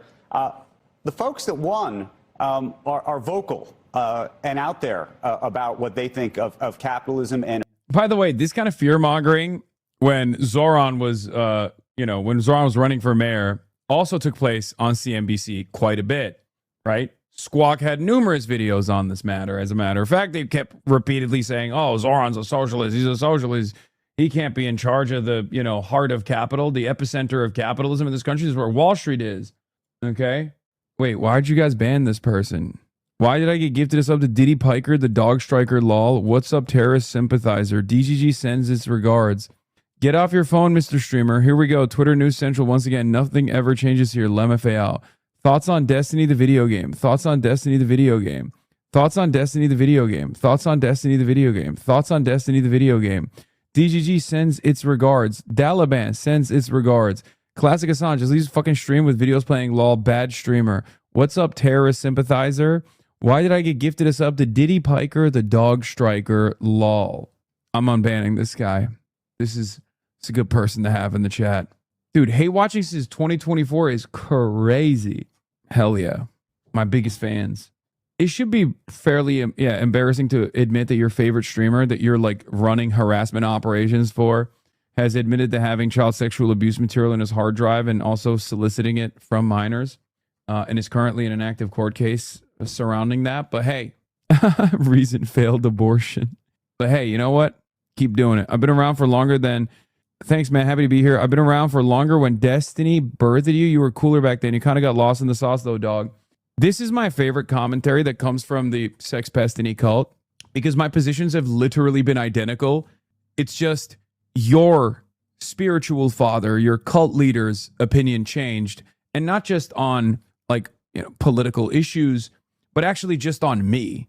And he just decided to take the opposite position of whatever the fuck position I was taking, which is also part of the reason why he constantly finds himself on the wrong side of many issues. Genuinely, if you go back to 2017, 2018, 2019, I think 2018, you would realize that back then, Epstein, the cult leader, your cult leader, had identical positions to mine on numerous issues. Somewhere along the line, he realized that I was growing too much and that I actually had a political perspective and had a political vision that I was seeking to advance, that I wasn't simply going to be orbiting him, which is also precisely the reason why he has lost all of his friends in this space, because whenever they grow larger than he is, or whenever they have any disagreements with him, no matter how minor, he feels like his sense of superiority is threatened, and then he will take all of his fans and engage in harassment operations that go on for almost a decade. You are one of those people that advances this agenda for a person who most people understand is gross, selfish, narcissistic, not really advancing a political cause whatsoever. Yeah, over 7 years ago, Hassan posted this as one of his first videos on his YouTube channel before he even started streaming full time. Since then, nothing has changed. It never began on October 7. The double standard of brutality in Palestine. Video from even before I was ever on Twitch, as a matter of fact. That's why I always laugh whenever motherfuckers say, "Oh, dude," that's why whenever people are like, "Dude, your position has changed. You used to be based." No, it's just that you don't have any real political worldview. You don't have any real politics. Whatever, dog. I'm gonna go get pho. I don't care. Aw, you taking your ball and going home? What happened? So what took place here? You just came in. You admitted that you are a part of a cult, an increasingly smaller and smaller cult surrounding the personal enmity and personal goals of a narcissistic, egomaniacal sex pest. You got countered. I gave you some receipts. My positions didn't change. His did, and therefore yours did. And now you're running home. Got it. Hope you get out of it, though, man. He made the active calculation to move towards the neoliberal right on purpose. He had to actively purge at least half of his audience before they had two decent politics, and he had to ban them all from his community. They noticed and called him out for his movement, and he couldn't stand for it. Yep. Stop wasting your time. Oh, I saw this. If he starts channeling all the petty drama, impulse, and fan base attention, feuding and ousting DNC establishment figures rather than beefs with former friendly niche micro e-celebs, I'll have no choice but to like him. He's in his element at his best here, though, Law. I'll say, if you ever see him in a streamer feud, it's 99% because other streamers started a year ago and has been posting about him nonstop. He didn't even address Destiny until like 3 years of nonstop harassment and doxing his house. That's as may be. To be honest, I don't begrudge him. Fans plus their rival streamers stand wars of attrition either way. I just personally don't find blistering indictments of individual YouTubers' characters, ongoing colleague, friend, group, interpersonal drama, minutia, compelling politics. I say this as someone who likes him, but it's very funny how much whiskey he needs to not be visibly autistic in any social setting. Oh my God. I feel a little bit called out there. That's fucked up. They just officially froze rent in New York City. Yeah, it's really funny. One of the people in the rent board actually quit earlier today, claiming that it was a done deal that they were going to freeze the rent. So she was going to the landlord representative, genuinely, there was a representative of landlords who resigned. Even the edgelords are seeing the truth. What is this? I'm sorry, 9 Lamau Digital. Okay, dude, come on. Did DuckTales leave? Oh, well, I'm glad we unbanned him. God, I fucking love this thing so much. It's so awesome. Of corporations and of business. Listen, Richie Torres also won re-election decisively. Grace Meng won re-election decisively. Yvette Clarke won re-election decisively.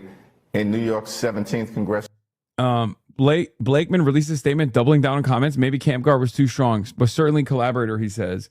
Now Lander responds to this comment. We named our son Marek Edelman, a leader of the Warsaw Ghetto Uprising. That's how seriously I take the legacy of Jews who fought Nazis. I don't know where Bruce Blakeman went to Hebrew school, but I was taught that never again means never again to anyone. Standing up for Palestinian human rights doesn't make me any less proud to be Jewish or any less serious about fighting anti-Semitism. New Yorkers, including Jewish New Yorkers, will resoundingly reject Blakeman's far-right MAGA bigotry this November. Dude, again, Brad Lander cycle, okay? Beast mode. He went beast mode. He went beast mode again. He goes beast mode and then he dials it back. He has been getting a lot better in his commentary, though, to be fair. And I don't know if it was just because he's running on the Zoran Claire Daria Lisa ticket, kind of. But he has been very good. Representative Summer Lee fuels speculation about a 2028 Senate primary challenge. The progressive congresswoman posted 2028 can't come fast enough for a PA, a remark many interpreted as a shot at Senator John Fetterman, the lone Senate Democrat who to oppose the Iran War Powers Resolution and an increasingly isolated figure on the left over his support for Israel, his defense of ICE, and his broader willingness to align with President Trump. His Senate seat is up for election in 2028. It's going to be Summer Lee Summer, baby. I will die for her. Whatever she needs me to do, I'm there. You have to see this. Check QRT for context. What? Mayor Mamdani has talked with the mayor Twitch and reveals an old username, AirNova2112, after Mars 2112. Apparently, a 15-year-old Mamdani used the username to come to the defense of his director mom, Mira Nair, from haters on online film chat boards. Oh my God, he's an amazing actor and his resume is just outstanding. Mahmoud Mamdani, that's so cute. Member since November 2004? Wait, what the fuck? He's a little baby. What a cutie pie. District, Kate Conley emerged. She's a patriotic war veteran who served this country ably. And so fucking boring, dude. Like they have such little emotion is hilarious. They have such unbelievably little emotion where they have to just be like, oh, you look at some of the boring, tepid neoliberals that won that no one fucking paid attention to. Wasn't like, that's awesome. She's going to go on to defeat Mike Lawler in November. That perhaps is the most important outcome relative to the general election, clearly, that came out of the results in New York. And Michael Lasher, won a competitive four-way race to serve the Upper West Side and the Upper East Side. He, of course, is someone who's close to Jerry Nadler and worked for Michael Bloomberg along with Kathy Hochul. Look, I get the argument. Both parties like to say they have a big tent, and maybe there's extremes on either side. My question is how you're going to work with some of these folks. I want to just read you. This is from the Wall Street Journal. What is FaZe Banks doing? Chevalier, who, as you know, just won, was the leader of the anti-Israel protests at Columbia University after the 2023 Hamas massacre. She was for Hamas, they write. She called for abolishing police, prisons, and borders. She called Joe Biden a rapist and a war criminal, and said that the U.S. Is occupied Native American land, and called the country a effing disgrace, and also favors seizing private property. What do you make of that? Her views are clearly not my views, and that should be obvious to everyone. In terms of what brings Democrats together, listen, we believe that we've got to drive down the high cost of living. We've got to solve this affordability crisis. It's not a hoax. There are far too many people in this country who are working hard, they're playing by the rules, and they can't thrive. In fact, they can barely survive. That's not acceptable in the wealthiest country in the history of the world. We think we have a broken healthcare system that we need to fix, and we certainly have to clean up corruption. The smash and grab program that Donald Trump has been running, the largest pay-to-play scheme in the history of the country, is completely and totally unacceptable. Let me also make clear, I think that the Democratic Party at its best, the country at its best, believes in a strong floor and no ceiling. In other words, you work hard, you play by the rules in this country, you should be able to live an affordable life, a comfortable life, at minimum, a middle-class life. There should be no ceiling, in fact, to the success that you're able to achieve. But at the same period of time, there should be a strong floor. That's what the best of America has always been. And that's Social Security, that's Medicare, that's Medicaid, that's the Affordable Care Act, that's veterans benefits, that's nutritional assistance, the very things that Republicans are trying to destroy right now. I remember last time you were on, and you said almost the same thing that you just said, and we all nod. And I know it takes time from the interview and everything, but it doesn't really answer the question that Andrew said. We all agree with what you just said, but it totally shifted from what we're talking about, is whether when the Democratic Party includes someone in that tent that believes these things, I don't think any of those things are going to solve what you just talked about, or an answer to any of our problems that you delineate so eloquently. They were saying, you're next. About Hakeem Jeffries, you're next, you're next, you're next. You can't think this is a positive development in New York politics, can you? And they'll just, Dems will be Dems or something like that. I don't see how you can say that. You need to reject those things. I think. First of all, I've clearly rejected those things. That's number one. Number two, and my record speaks for itself, this is not a Dems will be Dems situation. Donald Trump is the president of the United States of America right now. Are you kidding me? He just actually detonated a bipartisan housing bill that would help build housing in this country that is affordable for everyday Americans. Is there any political movement that got outsized funding, like tremendous amounts of outside funding, that died just as fast as it was implemented as the Abundocrats? They really thought they were slick. Like, they came out and they were like, guys, I think what we need to do is pivot to the center, deregulation. And then they slapped on the sticker of abundance on it. And no one gave a shit. Like, everyone was like, no. Everyone was like, either I don't know what the fuck that is, or they were like, I hate that. Thank you, but no thank you. Whereas from the ashes of the Abundocrats came the Democratic Socialist resurgence in this country. It's so funny. Like, there was so much money that was dumped into the abundance thing. Like, books were written and all this shit. And it is hilarious that it went nowhere. I think I, as a fucking Twitch streamer, might have more like a higher approval rating than abundance as a movement does. And I don't have a high approval rating at all. The New York Times keeps framing party leaders' moderate positions not as ideological preferences shaped by funding / class interests, but a good faith attempt to win purple America. Again, on key issues, Gaza opposing Medicare for all, abundance pablum. Moderates promote deeply unpopular positions. Yes. Your approval rating was 100% in my household. Thank you. Yeah. Corporate media's routine and casual conflation of moderation with popularity or electability or issues that win over independent or swing voters is pure dogma and not supported by any evidence. It's a way of removing discussions of funding and class interest from Dem priorities. Yeah, that's not also like someone who sincerely believes that. They know that this position is actually unpopular. They just advance it regardless because they're paid to advance that position, because there's no other way to sell to the public, to the broader public, better things are not possible. Because at the end of the day, that's what it is, right? Like opposing Medicare for all or refusing to reckon with Israel's unpopularity is idiotic. But you can't really sell that. You can't really turn around and sell it on its face. So you have to act as though you're doing this, you're taking this position, albeit with the recognition that it might be a little unpopular in the woke blue enclaves, but it's actually quite popular elsewhere. It's for electability, and that's not true.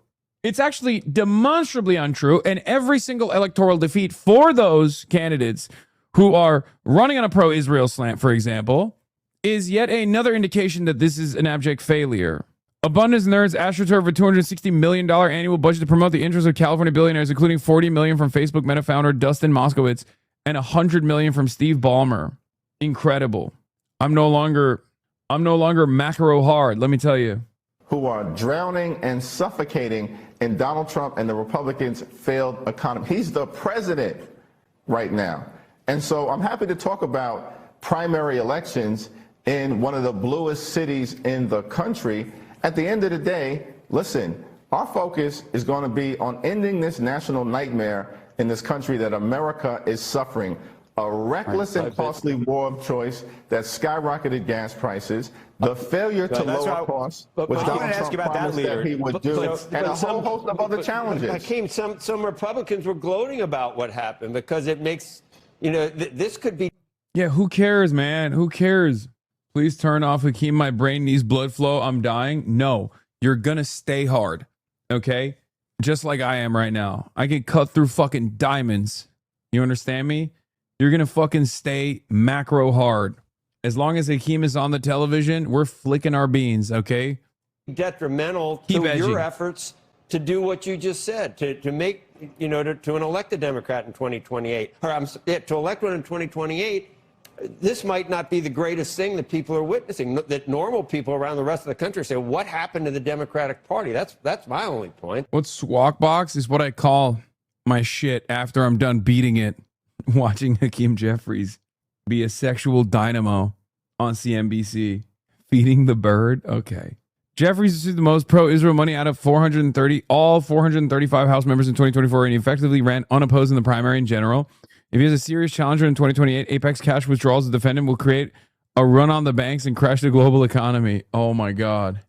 Yeah, I think that people are going to be concerned about the failure of Republicans to actually do the things they promised to do on the economy, the fact that ICE is out of control, the fact that there's a reckless and costly war of choice, and that no vision has been articulated to actually make life more affordable for the American people. And listen, the reality is primaries do happen.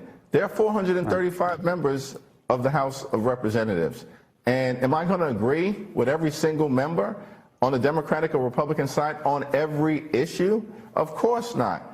But there are members, who would just or are on their way, into the Congress right now who, I have a long track record of having worked with, including people like Brad Lander. And I was on the other side of that race, but who's a hard-working public servant. He served his community in the city council ably. He served the city as the controller of the city of New York. And the community decided to elect Brad Lander. And we're going to serve together. We've been talking to Brad for years in multiple roles that he's had in these as a civil servant for the city and the state now. My question to you is slightly different. I wanted to just talk about Iran for a second. You mentioned oil prices, and I think it's actually surprised people, at least some, depending on what political side you're on and other things, just how quickly we've seen prices come down. WTI crude this morning is $69.79. And by the way, I'll raise my hand and say, you know, there was a time when I would talk to different analysts and others that would say, you know what, the price of oil is not going to come down for months before you actually have, or until you have, not just a ceasefire, but a real deal. What do you think of whatever you think the deal is on the table? What do you think of the fact, I mean, these prices have come down at a level very similar to what the president said they would. Well, first of all, the price of oil should have never skyrocketed to begin with. That's number one. Number two, perhaps even more importantly, prior to this reckless and costly war of choice being launched by Donald Trump, the price of gasoline was $2.98. Right now, it is $4.20. That's the average price right now, as of today. It was under $4.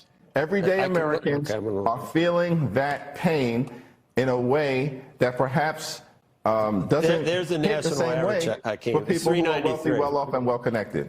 It's 393 today, the national average, so it's not 420. We got it up on the screen. The national average was 420 as of yesterday. This morning, it's 393. That's still much higher than the $2.98, and that has an impact on working class Americans, middle class Americans. But that's only part of the puzzle. Housing costs are too high. This guy is such a dick rider of Trump, by the way. It's unbelievable. It's interesting that this interview should be directed at the audience here, but Hakeem is just the exact same, even though the window has moved. He's still confident in this shit message among the donors and constituents. Yes, because his job is to speak to the donors. Also, he's on CNBC. This is when he directly speaks to the donors. This should be read as like a de facto donor speech. Anyway, the rest of the interviews unrelated to the primary. Big wins for Democratic Socialists in New York City, backed by... Dude, I never thought I would see the motherfucking day, man. I know we've been doing victory laps a lot, but it's kind of a good opportunity to do it because, you know, we're here. This is what winning looks like. Help us fund our organizing. We're trying to open 2 new offices and hire an additional... Okay, this is literally... Isn't this literally just us from the fundraiser that they did when we were on their fucking fundraising call? This is literally just our community, is it not? It's recurring donors by day. Yeah, no, this is literally when we raised 13 grand in one day. He said we are effective. Okay, Portland DSA, stop spamming, okay? I will link up with you when I'm in fucking Portland. Stop spamming. Yeah, Zoran also froze the rent today. As expected, the Rent Guidelines Board voted to freeze the rent on both 1- and 2-year leases for rent-stabilized units. The Rent Guidelines Board is independent, but Mayor Mamdani appointed a majority of the board members to fulfill his campaign promises to freeze the rent. And now they're mad. This is the first time the Rent Guidelines Board has ever voted to freeze the rent on 2-year leases. In the past, it has voted to freeze the rent on 1-year leases, but never on 2-year leases. Landlord lobbying groups immediately condemned the move. Oh, get fucked. Oh, that's so awesome. Oh my God, I love that. Oh, it's so fucking dope. Again, for all of the years of the Rent Guidelines Board's existence, when they do this at the behest of landlords, when the Guidelines Board is entirely filled with landlord advocates as opposed to tenants advocates, and they don't do this, there's never this much controversy. The one time where you work at the behest of the renters, all of a sudden, whoa, you're going up against the interests of capital? Excuse me. Not in my big, beautiful capitalist city. Landlord lobbyist group might be the most diabolical group I've ever heard of. I mean, there's more It's diabolical, but there's definitely even more diabolical. I mean, we have a private prison industry in this country, dude. There are people who lobby the government at the behest of private prisons. So, private healthcare, oil and gas industry, military industrial complex. It's pretty bad, actually. By the popular Democratic Socialist Mayor Zoran Mamdani. Already, there are Republicans trying to tie the winners here to national Democrats, and already there are some national Democrats a little bit nervous about how their own party might be painted. With us now, CNN Chief Data Analyst Harry Etten. Sir, good to see you. So when we talk about Democratic Socialists, how are they perceived? You know, I will tell you, there is a reason why Republicans nationwide are licking their chops and why there are at least some Democrats who are a little bit worried, because what is true in New York City in a Democratic primary ain't necessarily true nationwide with the general electorate. I mean, just take a look here. Net favorable rating of Democratic Socialists. If you look at Democrats nationwide, look at this. Democratic Socialists are on the positive side of the ledger at plus 17 points. This includes Democratic-leaning independents. But look at all voters. A completely different world. 27 points underwater Democratic Socialists of America are in the net favorable rating. So what are we talking about? A 44-point difference here in the wrong direction when we come to Democratic Socialists of America, jumping from being pretty popular among Democrats to being not popular at all among all voters. What about just the word? Holy Toledo. By the way, when they say all voters, they mean Republicans. Okay? What group, what political entity does not have a minus 27? Like, what do you think MAGA is? Do they run that? Like, that's just kind of how it goes. Okay. Oh, wow. Republicans don't like Democratic Socialists? That's shocking. Socialist or socialism. How's that doing? Yeah, okay. So, you know, one of the trends that we have seen is among Democrats, socialism has become more popular over the last decade and a half. But what about the rest of the electorate? And this, I think, gives the game away right here. Okay, positive view of socialism. Among Democrats, look at this. Up considerably from where we were in 2010, 50% to now 66% now. That's a jump of 16 points in a decade and a half. But look at all others. The number is the same. It was 29% back in 2010. It's 30% now. Socialism has become increasingly popular among Democrats, but it is a much tougher sell in the rest of the electorate. It's a much tougher sell among independents, and this is why Republicans... Hey, +1, we take those. +1, baby. We take those. Okay, run the numbers on fascism. Run the numbers on MAGA, the purest expression of modern fascism, which quite literally is the entirety of the Republican Party. I actually think that there could be some electoral opportunities because of these Democratic Socialists winning primaries, and why there are a number of mainstream Democrats who are going, I'm not quite sure about that. Okay. Getting a lot of focus here in New York City. There are a lot of people, I occasionally one of them as a non-native New Yorker, think that New York gets Isn't the rest of the electorate Republican? No, they're talking indies too. I want to know what this breakdown is for independents, because I'm willing to bet the popularity of socialism has gone up amongst independents, even though it hasn't reached majority amongst independents. And the popularity of socialism has gone down amongst Republicans because they've become more reactionary. Come on, numbers guy. I'm a numbers guy. I know you like the number. First time chatter to say the rent is frozen. Congratulations, chatter. The MAGA movement. Okay, where is it? Where is all? Oh, God, this is too... Where I want to see the top line, man. This shit sucks. There's got to be someone who's graphed this out, right? I know I said I'm a numbers guy, but I don't want to fucking calculate this. Image of capitalism says to 54% in the U.S.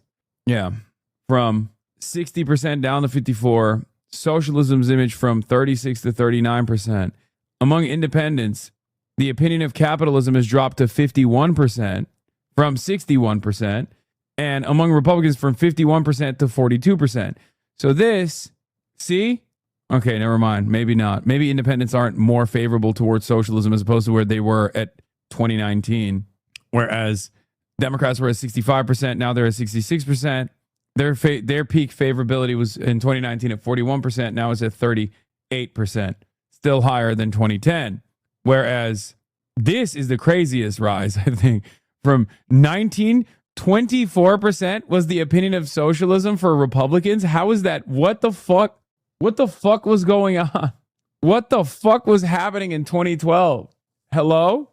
Republicans since 2018 have increased, or no, not increased, sorry. 2018 was at 15% and it's still at 14%. It dipped to 9%. Proportionate focus. Is this something that really is only a New York thing in terms of how people are paying attention? No.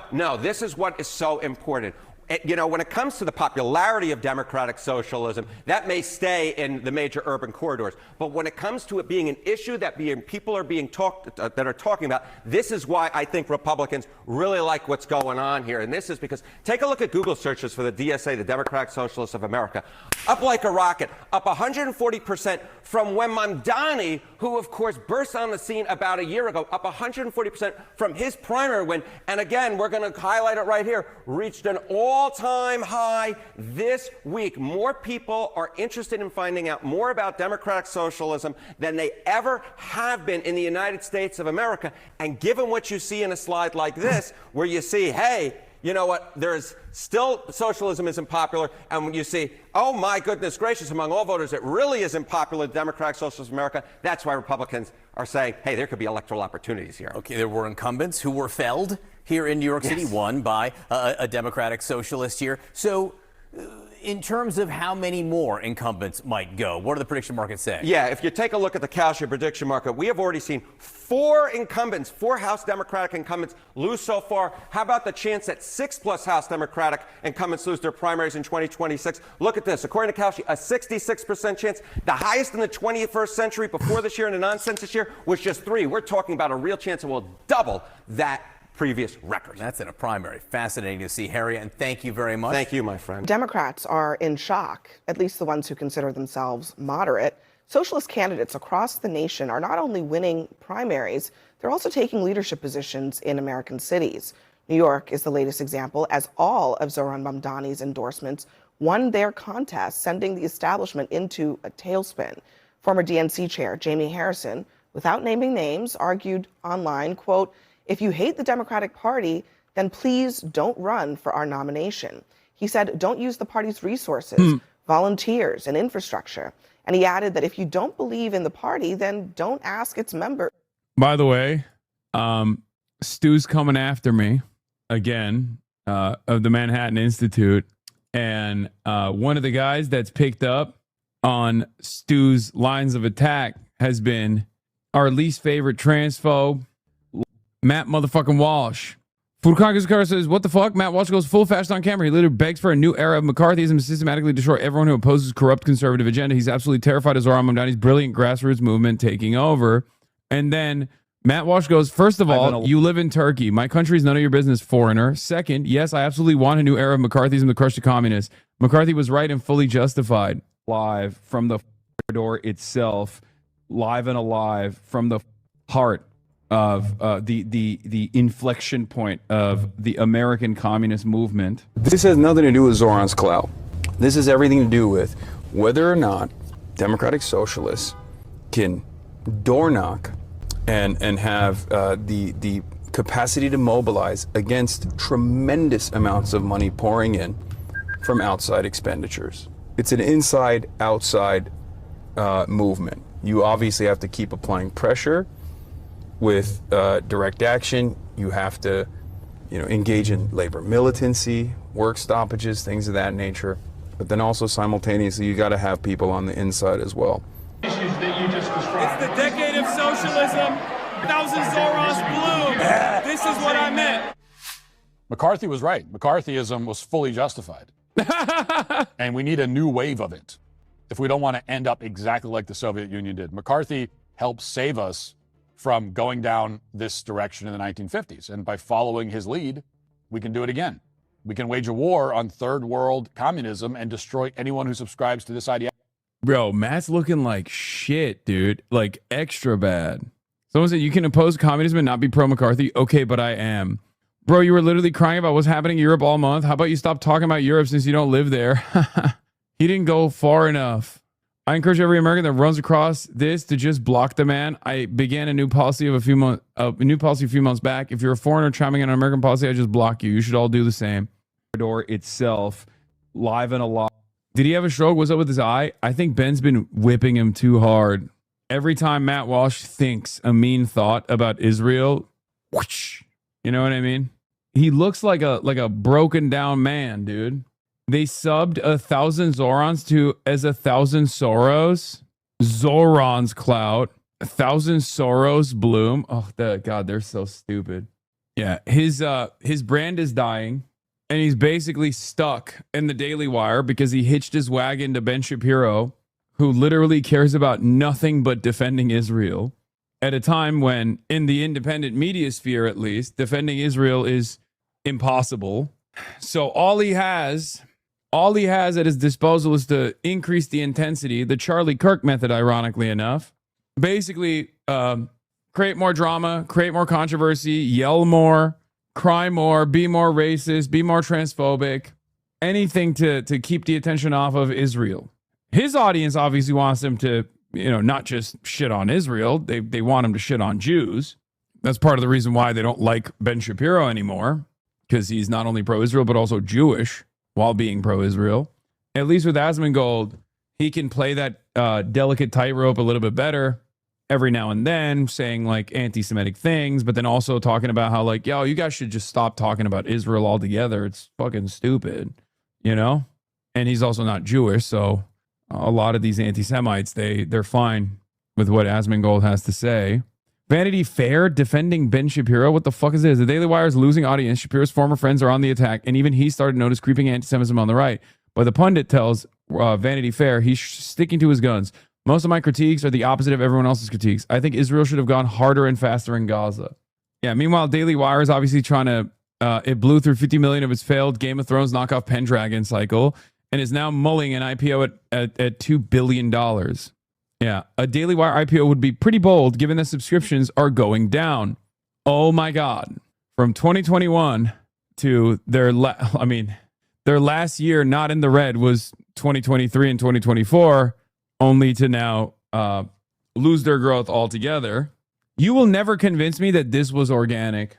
That was the one thing that I did not believe when Ashley St. Clair was telling me that it was all organic, that there are real, genuine people out there that are spending money on this. And it's not just like a mechanism for super wealthy interests to just hide their fundraising to really boost these numbers in the same way that they do with the New York Times bestsellers list. I still 100p do not believe that the Free Press has that many individual subscribers. I do not believe the Daily Wire ever had that many individual subscribers. Guess what? Now, it's not even a matter of speculation. Why do I know that that's not the case? Well, because there's one area where they can't really fake the numbers too much. Okay? Wait, hold on. There's one area where they can't fake the numbers. I'm a numbers guy, and you can't fake the number. It's organic viewership on the famous public media property. You go to the YouTube, Ben Shapiro, and I love Ben Shapiro. Great guy. Loves Israel. I love Israel too. Patrick Bet David, you already know. But I look at the number and I see a downward trend. I go to ChatGPT. I say, what has happened to Ben Shapiro's subscriptions? And ChatGPT tells me it's not looking too good. You are not going to like this number. Okay. Advertising numbers also down 2023. They're trying to bring it back up with the advertising. It's not working. Those aren't real, reliable viewers. So to Ben Shapiro, I got to say, I'm a numbers guy. You got to ChatGPT it. You got to grok it. You got to make it happen. You got to grok it. Lots of numbers guys in the DSA orientation last night, 400 strong. That was awesome. Ben Shapiro can't reconcile his conviction that Democrats are institutionally anti-Semitic with the fact that most Jewish people vote Democratic, so he just concludes that most Jewish people are bad Jews.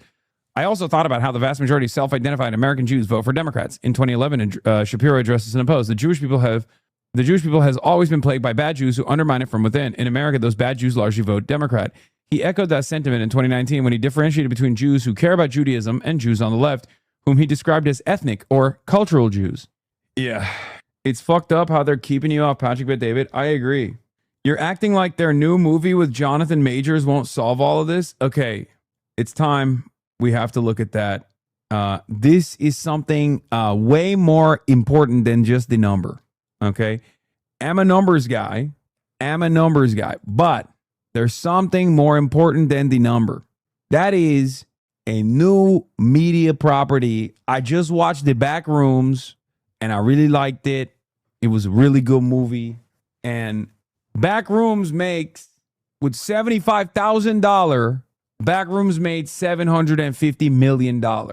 Now, Daily Wire could turn everything around. They could turn everything around with this new movie. Let's take a look at this new movie. We have a terror warning in Northern Virginia. Radical Islam has designs openly on the West. The FBI thwarted a terror plot on New Year's Eve. Violent attack over the Halloween weekend in Michigan. Protests on college campuses showing no signs of stopping. What? Coming soon or already here. So this is And I'm going to read you the log line for the new Jonathan Majors new film for the Daily Wire. When radical Islamic terrorists hijack a liberal college's pro-Palestine encampment to enforce Sharia law on students, a ragtag band of red-blooded students, a security guard tired of Uncle Tom smears, and a Delta Force veteran must arm up to save their clueless peers and keep America from surrendering to the enemy on its own soil. Fucking amazing. I cannot wait for this movie to come out. And I mean that sincerely. It's going to be awesome. Because, like, the Uwe Boll movie about the white racist guy going on a rampage, killing, like, every Muslim in Europe is doing numbers with the racists on Twitter right now. And it's really funny that they have to act like it's a fantastic movie, right? They have to act like it's the greatest movie of all time whenever they watch another shit-ass movie. But this one, I think, will be really good. Also, incredible stuff considering that, you know, these people have to sit there and act as though they enjoy this dog shit. Or maybe it's a fate worse than that. They do enjoy this dog shit. Yes, Jonathan Majors, the actor from Lovecraft Country who got arrested for beating his girlfriend. I don't even know exactly what happened with Jonathan Majors. I think he was like caught doing domestic abuse or something, right? But of course, immediately Daily Wire picks them up because he got blacklisted. He thought his girlfriend was Hamas. Oh, nice. Wait, he died? No, he didn't die. He got deleted from being the next primary Marvel villain. Wait, he didn't die, but did he fall out of a window when filming this fucking dog shit movie? Jonathan Majors' window? Oh my God, Jonathan Majors falls out of window on set. And camera set. After being found guilty of harassment and assault in 2023, Jonathan Majors was dropped from his major roles, including his Marvel role as Kang, that's being produced by the right-wing media company, The Daily Wire. Here we go, guys. Ready? In 3, 2, 1, action! The production has been poorly organized, and the crew have expressed... No! Oh. Yeah, so the glass... No, he didn't die, dude. The fucking producer goes, oh, the aftermath? We shot it. Use it. Yeah, that's Jonathan, and yeah, they might as well use it in the film now, because yeah, at least they did that fall for something. He fell out of the first floor window. Zachary Levi is also in this movie, but he's so washed that no one cares. Bonus on this film, Majors falls out of the window while shooting. Deadline reached out for comment about unsafe conditions on the set. The producer said they don't negotiate with communists. It's one of the funniest things. Yeah, he's not dead. It's just his career that's dead. One of the funniest things about people that like work with these right-wingers is that, you know, a buck is a buck, right? Like a lot of people are just like, okay, I'll just fucking make money wherever I can. I'm desperate. But then when these like anti-communist, anti-trade unionist right-wingers will treat them like shit and the job site conditions will be awful, they get shocked. And it's not like they were hiding their position. You know what I mean? Like, yeah, you're not getting workers' comp for falling out of that window, big dog. Guess what? You don't miss your football game? Dude, it starts at 7 p.m. It starts at 7 p.m. Okay? What do you want me to do? Do you want me to go there and fucking pregame? Like, 7 p.m. PSD is when it starts. E.L. Jacoby is Belden posting. Oh, yeah, I saw this. This was really funny. Here's Ryan Grimm, a frequent on Megyn Kelly's show, hanging out with Daria Lisa Chevalier. He really fucking didn't even try to write this correctly. Many of us spent the last year defending Trump and urging people to vote. Others have promoted woke communists. My favorite in this photo is the Brace Belden being spotted. I do not feel safe. Let me be clear. I do not feel safe. I love that. Do people not start 1 hour early? What do you mean? What does that even start? What? Tight security took me an hour to get into the Jordan-Algeria match. It'll be fine. I saw this morning and I thought it was fake. Is this real? It's not, right? There's no way this is real, right? Because like, look at this from the back. It straight up looks like he's got a schlong on him. What's up with these fucking horrifying statues of famous soccer legends? From the back, it looks like he's got a dong. From the front, he looks like he's about to sit on it. Like, it literally looks like, you know, he's about to start an OnlyFans career sitting on a bad dragon. Someone with this PFP like my phone. Okay, but There are dudes in Hezbollah that look like this without even looks maxing. They're fucking mogging old Clavicular, not even Clavicular 2.0, who looks way worse than Clavicular 1.0. Why do you know about Bad Dragons, Hasan? Buddy, come on. I've been a demon on the internet for however many years at this point. You think I don't know about fucking Bad Dragons? What are you, crazy? To carry you across the finish line. An hour later, he clarified that he doesn't care if you're a progressive, a moderate, or a conservative, but he highlighted that there was always an understanding that building a stronger party was part of the job. Senator Chris Murphy responded to that, arguing that the party is the voters and that leaders need to listen to the voters who are demanding that the party be bolder. Joining us now in our fifth seat is Jumaane Williams. He's the public advocate for the city of New York. And Jumaane, I wonder if, just to respond to what Jamie Harrison is saying, is he right to say, if you're not a card-carrying Democrat, get out of our party, don't even bother running? First, I start off every sentence with Nixon 5, so I just have to put that out there. Okay. But the truth is, he's incorrect. Like the whole context is wrong. And we keep pretending somehow that the people in power in a lot of places were not folks from outside who came into the party one way or the other, who didn't like what was happening, said, I'm going to try to make some change. And that's what's happening here. And quite honestly, what we see happen in New York City. Dude, what is going on with Abdul, man? This is the second video that he's done that's cringe. Medicare for all. Here's the mail, it never fails. It makes me want to wag my tail. When it comes, I want to wail. I didn't even play the last one. The last one is even more cringe than this. What the fuck's he doing? Leave him alone? No, it worries me, man. You can't be cringe. You don't know, but these go hard with millennials? No. Come on, man. Come on. We can't be. No, farm aura. Farm aura. Have powerful aura farming moments. Bro, you're harming the campaign. Stop now. This is not going to work. Are you talking to me? No, dude, he should be aura farming, not jester maxing. Y'all are wrong for this.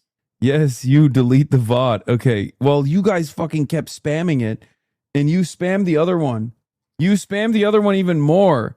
Jay Mershon constantly was spamming him dancing and singing. That one was even more cringe. As a Michigander, I can tell you this will work. We're corny as fuck. I hope not. Wait. President Scott Libido was interviewed? Trump has done to make this city safe. You contrast that, Scott, with New York and the jihadist communists that have taken over. As a New Yorker, how do you fix this? Look, I've been preaching for 3 decades to people about this day that would come for cities like New York, and nobody listened to us. Tinfoil hat guys, but they're listening now. And I'm happy that it's happening now as opposed to 4 years from now, because they would have just built up a lot more, and a lot more of us Americans who I see are so spoiled that all they want is us to fail. They hate this man so much. They don't want the reflecting pool to be pretty. They don't want the statues to be pretty. They don't want the crime to be down. They hate us so much. They don't want the reflecting pool to be pretty. Buddy, I think there's only one guy who's responsible for the reflecting pool not being pretty, okay? You're not going to like the answer to who that is. It's Trump. Zorak Tabimi. What the fuck? Zorak Mamdapadu. They don't want the borders to be secure. It's self-loathing that these people have, and it's because they live in this time of milk and honey. A lot of this generation never got punched in the face or had defending a woman in the bar. They never got a splinter doing a hard day's work. They never changed a flat tire for some little old lady on the side of the road. They suck up the milk and honey, and most of them are sons and daughters of capitalism that embrace this socialism, like in New York City. So it's going to bite them in the ass. It really is going to bite them in the ass. So I'm sitting back and watching, as they say, and I like to say it all the time. It's a negative statement, but it is a positive statement at the end, because the forest needs to burn. When the forest is completely burned to the ground, what happens? It rejuvenates itself back to its original self. And here we are, very emotional.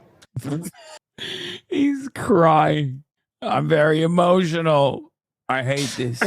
250 years of this incredible concept, the greatest invention in the history of the world is America. And we're right on this this battlefield once again. And we're going to win. We're going to be victorious. And this 2 weeks where I'm going to be planted doing what I've been doing for 30, 40 years is painting Old Glory, celebrating America, and I'm going to be smack dab in the middle of it. And it is going to prove to the world and the rest of this country, you know what? We can actually come together. We don't have to look. This is my favorite type of guy, bro. Straight up. Guy who's like, oh, we're going to shock the world with my art. And then his art is just him fucking finger blasting a canvas. I like it a lot more when he's talking about Zorak, Babadoobie. I don't like it when he's crying. I don't like to see my goat cry, shed real tears, you know? He cried, I cried, we crowed. I don't like it. Each other, I love discourse. That's the beauty of this country. It's called balance. If it was all one-sided, this is what's happening right now. The liberals, the Democrats have let the wild radicals take over. They took over. They let them go too far. And look at what's happening. We need to bring that back down. The Democrats need to make that move. Zoran Mum Dandy. He's replacing every pizza parlor with a halal stand. I can't fucking stand it. Latest attack is crazy. Private home ownership bashing. Daria Lisa Avila Chevalier's father is a landlord and rents Miami condo for $1,750 a month. Wait, isn't that fucking cheap as hell? Am I crazy? But $1,750, that's like, isn't that quite affordable? Or am I busted from Los Angeles, guys? Like, because $1,750, you get like a shoebox in LA. Like, that's not that it's like, you know, relevant to the point. What the fuck does that have to do with Daria Lisa? I pay $1,750 in fucking Minneapolis. And yeah, Minneapolis also doesn't really have like that big of an issue with housing, if I'm not mistaken. They've like pumped those units numbers up. If you look at the article, Sweetwater, it's like 10 miles away from Miami Beach. Oh yeah, way better than other spots. So what's the thing I don't understand is, like, not only is her dad just like renting a relatively cheap Miami condo, but like, what the fuck does that have to do with Daria Lisa?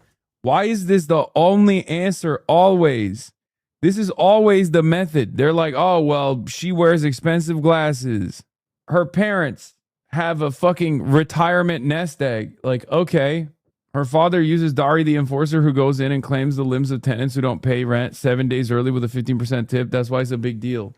Yeah, the average rent in Miami is approximately $2,700 to $3,200 a month.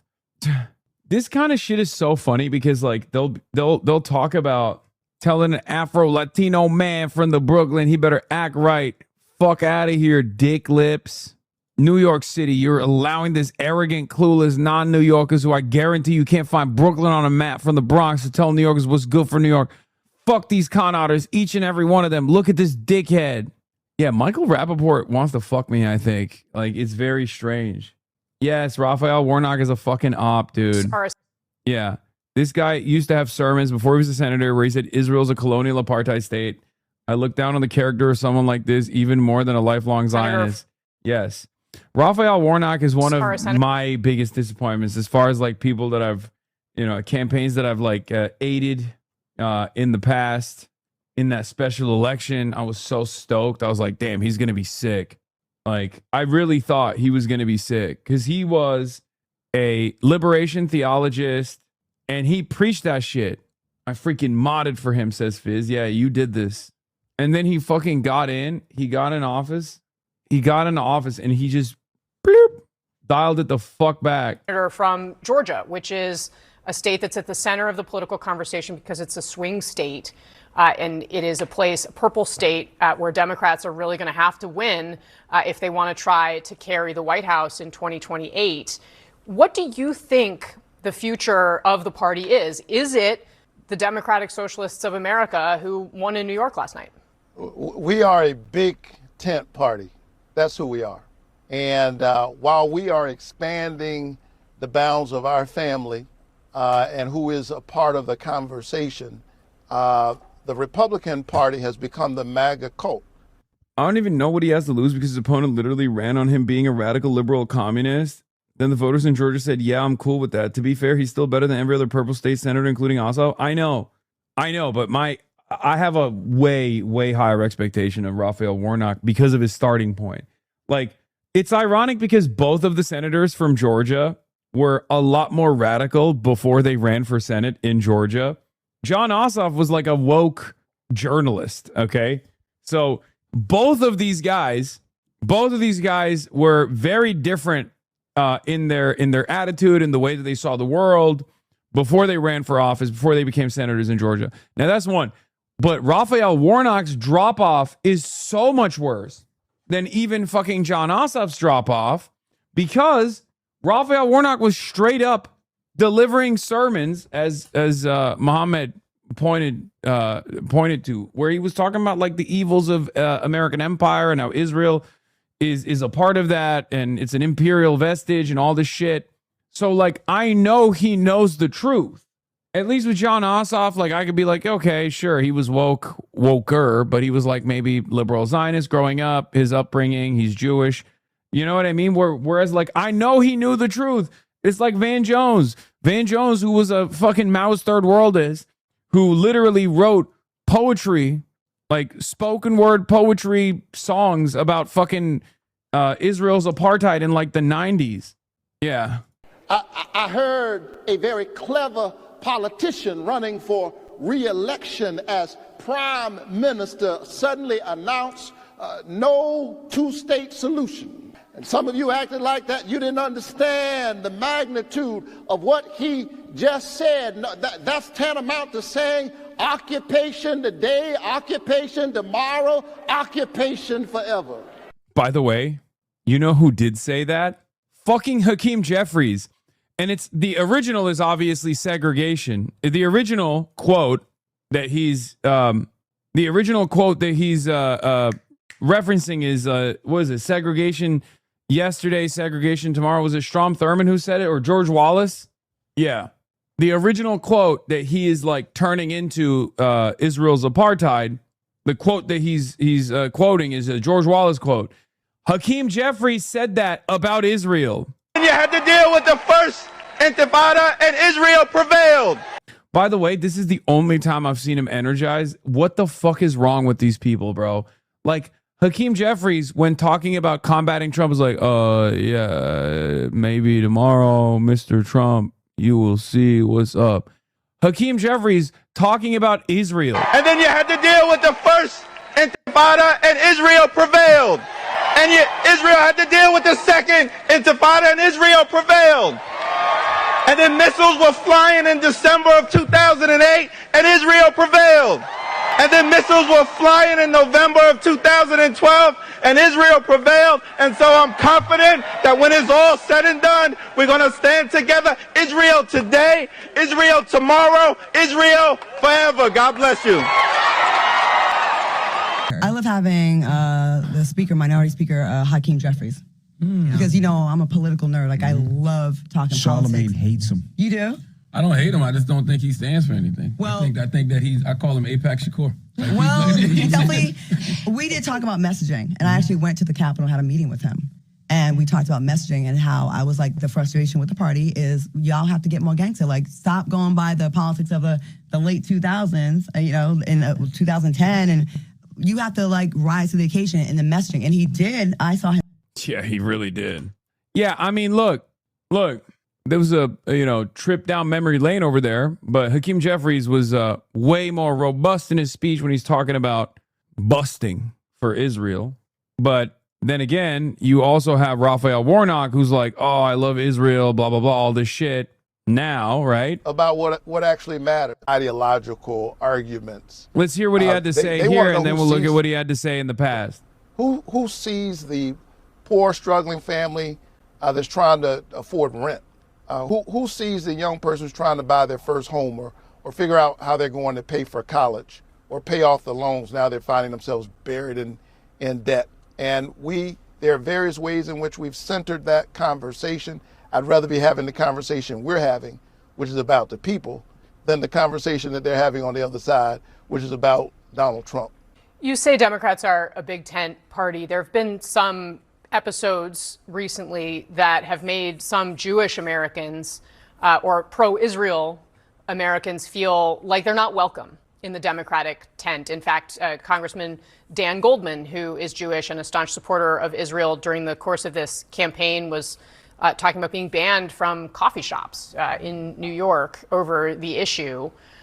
Do you think that the Democratic Party should be fundamentally pro-Israel? We are a party that believes in Israel's right to exist. It is our most important ally in the region. But as a pastor in the Senate, what I try to do every day is to center people's humanity, center the humanity of Palestinian people as they fight for their right to be. And that's what is my North Star, what's right. Bro, you can see, like, I know he doesn't believe this. He's not even doing a good job. He's like, well, the Palestinian independence, right? I mean, that's like, I care about that. Bro, you know the truth. Just say the truth. What do you mean? Oh, I believe in Israel's right to exist, of course. Like, he has to get permission to say, like, as a pastor, I obviously care about the victims of Israel. Just fucking as a human being, how about you say it's a genocide? No country has a right to do a genocide, and we must hold Israel accountable. Every single day, the notion that all of us are children of the living God. I think Israeli mothers and Palestinian mothers put their children to bed every night, and they want for their children what every parent wants for their child, that they might live in safety, that they might go to sleep in peace, and that they might awaken to a world that affirms their humanity fully and completely. And that's the work that I try to do. He doesn't want to get massied. It doesn't work like that. In the Democratic Party, it doesn't work like that. Dude, what are we talking about? This entire conversation is happening off the heels of like a sequence of Democrats who just got cast out of the party for being in defense of Israel.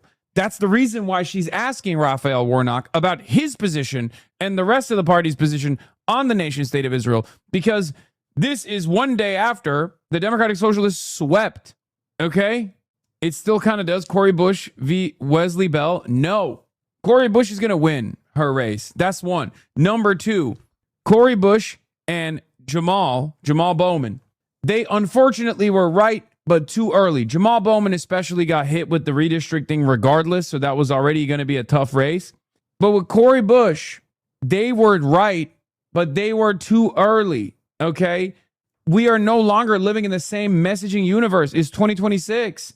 We knew the truth, but many Americans have only recently found out. What I want is there is no world where in 2024 you have a sequence of electoral victories coming back to back like this with like a Brad Lander, Dan Goldman margin, right? That Brad Lander race is probably the most important one. As far as an upset goes, obviously Daria Liza's is the most important one. But as far as like the issue of Israel goes, Brad Lander versus Dan Goldman was the Israel election. Okay? That's it. That's a wipeout. That is an unbelievable wipeout, which is part of the reason why they don't want to talk about the margins, and they don't want to talk about the demographic profile of the voters, many of them Jewish, and they don't want to talk about Brad Lander also being Jewish. Okay? Brad Lander fucking smoked Dan Goldman. Absolutely cumstered and dumpstered him.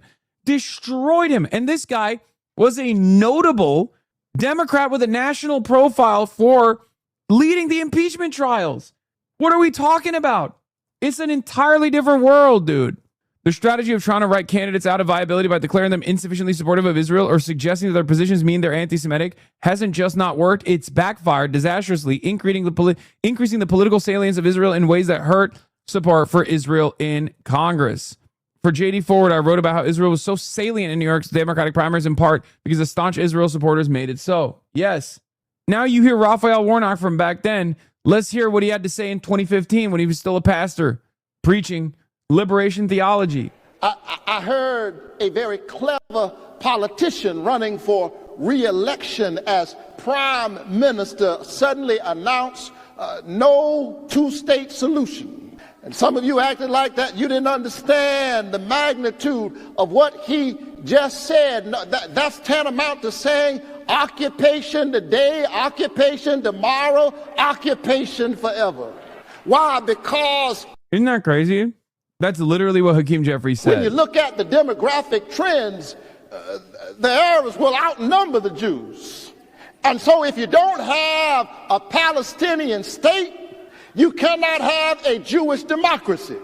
The state will either be Jewish or it will be a democracy.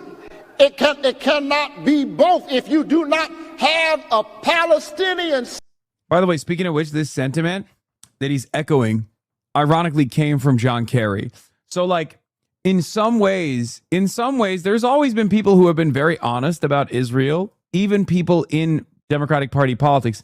What he's saying right there about you can only have a Jewish state or you can have a democratic state. You can't have both. John Kerry said that around this exact same time frame, as a matter of fact. So just remember that too. So like in some ways, it's not that far-fetched. State, you will have to have apartheid in Israel that denies other citizens, sisters and brothers citizenship. Or you will have a democracy that is not a Jewish state. Yeah. Anyway, I got to go because I'm going to be late if I don't go now. And you guys are yelling at me. I'm officially cutting it close to game time. All right, shut up. I know. Anyway, love you guys. I will obviously see you tomorrow. So much more fun. So much more stuff. I mean, I don't know what's going to happen. I'm going with Tadic and my brother and a bunch of other friends. But what do you call it? Turkey or USA? Turkey, duh. Obviously, guys. Yes, of course I'm fucking championing Turkey. What are you talking about? Like, you think I would support America against Turkey in a fucking game of soccer? You have to root for the underdog. What do you mean? Turkey's not even making it out of the goddamn group. It doesn't matter. Even if they beat America, which they probably won't because the United States has actually a very good team. But yes, if you're asking me who I'm in support of in this game, of course it's Turkey. Anyway, but yeah, I'll see you tomorrow and I'll let you guys know what happened. All right, peace. Love you. Bye. Stunning lo-fi introduction, starting off the day. All the chatter's trickling in, hostile people hate. Sunny in Los Angeles, California, says Hasan. The stun lock to the stun lock to the topic's just begun. 'Cause there he is again, Hasan is streaming. Hasan is streaming. There is again. Hasan is streaming. Hasan is streaming. Reviewing a Chinese train, telling Kyle place. Sun and Asmin chatter laws, giving Grenades grace. Zoran winning NYC, woke two back with the force. The Rogan of the left, to me a dumb himbo, still of course. The Charlie Kirk assassination, the Fear and Online show. 8 full fucking years of this, and plenty more to go. Doing fun stuff tomorrow, throw PBS up on the screen. A man-made horror reaction brought to you by this life's dream. 'Cause there he is again, Hasan is streaming. Hasan is streaming. There he is again, Hasan is streaming. Hasan is streaming. Kicked out of the DNC, IRL with March the Goat. Commenting the propaganda that shoved down people's throats. CBS Israeli news, a coup, a regime falls. A full-blown fascist takeover, and still the duty calls. Total radicalization coming out to see. The system will always fail, it's up to you and me. On these daily streams, whether short or whether long, have helped millions of people keep it moving right along. 'Cause there he is again, Hasan is streaming. Hasan is streaming. There he is again, Hasan is streaming. Hasan is streaming. But hey, what can you say? That's PBS for you. But he'll play games real soon. Just you wait. Say, hey, what can you say? That's PBS for you. But he'll move on real soon. Just you wait. Ba-da-da, ba-da-da, ba-da-da-da-da-da. Hey, what can you say? Hey, that's PBS for you. But he'll pull your lawns real soon. Just you wait. Sha-da-da, sha-da-da, sha-da-da-da-da-da. Hey, what can you say? Hey, that's PBS for you. But he'll do your advice real soon. Just you wait. But hey, what can you say? That's PBS for you. Brought on by viewers like you. Just you wait. Just you wait.